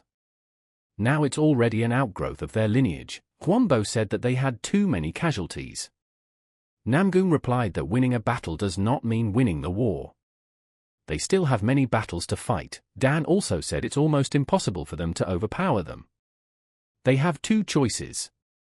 Either fight to the end and die, or retreat and try their fate in the future. He came here to help the Namgun clan, so he will obey whatever the clan leader decides. Namgun Ho's second son tells his brother to back off for a while.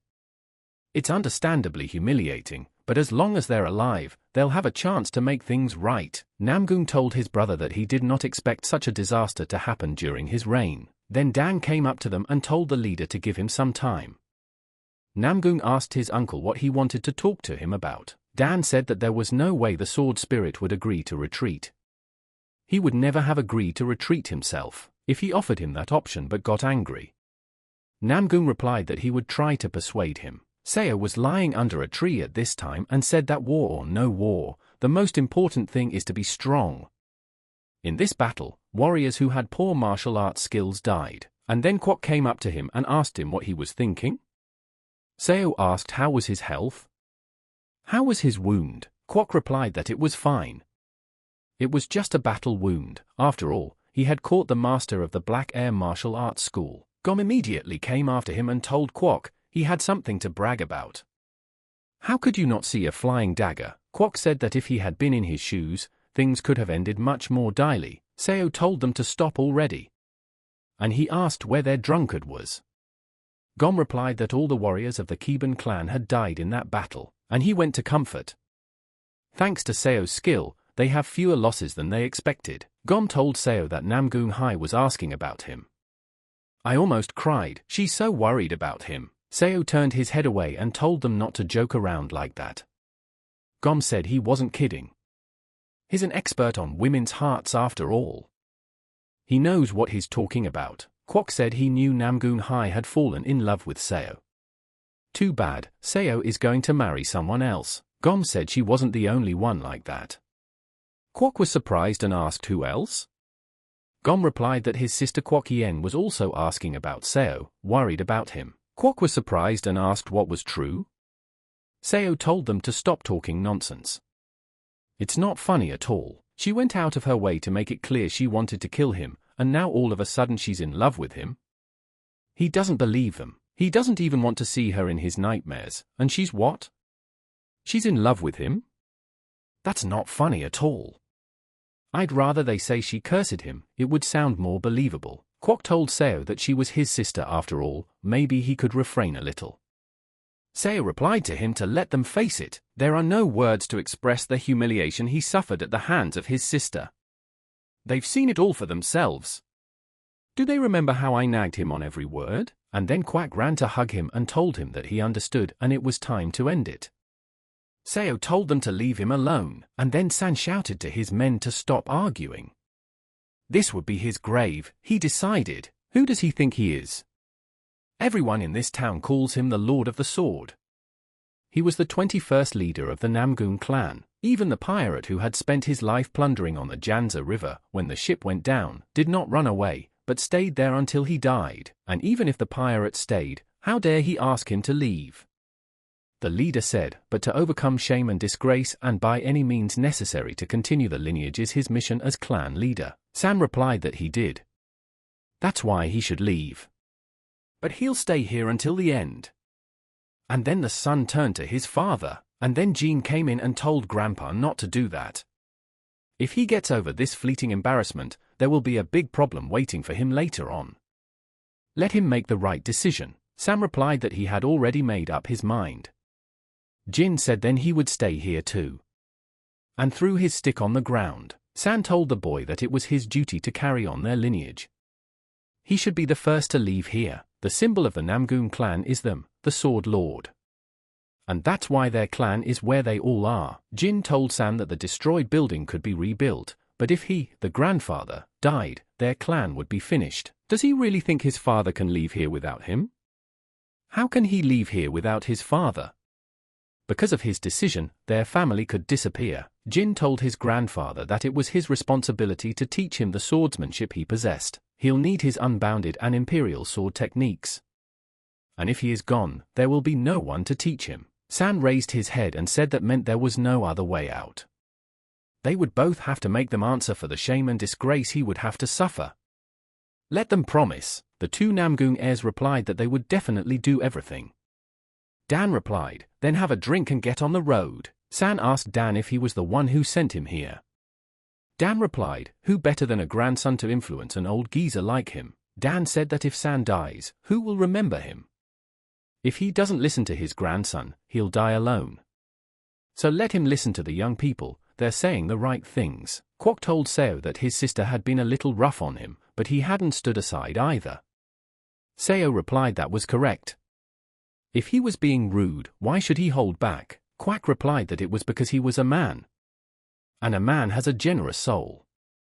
Seo replied that he only now realized what they meant when they said that women were very difficult to communicate with. Then the old man came up to them and said that he could hear excited voices. He seemed to have some strength left from the battle. Seo said it was none of his business.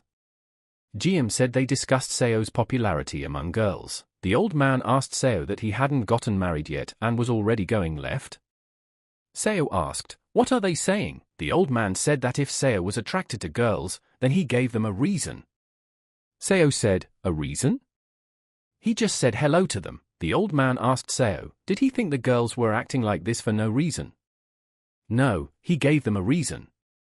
Seo said he says it's not like that. The old man said that he too is a man and was once young too, so he understands him. But it is not good to steal the hearts of young beauties. Seo lost his temper and asked if they could even hear him or not. The old man said, here come the poor girls. What did they find in such an ill-mannered boy who would raise his tone when talking to his elders? Seo said they provoked him. Kwok told the old man that he hadn't been seen during the battle. He was already worried about him. The old man replied that no matter how ashamed he was, his body was already decrepit and unable to withstand the battle, so he just stood behind and watched. Gom said they were glad they were safe and sound. And then the old man told Seo that he had seen him fight. His skill with the bow is beyond praise. However, he lacks knowledge of the basics of martial arts. He can't compare to the great masters of course, but he can teach him a few things. Kwok said he had a good point. Even though Seo is an excellent shot, he doesn't even know how to use a shanim. Seo replies that it's not mandatory knowledge. I'm sure he can win without it. The old man told him he was wrong. What does he think celebrity chefs do best? Chinese noodles. Chinese cuisine starts with noodles, so to learn how to cook well, one must first learn how to cook noodles well. Same thing, if one wants to develop, he needs to know the basics well first. In his head, Seo realized that the old man was right. He wouldn't be able to shoot forever. He wouldn't be able to use his sword skills to catch a rabbit either. In Shaolin, when he competed with Miu Miu in controlling wind energy power and using walking techniques, he was better than him, but he lagged behind him in using hand-to-hand techniques. If he knew a few hand-to-hand moves, he could have defeated him. The old man asked him what he needed most. The old man said that Seo said he didn't know how to use the shanim. Seo said no, he should teach him the basics of how to use a sword. The old man asked, was he trained in the art of the sword? Seo said yes. The old man asked, does he know how to put his inner energy into the sword? Seo said he could do everything. The old man was surprised and asked what? And yet he says he doesn't know the basics of how to wield a sword? So in practice he's an invincible warrior, but in theory he's a slacker? In that case, he'll teach him some easy moves. He thinks Seo will learn them quickly. Gom said that the old man said that basic sword techniques would be enough for him to win. How strong is his spiritual energy? The old man asked. Didn't they understand yet? Had they seen Seo draw an empty bowstring in that battle? He was able to defeat the bloody bow literally without arrows. Go's replied that it was like that. Each of his shots was filled with inner energy. Kwok said he always felt like Seo was just a little better than the rest of us. But in just a good one, the use of internal energy is optional. The old man told them to begin their training. He would show him 3 basic techniques. The first one is the 1,000 Warriors Horizontal Defeat. It allows the wizard to defend and attack at the same time. The attack is made horizontally. Next, Tarzan's Jump. With it, his attacks go from top to bottom. The third technique is Wind and Rain in all directions. As the name suggests, the last move allows you to attack without spatial restrictions. Seo immediately thought of the technique of 1,000 horizontal warriors, a Tarzan jump and wind and rain in all directions. The old man said that if he mastered all 3 techniques, there would be no one left who could defeat him. Did you guys think the old man was serious? Every kid knows these moves. But the old man claims that Seo can't win with them. Now he's doubting this grandfather's competence. And then the old man took a stick and said he looked carefully. Here are 1,000 horizontal warriors. The guys thought, what is that old man even showing there? And then the old man used a Tarzan jump. The guys thought, did the old man really think Seo needed to explain everything on his fingers? Immediately, Seo made 1,000 warriors horizontal defeat. The old man watched and said he was good. The boys thought to both of them, why do they have to watch this? Seo immediately switched to another technique and used a Tarzan jump. The old man saw all this and was happy for him, and then Seo went into the technique of wind and rain in all directions. The guys saw all this and were thinking of leaving, and then the drunk came in and said Seo is doing great. Seo said he welcomed Dan. Quack told Seo that he was doing so well. Maybe it's a good time to take a break? Gom said the same thing, that they really are marvelous techniques. Seo walked up to them and said it was so embarrassing to practice in front of them, he felt their stares all the time. Dan asked Seo why he was practicing with a sword. He thought Seo was an archer. Seo replied that he just did. At that time, Namgung told his son, if you crossed the Yangtze River by ship, it would be faster to reach the north. At the palace of Pa Hyun, they would think the same. So he chose to go through the mountains. Jin said he hoped he would avoid an ambush. Namgung replied that he was afraid that the Pa Hyun palace already knew that they had left their territories and they were following them. Jin said could they send their best fighters to protect the rear? Namgung replied that no, they are not needed here. They must get to Jiolong Mountain as soon as possible. After all, Jiolong Mountain is a good place for an ambush. Jin asked, does father mean to say that they are acting as bait? Namgung replied that was correct. He would be sure to avenge them for the shame and disgrace they had suffered by leaving their lands. At this time, in the Lotus Hall of Pa Hyun Palace, the Sulag told the Lord that this night the Namgun clan had left their territories and were now heading north. The general said it was just as the counselor had suggested. They chose the mountain over the river. If the clan left their estate at midnight, they must be somewhere here now. They'll be able to catch up with them in the vicinity of Mount Beep. Have them tell the tracking party to keep pursuing them, but not to start a battle. The warrior asked, what if they managed to break away from them? The general replied that they didn't have long to go anyway. Even without this battle, their defeat was imminent.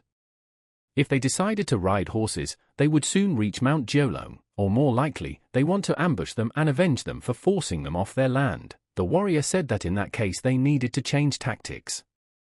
The pursuit might not end in their favor. The general said there was no need to worry. At Mount Jiolong, a counselor with a squad of blood devils was already waiting for them. The general said that their job now was to keep pursuing and not to take any hasty action. Then the warrior said that they were approaching Mount Jiolong. As soon as they arrived, they would immediately set up an ambush. Namgung said he hoped the opponents were still following them.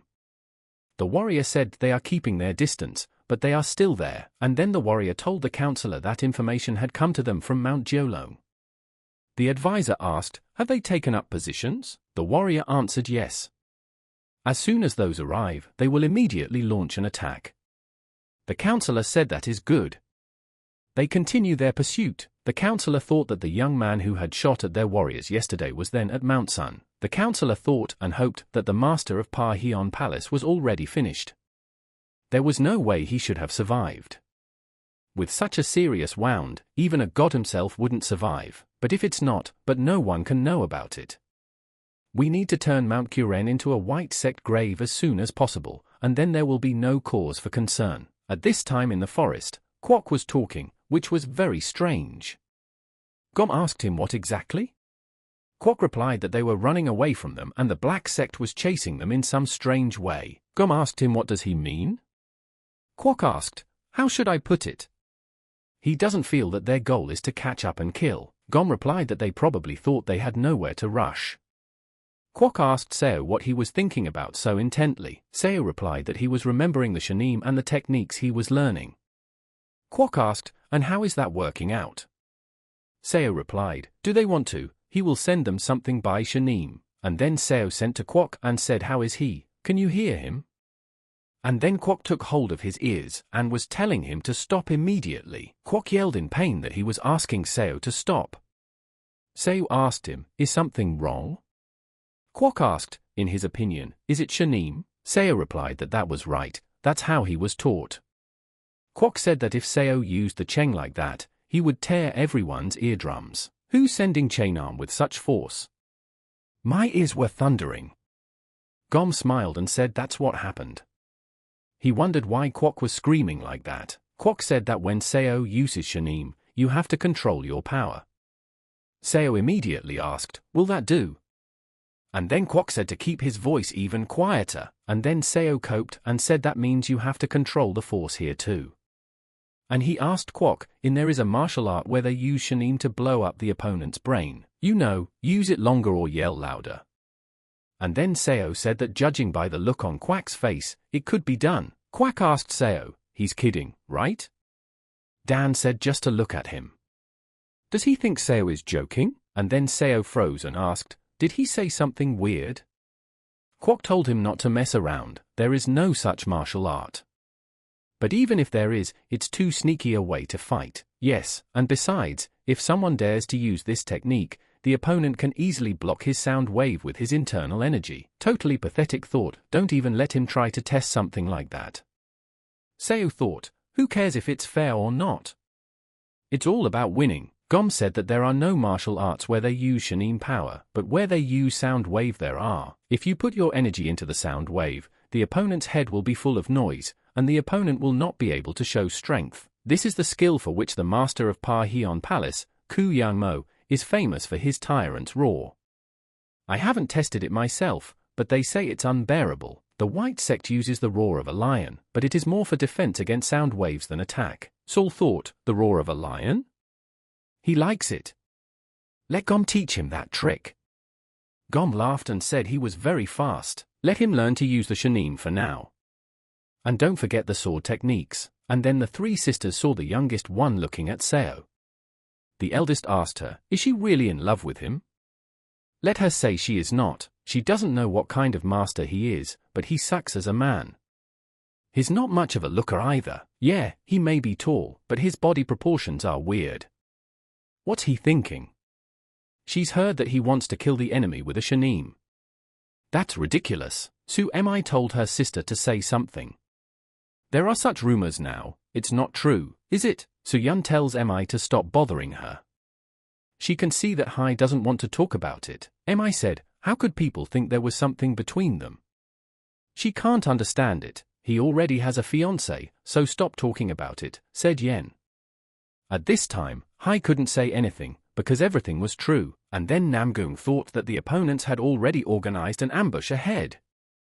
Jegal couldn't believe it. Pa Hyun Palace's men were ahead of them. Hwambo said, how could it be so? Sokro opponents who were chasing them will also be here. And then they will be finished. Namgung asked Jegal, will they be able to get through? Jegal replied that there was no other way. The road was too narrow and it would take them longer to get through the gorge. There's no way they can spread out. The enemy knows the terrain better, and they are in an unenviable position. The warrior said that if they delayed and their pursuers caught up with them, they would be surrounded. That's the worst-case scenario. So break through here, Jegal said to the King of Stones. To the Lord of Swords. The opponents figured out their plan, and they were ambushed. May they forgive them. If they don't manage to get through here soon, their pursuit will cut off their escape routes. It's almost impossible to get through on the left and right because of the slopes, so they have to go forward.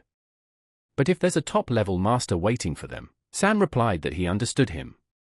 He wants him and his friend to clear the way for them? Jiggle asked as he asked them to forgive them. San asked the King of Stones what he thought. Dan replied that there was no time to ponder. We have to go, and immediately they marched forward, at which time the enemy were behind the hills, and awaiting orders from above. The warrior said to the Lord, "Here comes the King of Stones and the Lord of Swords." The Lord was surprised. From such power, he can't believe it. Can such energy come from just two people? These are the real masters. San asked Dan when was the last time they had played such games with him. Dan replied that it had been a long time ago, when he was young. Immediately, the enemies came out in front of them and ordered them to stop. Sam replied that he was not going to stop.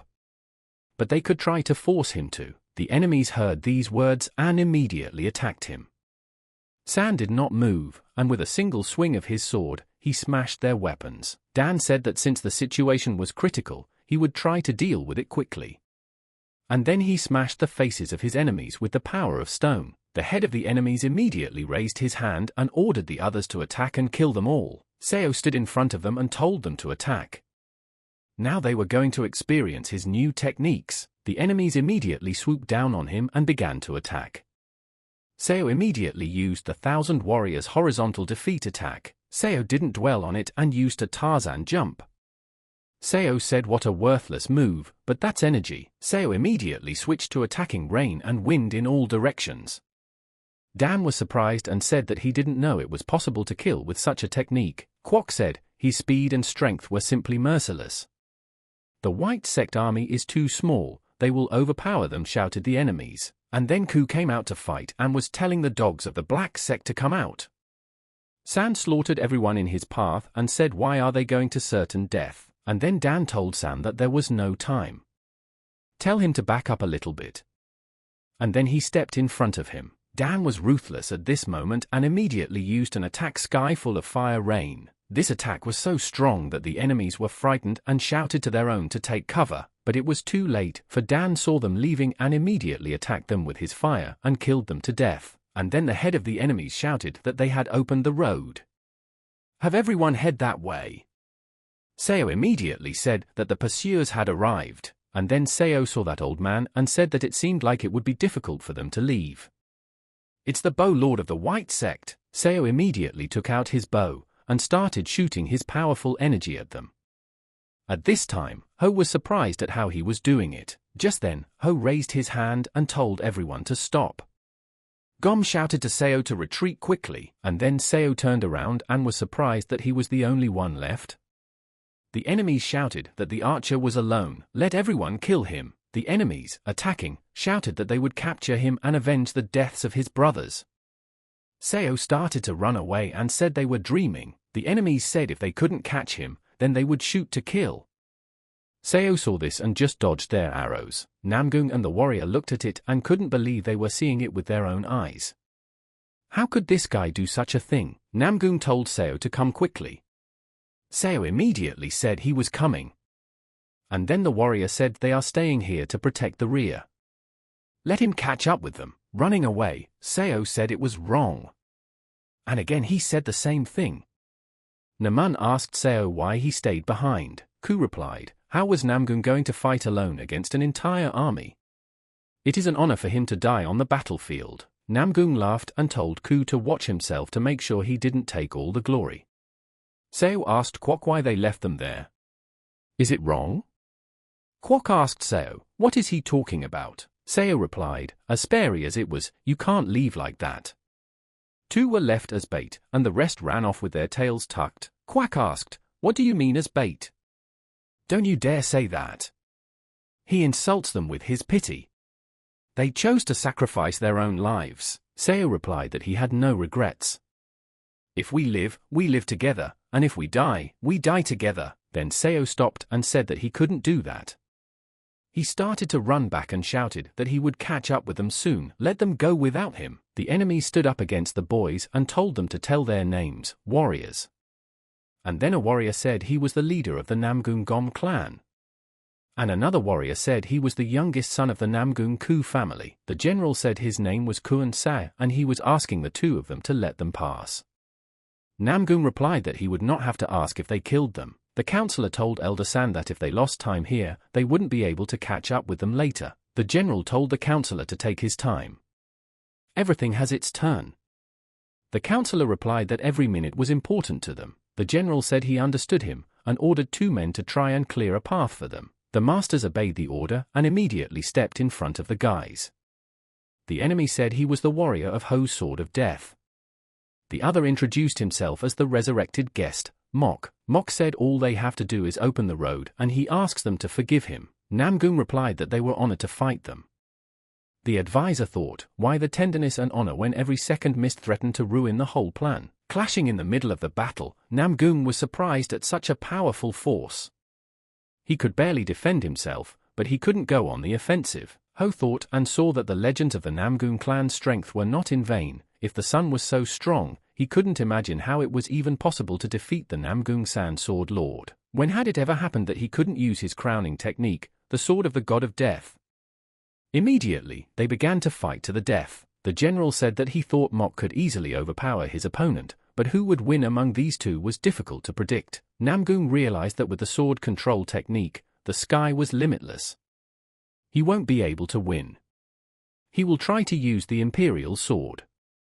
His execution is still not perfect. Ho saw that the direction of the energy had changed. It seemed like he was going to use a new technique. Bad, this is very bad. Immediately, Namgung used the second technique in his attack, Great Emperor. Ho stood still and realized that he was scared. Ho immediately used the third technique of their Death God Sword technique, the Thunderous Fury of the Death God. Immediately, his strength is much stronger than Namgung. He threw his sword away from the attack and couldn't believe that he had lost. Ho replied to him that he was just unlucky. Namgung told his enemy to send him to his brother now. Namgung cried at that moment and told Father Jin to protect their clan. But then an indescribable energy flew at Ho. He couldn't stop it and was wounded from such an attack. And then Seo himself came out of the smoke with his bow. Mok told the boy that they had met again. Seo replied that he had already missed him. Seo walked up to Namgung and asked, "Is he okay?" Namgung asked, "So why did he come here?" Seo said he would help him go. With his permission, he would keep the sword for now. But immediately he was blocked from leaving by his enemies. Mok asked Seo, would he be able to get through?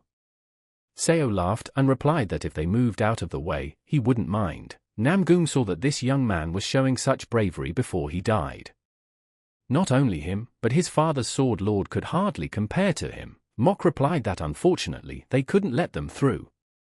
Seo said that in that case, he would have to make them. Mok immediately ordered his men to kill this guy. Seo stood in the middle of everyone's back with Namgung. Seo immediately used the 1,000 Warriors horizontal defeat attack. And in a moment, he killed several opponents. Chi saw this and couldn't believe that the guy was using a sword with embedded internal energy. Seo slowly walked forward and once again used the 1,000 Warriors horizontal defeat attack. The general said it was incredible. Every child knows this technique, but this young man puts a colossal amount of energy into it. He saw the others pouncing on him and decided to use a Tarzan jump. With this attack, he scattered all the enemies around him. He shouted for them to stop him from attacking. Let them all attack at once. Seo saw the people following him and used a wind and rain attack in all directions. And smashed the entire land in front of them. The enemies shouted to their own to take cover. But this time they didn't make it in time, and had to be regretted for it. The general saw that 8 sword strikes in a second wind and rain in all directions. That's a move every peck in the neighborhood knows, but he can't believe it. The Blood Devil squad can't handle one person. Ki asked, is it possible to win with such a technique? He immediately took up his sword and said that it was a disgrace to the Blood Devils. He immediately went into battle and told Seo that he would be his opponent. While in hiding, Quack stood in a tree and said that he hoped he would be okay. Dan told Quack that he should have stopped him then. Gom said he couldn't have done it if he'd wanted to. Quack said that So Mun was right, it was better to die on the battlefield than to run away like this, tail tucked. Dan told him not to get worked up. Gom also said they had no one to blame. There's nothing they can do. They just have to wait. At this time, Seo was fighting alone and two masters at the same time, and was very good at even defending himself. Seo saw and felt that it wasn't easy to fight the masters. Mok thought, what's wrong with this guy? He's been fighting non-stop for half an hour with a wounded man on his back, but there's not a trace of fatigue on his face. They certainly didn't know there was a monster in the righteous coalition. Where did he come from? Seo immediately used his Tarzan jump and killed a couple more enemies that were attacking him, but that wasn't all there was to it, and immediately used 1,000 horizontal defeat warriors against the masters. The general was saying that he refused to believe in such talent. It was hard for him to accept his skills as an archer, but the fact that he was also a master swordsman. The counselor turned to the elder and said that because of his sluggishness, they would no longer be able to catch up with the White Sect army, but they must capture him. The general asked the counselor, does he think they can do it? It's been half an hour since he's been continuously putting his energy into sword strikes, but still not a drop of sweat on the young man. It's the kind of man the earth carries with great difficulty. Seo realized it was time for him to call it a day. The longer the battle, the worse it would be for him. He would try to fight their leader. Seo immediately headed for him, and then in the moment Mok thought he'd made it, and he made it. Mok thought he was able to evade his blow. Had he ever seen a blade so fast? Mok told Seo that he wanted to know what kind of reception brought him to his knees. Seo replied that it was their family's crowning technique. The Heartless Sword is the first sword of the Triple Unity technique. Mok said, so the Heartless Sword, he didn't even feel it. He's glad it was him, the Lord of Bow and Blade, who killed him. And then the head attacked and shouted to his brother, Mok, and immediately attacked Seo with his own attack. Seo immediately used his attack in return so that he could break away from him a bit. Chi thought that if the White Sect had a Blade Lord, then they, in the Black Sect, had a Heavenly Sword Lord. The general told the guy that he was about to see how long he could last. And then Seo felt that his spiritual energy was running out. Seo said that running away here is obviously not going to help him. So be it. I decided to fight him right away. The general said the guy was running away. Did he realize it was pointless? Or did he want to fight for real? The general immediately used his sword blast attack and pointed it straight at the guy. Seo immediately realized that this technique could only be countered by the Trinity Unity Sword technique. But his energy wouldn't be enough. Seo closed his eyes and attacked with the second technique of the Triple Unity Sword without love. Immediately, he aimed it at the enemy, and then the general felt it all and even his leg trembled. He used his crowning trick. Immediately, Seo passed through the energy and pierced the general's chest. The enemy clutched his body and said he was ready to defend himself. Seo felt that he was hurt and could not linger any longer. Immediately, he said he had to run away. The counselor shouted to his men to chase after him. That swordsman is also wounded. Blood Devil Squad, have them bring his head. Ki immediately went after the general.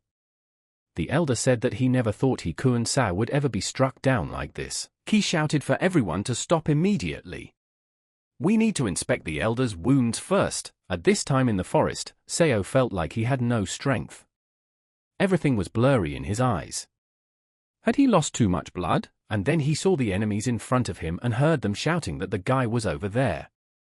Seo immediately got ready to fight. Seo realized that he had no energy left at all, he wouldn't be able to use it. And he didn't have the strength to make a move.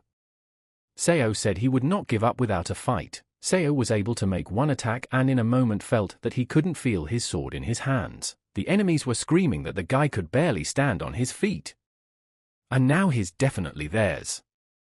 And immediately attacked him at once.